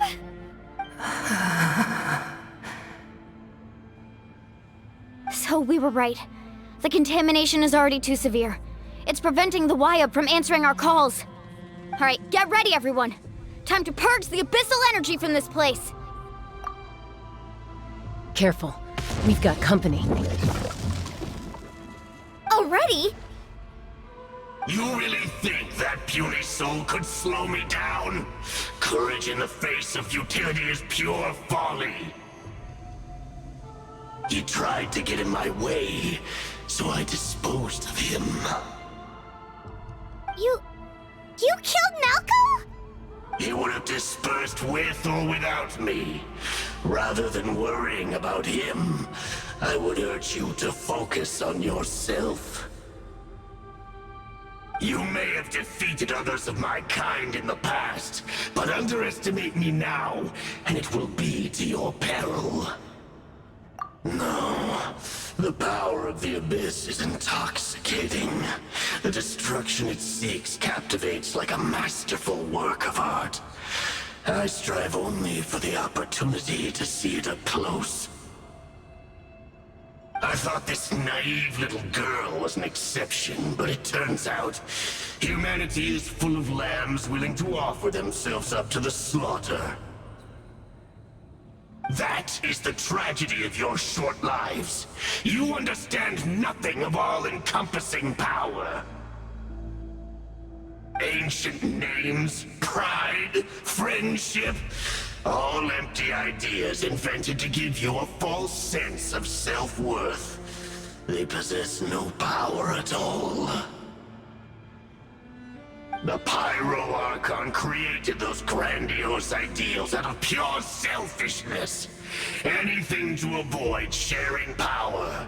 Anything to avoid handing over the primordial gift to ordinary people like you. Don't believe me? Then ask yourself, why is the Pyro Archon strong beyond measure, while you, Kachina, remain so pathetically weak? Kachina! Give me your hand.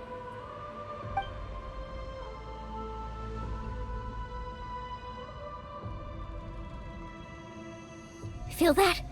I'm right here next to you. Thanks, Mualani. You're right. I have nothing to fear. Because I'm not alone anymore. You're right. Maybe comforting ideals don't have any power. But you also couldn't be more wrong. You've never had to work for your own strength, so you will never understand the true source of our power. What? The courage we have to stand before you and not back down? It comes from our friendship. The power lies not in the ideal itself, but in our commitment to upholding that ideal, and in our decision to stand together and fight! Well said! Let's go, Kachina. It shouldn't take more than 2 of us to handle an enemy like this. Sorry in advance, but you deserve what's coming to you! There aren't many in Natlan who can beat us when we're together. It's time he got a taste of that kind of power. From the ashes to the flames of redemption! Amazing! Woohoo! Amazing! The time for my... Right here! Get there!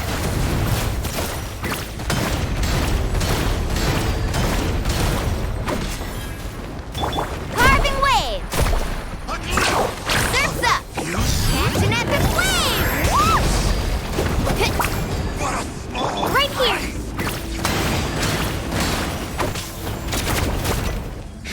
Let's ride! Amazing! Surf's up! Strike a pose! We won! We actually won!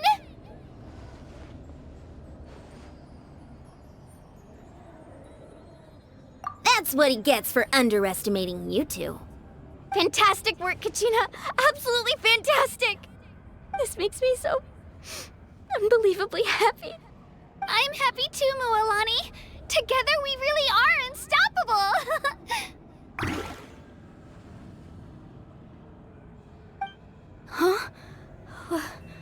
What's happening?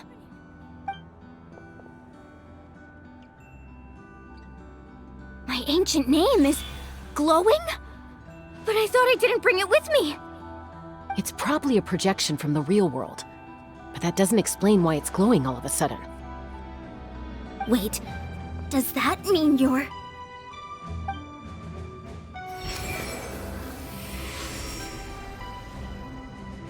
That was a bold move, diving headfirst into the fire to save your friend, especially in a place so overrun with abyssal corruption.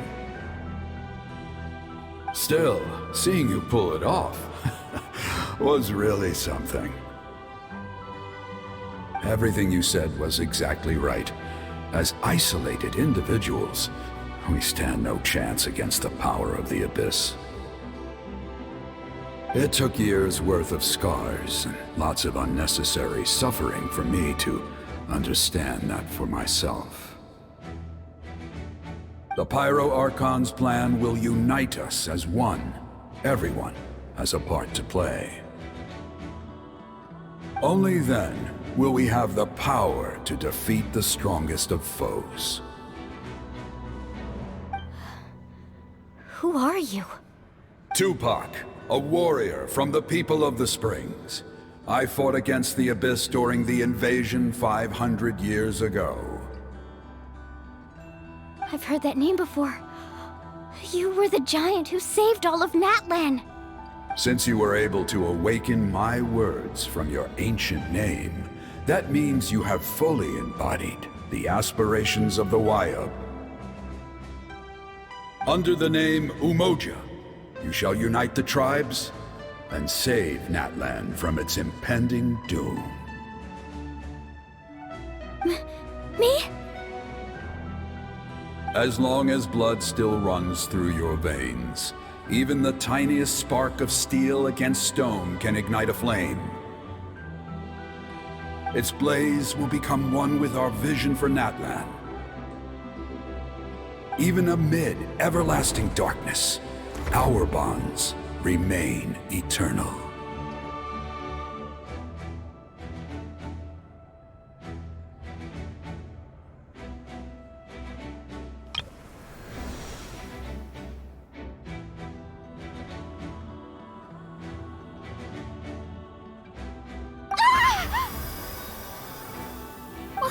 What's wrong, Mualani? So many memories. My brain was just flooded with everything he once knew. So that's what happened. What do you mean? Did you just figure something out? 500 years ago, they foresaw the very crisis we're facing now. Efforts to save Natlan started all the way back then. We can go over the details once we get back. We shouldn't linger here longer than we have to.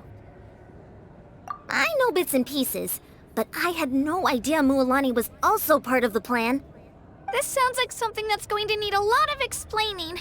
Let's focus on saving the Wayob first.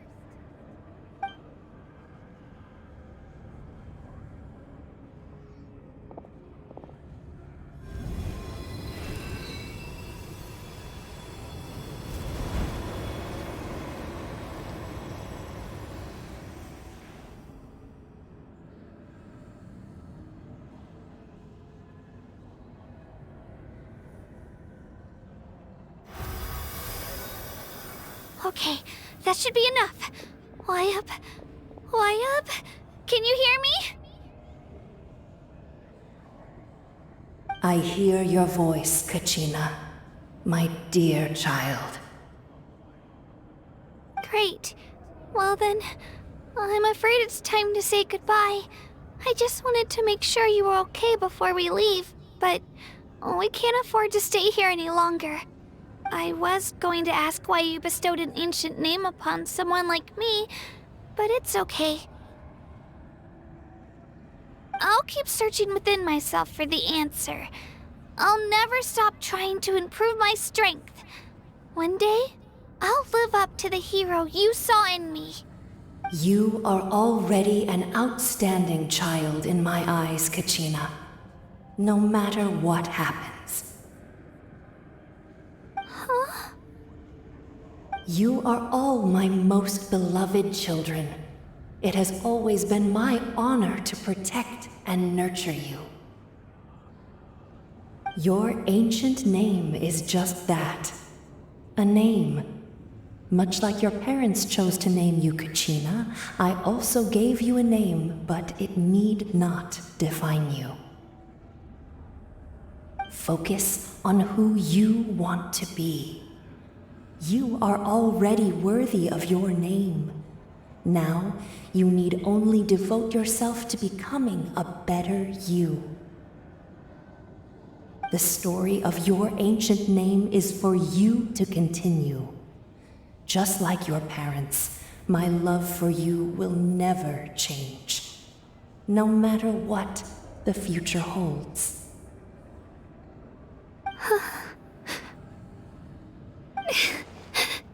Thank you, Wayob.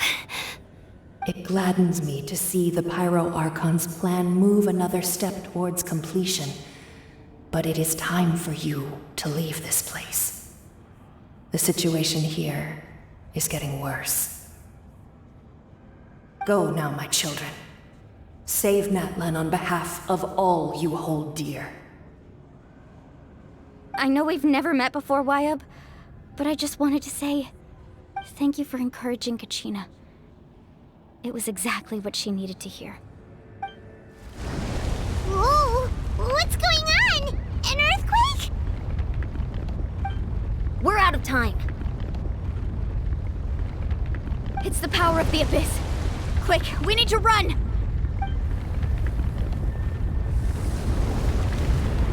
It's a Sealy! The Sealy opened the way for us!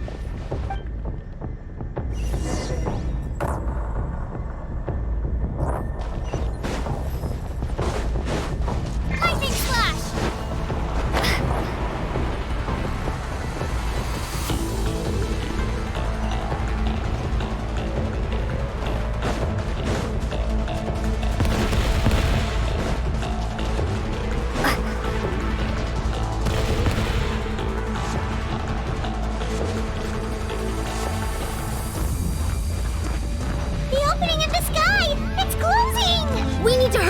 Or we'll be stuck here!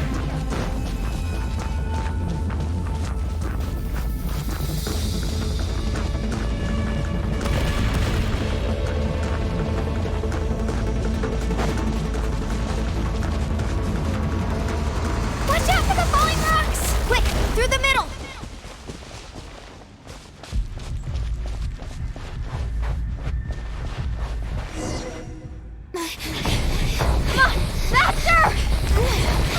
We'll never make it!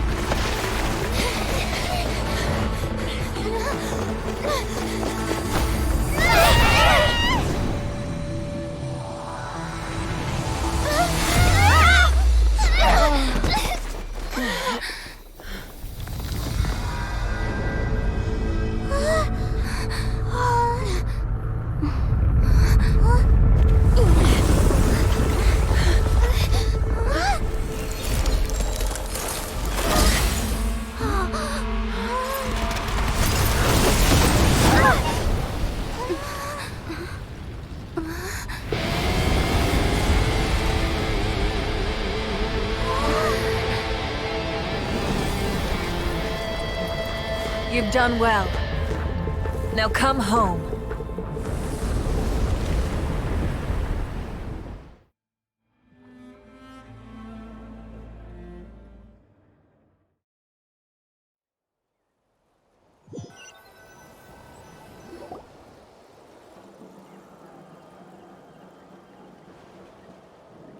We're back! The Pyro Archon saved us.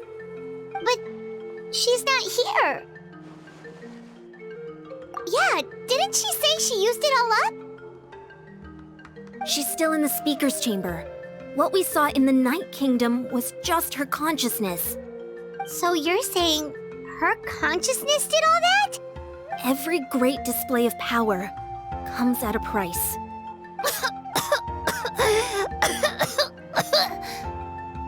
You must feel terrible, Kachina.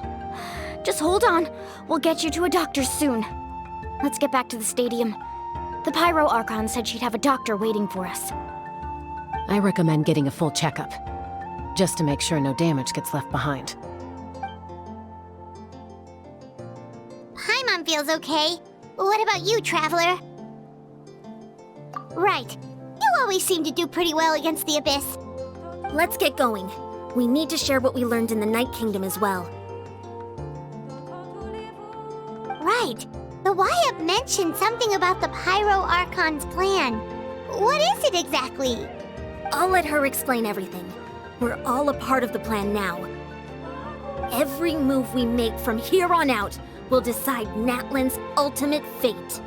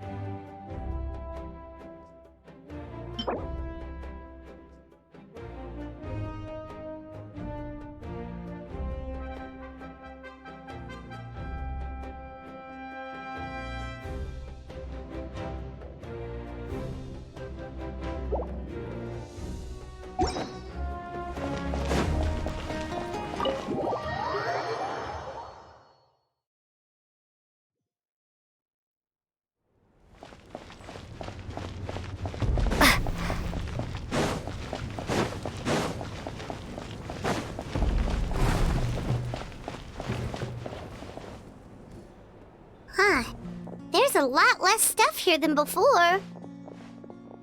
It's good to see you all here in one piece. I know you must have a lot of questions, but let Koichi check you over first. It's best not to let any lingering effects of the Abyss go untreated. Thank goodness you made it back. I came here as soon as the Pyro Archon told me about your plan. Take a seat, everybody. I'll examine you one by one.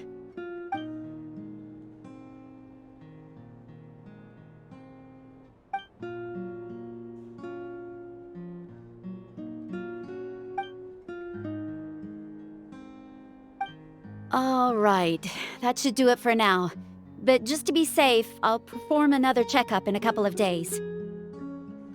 I have to say, though, I've never seen anyone react to the Abyss like you, Traveler. It's like you're completely immune to its power. She's always been special like that. She can even purify its power. Wait, now that you mention it, Paimon doesn't think she's affected either.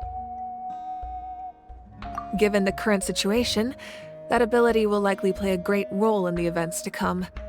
Of course. I still have patients to see, so I'll head out. Thank you, Koichi. All right. We might not see eye to eye, but we both had good intentions. Just give it time. I'm sure we'll figure things out between us one day. Yeah.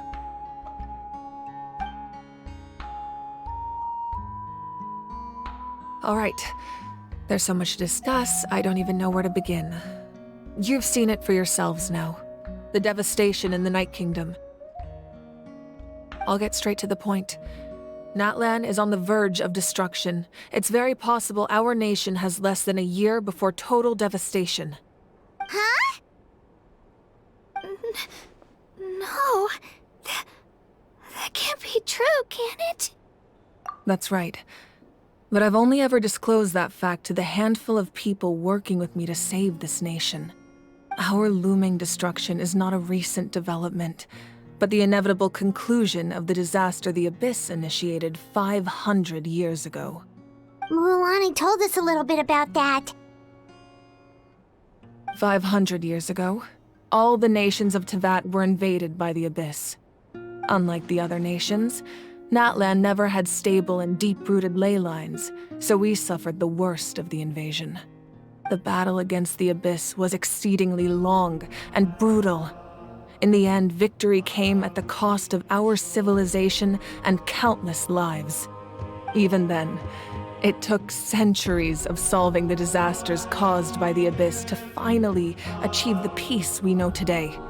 And still, this is but a superficial victory. The forces of the Abyss have merely been driven back underground. Their threat to Natlan remains as real as ever. I'd never have guessed. The problems plaguing the Night Kingdom are all the more complicated because that realm is essentially functioning as Natlan's ley lines. Immediately after the war, our calculations estimated that we would have a maximum of 500 years before the Night Kingdom was completely lost to the Abyss. But at that time, we were a nation of the destitute. Our people no longer believed in victory, nor did they hold hope for the future. Our civilization was dying, our faith crumbling, and the line of power passed down from the Wayob nearly severed.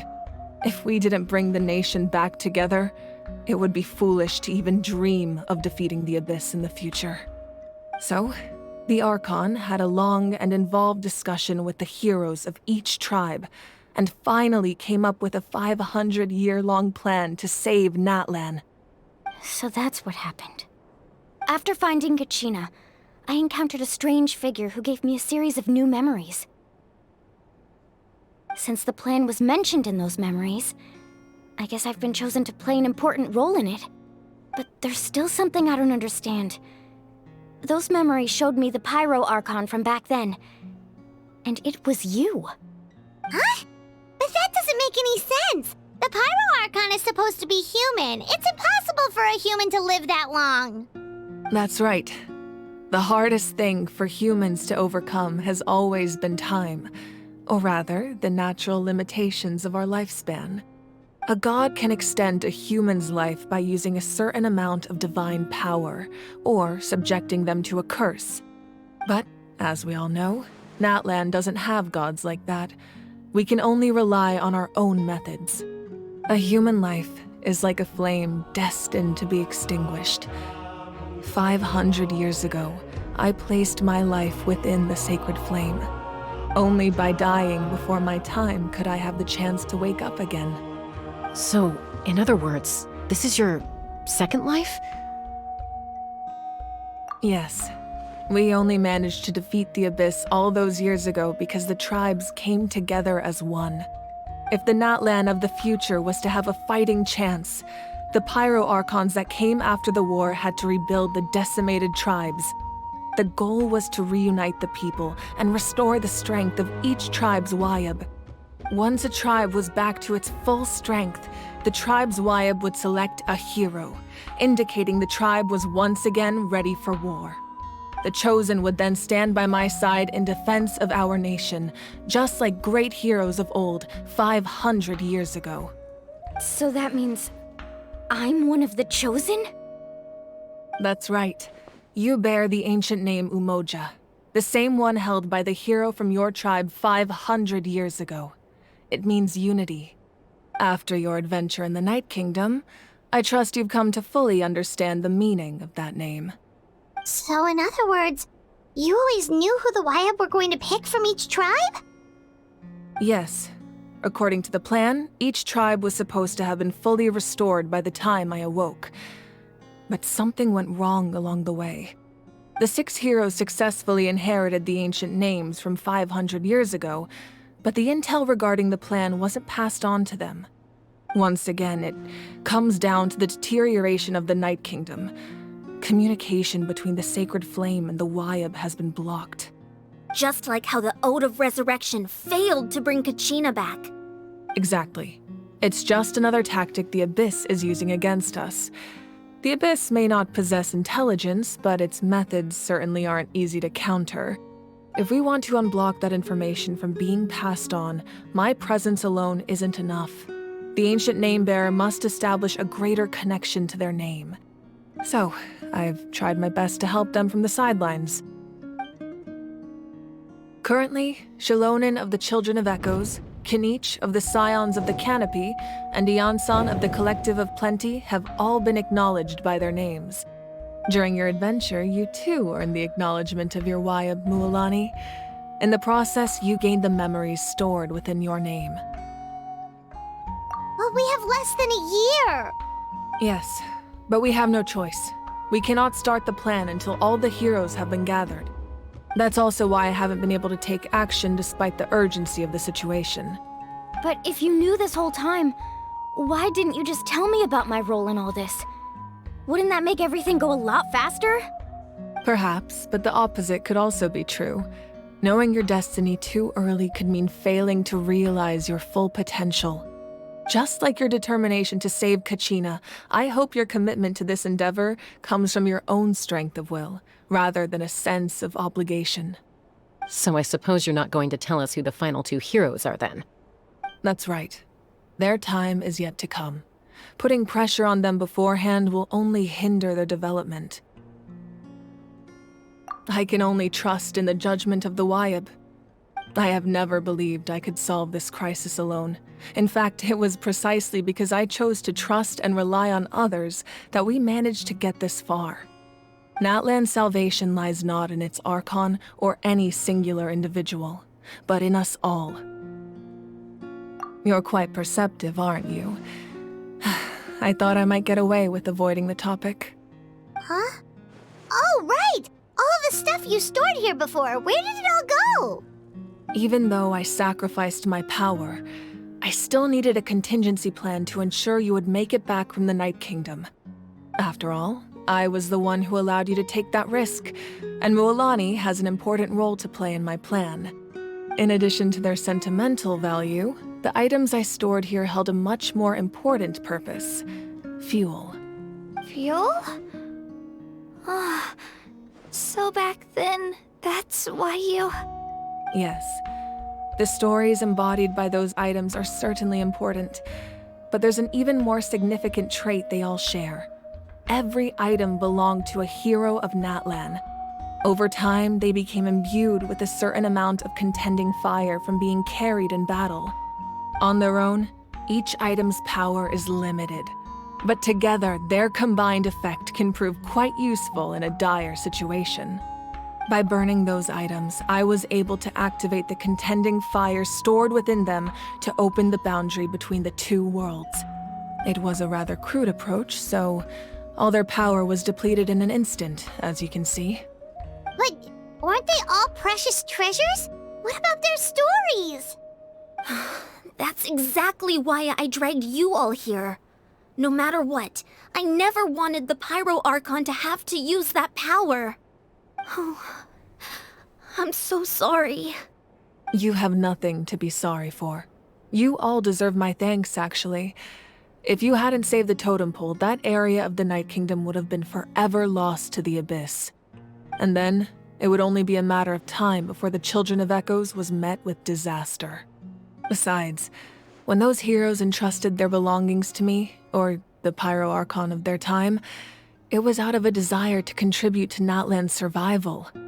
If they knew those items helped save the present-day heroes of Natlan, they would not mourn their loss. Even when you put it that way, I still feel bad. There's no need. Remember what I told you about time? The people and the events of the past are never truly lost to us. We simply carry them with us in a different form. In that sense, we didn't lose anything at all. If you still have regrets, let them fuel your resolve in the battles to come.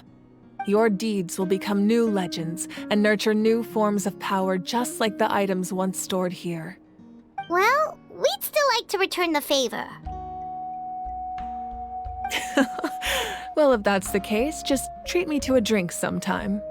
Now that Kachina has returned, we can finally hold the victory feast and celebrate your team's triumph in the Night Warden Wars. And we could all use the rest, that's for sure. Plus, you'll be able to silence everyone who doubted you once and for all, Kachina. Still, now that I know the danger we're facing, having a victory feast doesn't feel right. Try not to let it get to you. It's important to stay calm. Worrying about it will only affect your judgment. All right, you should head out. I'll join you in a bit.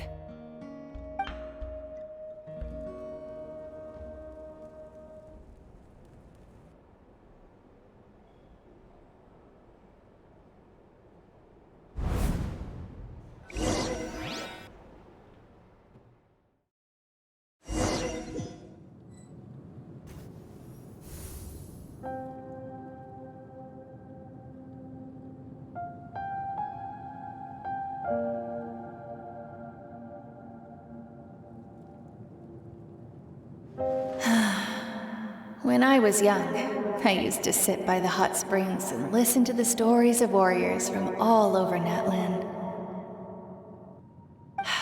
They attract people from all walks of life. Friends come easy here, no matter what tribe you're from. The people of the springs have never claimed the hot springs as their own private property.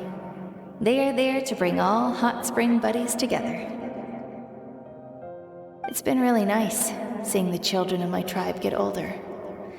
It's helped me gradually understand the true value of the springs.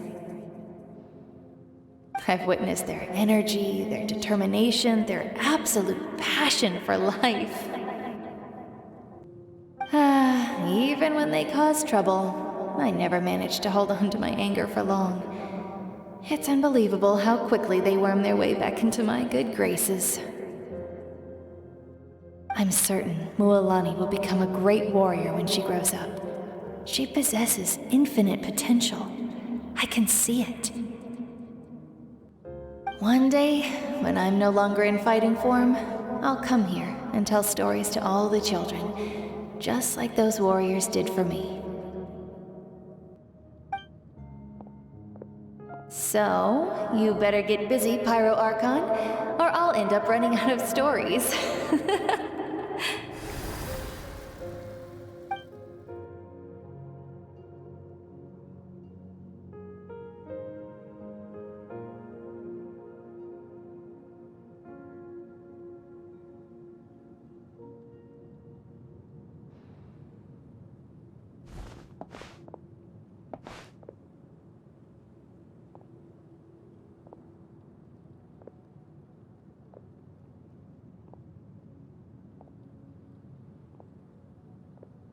Our nation is engulfed in darkness. Our tribes stand divided, and yet you promise victory in the distant future.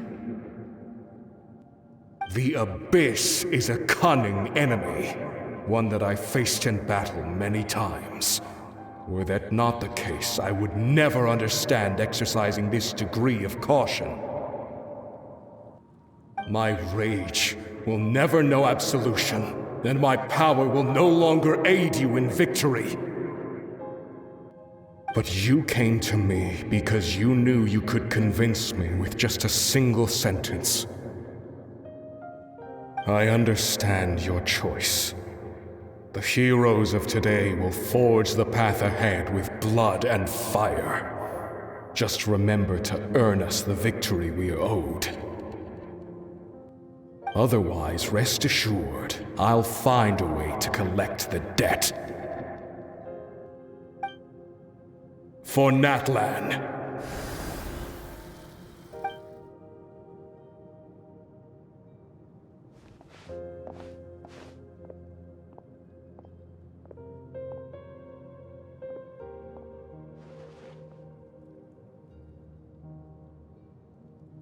So, you're gonna head 500 years in the future to serve as the Pyro Archon again?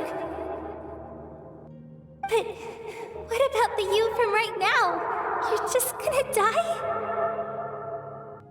You can't ask her those questions and expect her to answer, my dear. The decision is hers to make, and she deserves our support.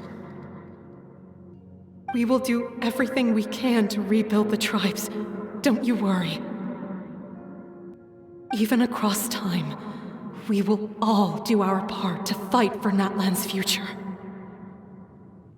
Yeah, Mom's right. We'll always believe in you, sis.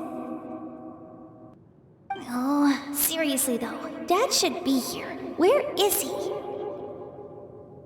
I imagine he didn't know what to say, so he chose not to come at all. Don't take it to heart, my dear. That's just who he is. Just remember, no matter what happens in the future, we will always love you.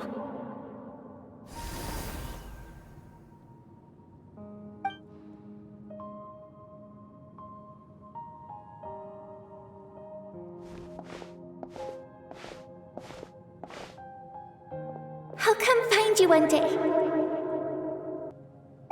I know I can't live that long, but I'll think of something.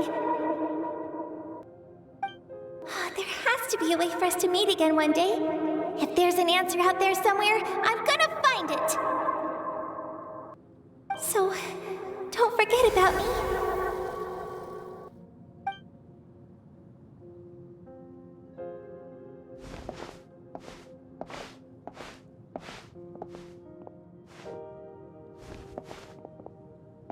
If that's your decision, then you have my full support, Archon. May our children live to see such a lovely son. For Natlan! No one fights alone.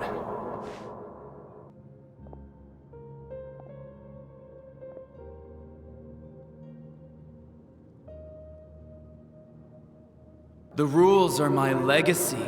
They shall grant us the strength to overcome the next tragedy.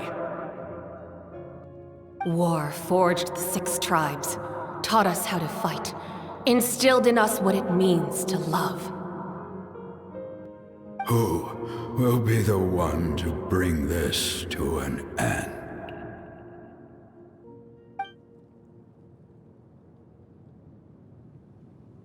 We are the inheritors of memory and legend.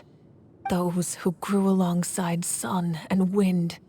Those who forged our own destiny and future. That is Natlan's fire. The lifeblood of our nation.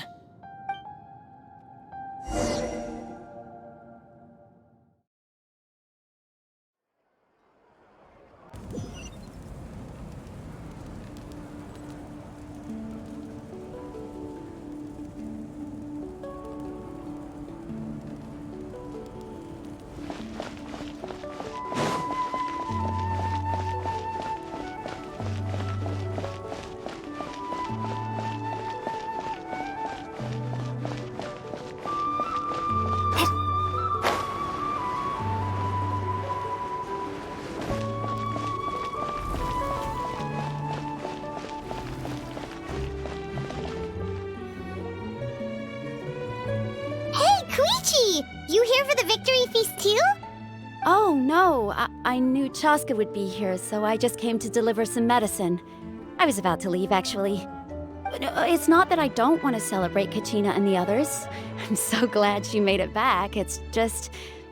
well, I'll make things awkward if I'm around my sister right now. Ah, well, you two had a fight, so Paimon can understand. She didn't cause any trouble during your trip, right? Yeah, she was super helpful. She gave us a lot of useful information about the Abyss. That's good. That's all I needed to know. Is there a reason you asked? You were pretty outspoken when we first met, but now it's like you're holding something back. Maybe it seemed unreasonable, picking that fight with her before you left, but I did it for a reason. Her impulse to fight is extremely strong. Her mental strength helps her rein it in, but she still loses control sometimes. I had no idea what you might face in the Night Kingdom, so I didn't want to take any chances. So what you're saying is...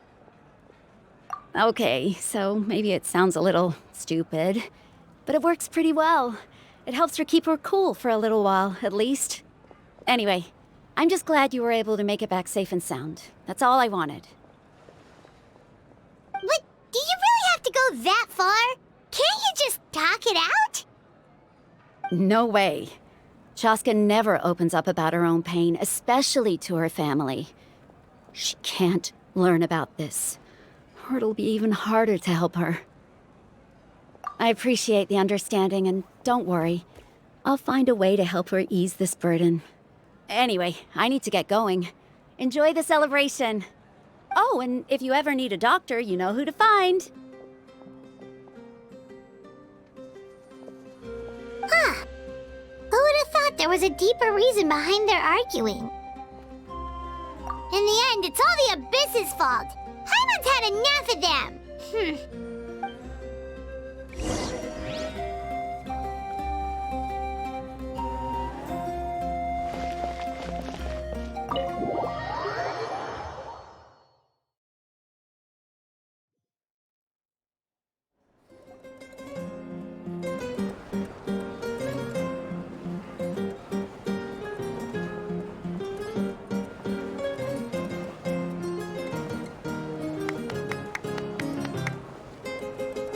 Let's give a huge round of applause to our brave young warrior, Kachina!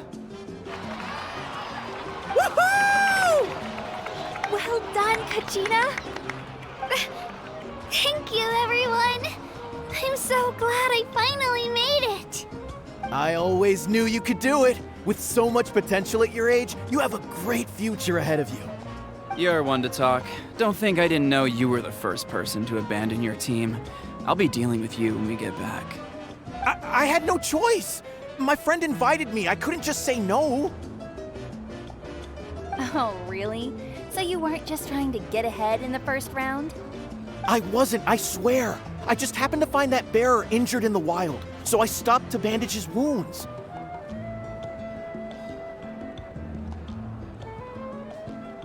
When he insisted on repaying the favor, what was I supposed to do? I'm just one person. I figured Kachina would have no trouble replacing me. But the fact of the matter is that after your departure, everyone else started thinking about swapping teams too. I'm really sorry, Kachina. It was wrong of us to abandon you like that.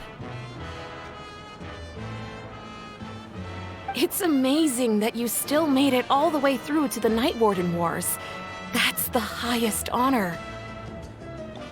So, what about you guys? Did you make it far?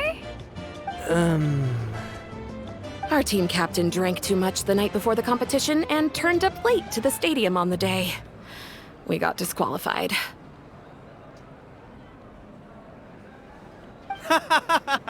Serves you all right. No sympathy from me. All right. There's no need to be like that, Uncle Pakal. Dear friends, I'd like to say a few words. Firstly, I'm grateful to my friends and our great Archon for helping to bring me back. This traveler and her companion Paimon are some of the strongest people I've ever met. If they were allowed to participate in the pilgrimage, I have no doubt that they'd win the whole thing. They've agreed to let me learn from them. With their help, I believe I can become even stronger still. And let's not forget my good friends, Mualani, Chaska, Kanich, and Ayan-san. They all helped the Traveler and Paimon figure out a way to bring me back from the Night Kingdom. They too deserve to be called our heroes, so please give another round of applause for them. Thank you so much. Well said! I'll drink to that. How does it feel being a hero, Kachina?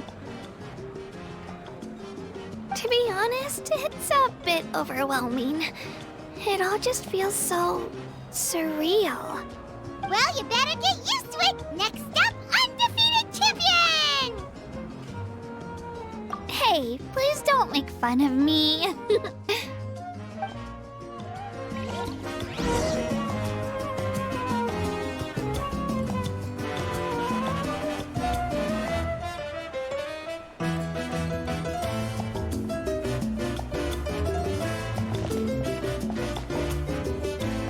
My apologies. I knew more than I let on. Everything comes at a price, and most heroes aren't people who set out to become a hero. If you cling too tightly to your goal, you end up losing things that are far more precious. But in any case, we're now on the same page. I wonder how long before the two final heroes appear. From the Flower Feather Clan and the Masters of the Night Wind.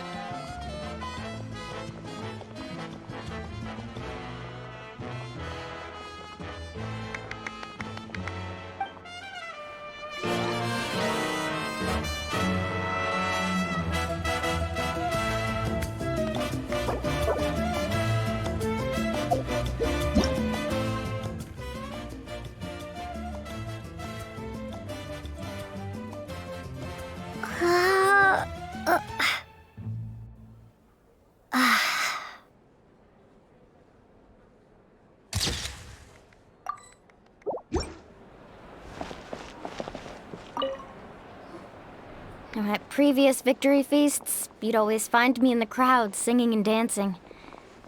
But after what I found out today, it's too much. I'm still trying to process it. It does feel weird seeing you so out of sorts. Is this another pearl of wisdom based on your adventuring experience? Well, Paimon agrees with the Traveler. Everyone's come together to celebrate Kachina's achievements. That's gotta be a first. You're right. Kachina looks really happy. And now I'm being the moody one. Ugh, enough doom and gloom. Time to shake it off.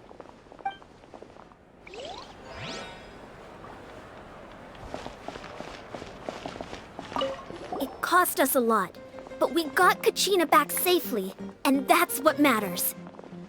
There'll be even tougher challenges coming our way in the days ahead, though. We'll have to train harder, make sure we're in peak condition. That includes you, Paimon. I can do a special one-off session to show you the ropes. Interested? No thanks.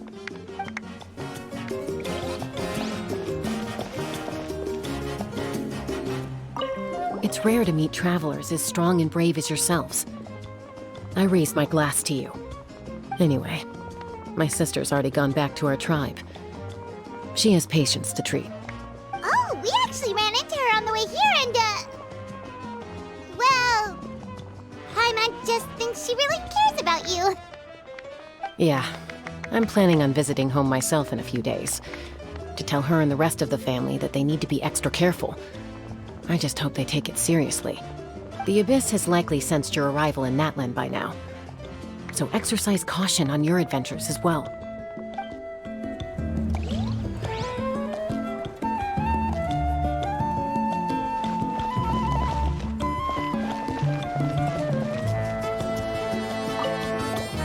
I've been through so much all at once.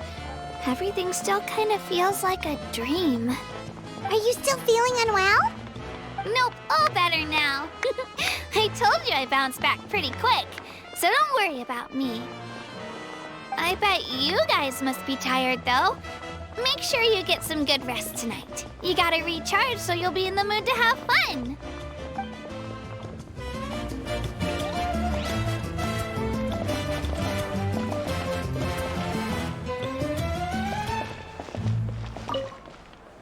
All right, Kachina, let's party!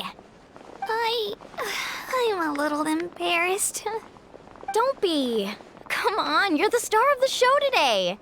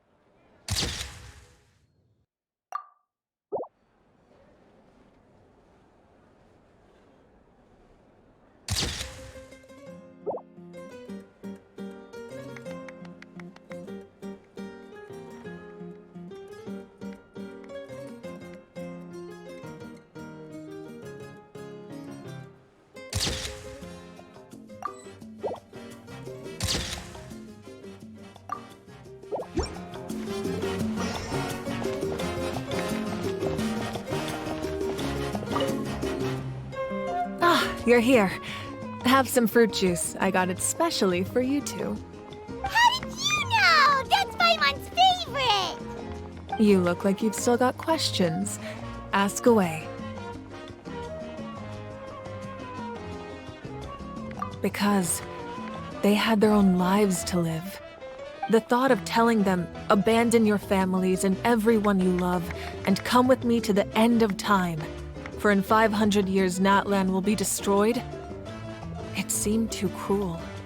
You could just as easily point out that everything in this world would come to an end eventually. But life is short, and beyond a point, it just doesn't seem real. Imagine if I said, let's leave right now, and go save the sun because it'll flame out in a few million years. It would sound quite ridiculous. I couldn't make them shoulder that burden with me. Besides, every generation will have its heroes, this one included. The plan could still work without them. Or, of course, without me. But since I was the one who came up with the plan, I felt duty-bound to see it through to the end. Paimon's suddenly remembering that portrait in your room. Was that your family from back then? Yes, it was. So when you asked me who my sister grew up to be, the truth is that very little information survives. From what I've been able to piece together, I can conclude with a reasonable degree of confidence that she ended up as an architect and artist. She played an instrumental role in rebuilding the scions of the Canopy tribe, designing and building many houses. But of course, none of her buildings are around anymore. Still, it was an impressive achievement, and I'm very proud of her.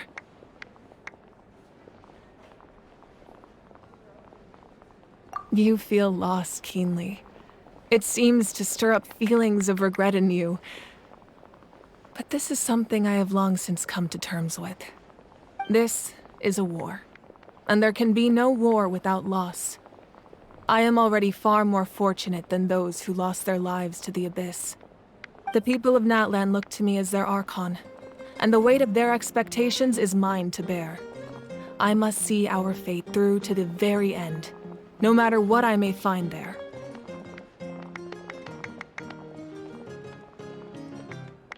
Yeah, doesn't that mean the way everything ends has already been written, including your plan?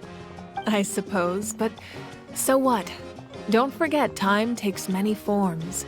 The past, present, and future coexist, and all are equally important. Even if the future ends in destruction, there's still no reason to give up on the here and now. And it's precisely because we humans cannot know our fate that we will never give up on our struggle. This is a pivotal moment. We are still 2 heroes short. Well, 3 to be precise. There's one further hero who I'm hoping to get on my side, whatever it takes. Your resistance to the corrupting power of the Abyss is truly remarkable. It would easily make you an all-important figure in the upcoming battle. If you agree to join us, you will not only gain my full support in your journey, but I will also forge a brand new ancient name for you. Ancient names can be forged? They can. Several strict conditions must be met, but if they couldn't be forged at all, then the number of them in circulation would have long dwindled to 0. Possessing an ancient name would mean that your adventures in Natlan are recorded in full. Your stories would be remembered by our people for all the years to come. The Ode of Resurrection may have temporarily lost its power, but still, take this as my personal guarantee that I shall never let you fall. Just like in the Night Kingdom, I will be there for you. That is a promise I will fulfill at all costs. This nation always honors its heroes.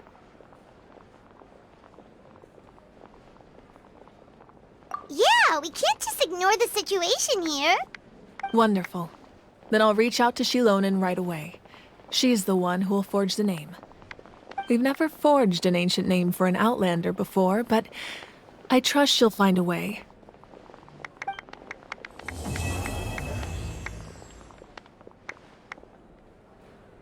My lord, we've received word that the Pyro Archon has lost much of her power. Although your injury complicates things, this is most certainly the opportune time to seize the Gnosis. Victory and defeat are rules, not outcomes. I have never taken advantage of an opponent in a time of weakness, and I don't intend to start now. As for you, I must confess, I did not expect that little trick of yours to save the day. No matter how dense the fog, as long as the sun remains, we cannot turn day into night. She could have dispelled it. She simply chose not to. You don't have much time, and you're injured on top of that. What do you plan to do next? I'm beginning to see just how useful you may turn out to be. You heard something from here, didn't you?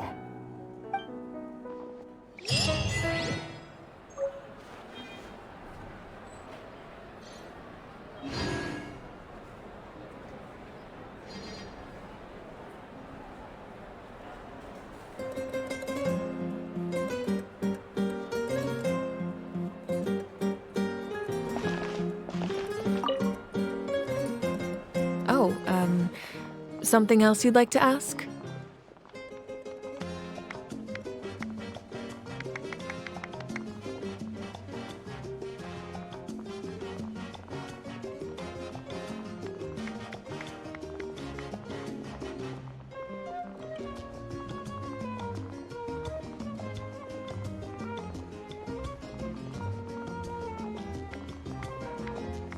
Well, our intel suggests he hasn't made any new movements yet, although Kenichi's investigation helped us confirm that he's being aided by someone from the Masters of the Nightwind. I'm getting closer to narrowing down who that may be, but it's still unclear whether this person aided the captain out of willingness or coercion. If you learn anything about this during your adventures, please let me know. Something else you'd like to ask? The Abyss is the most formidable enemy in all of Teyvat. In the beginning, it took failure and tragedy to even begin to learn how to fight back. All of the methods you've seen in other nations were developed based on experience and insight passed down over generations. We know them to work, but few of us actually understand why. It's the same for the method we use here in Natlan. Ever since ancient times, elemental energy has been one of our most reliable weapons against the Abyss. As for the principles behind it, I'm afraid you might have to seek answers from someone older than the position of Pyro Archon itself. Something else you'd like to ask? That also comes down to the long-standing effects of the Abyss. Our people's survival is inextricably tied to the Wayob, but their power has its limits. They cannot offer our people the same degree of protection outside our borders. In fact, people who do decide to leave often suffer from memory loss and emotional issues. Everyone in Natlan understands this. That's why our people never leave without a good cause. Even if someone is left with no choice, the chief of their tribe must seek approval with the Wayob to grant them leave. And the Wayob have always been very strict about granting that approval, since extending protection beyond our borders means consuming power reserved for our fight against the Abyss. Still, there's no need to worry. The Wayob extend their protection to all within Natlan, including visitors from afar. Oh, something else you'd like to ask?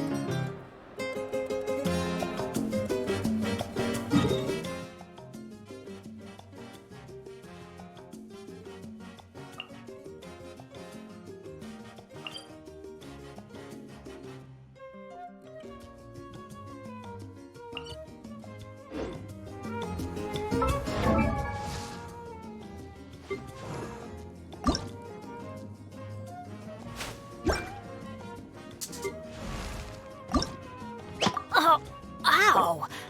Where did that come from?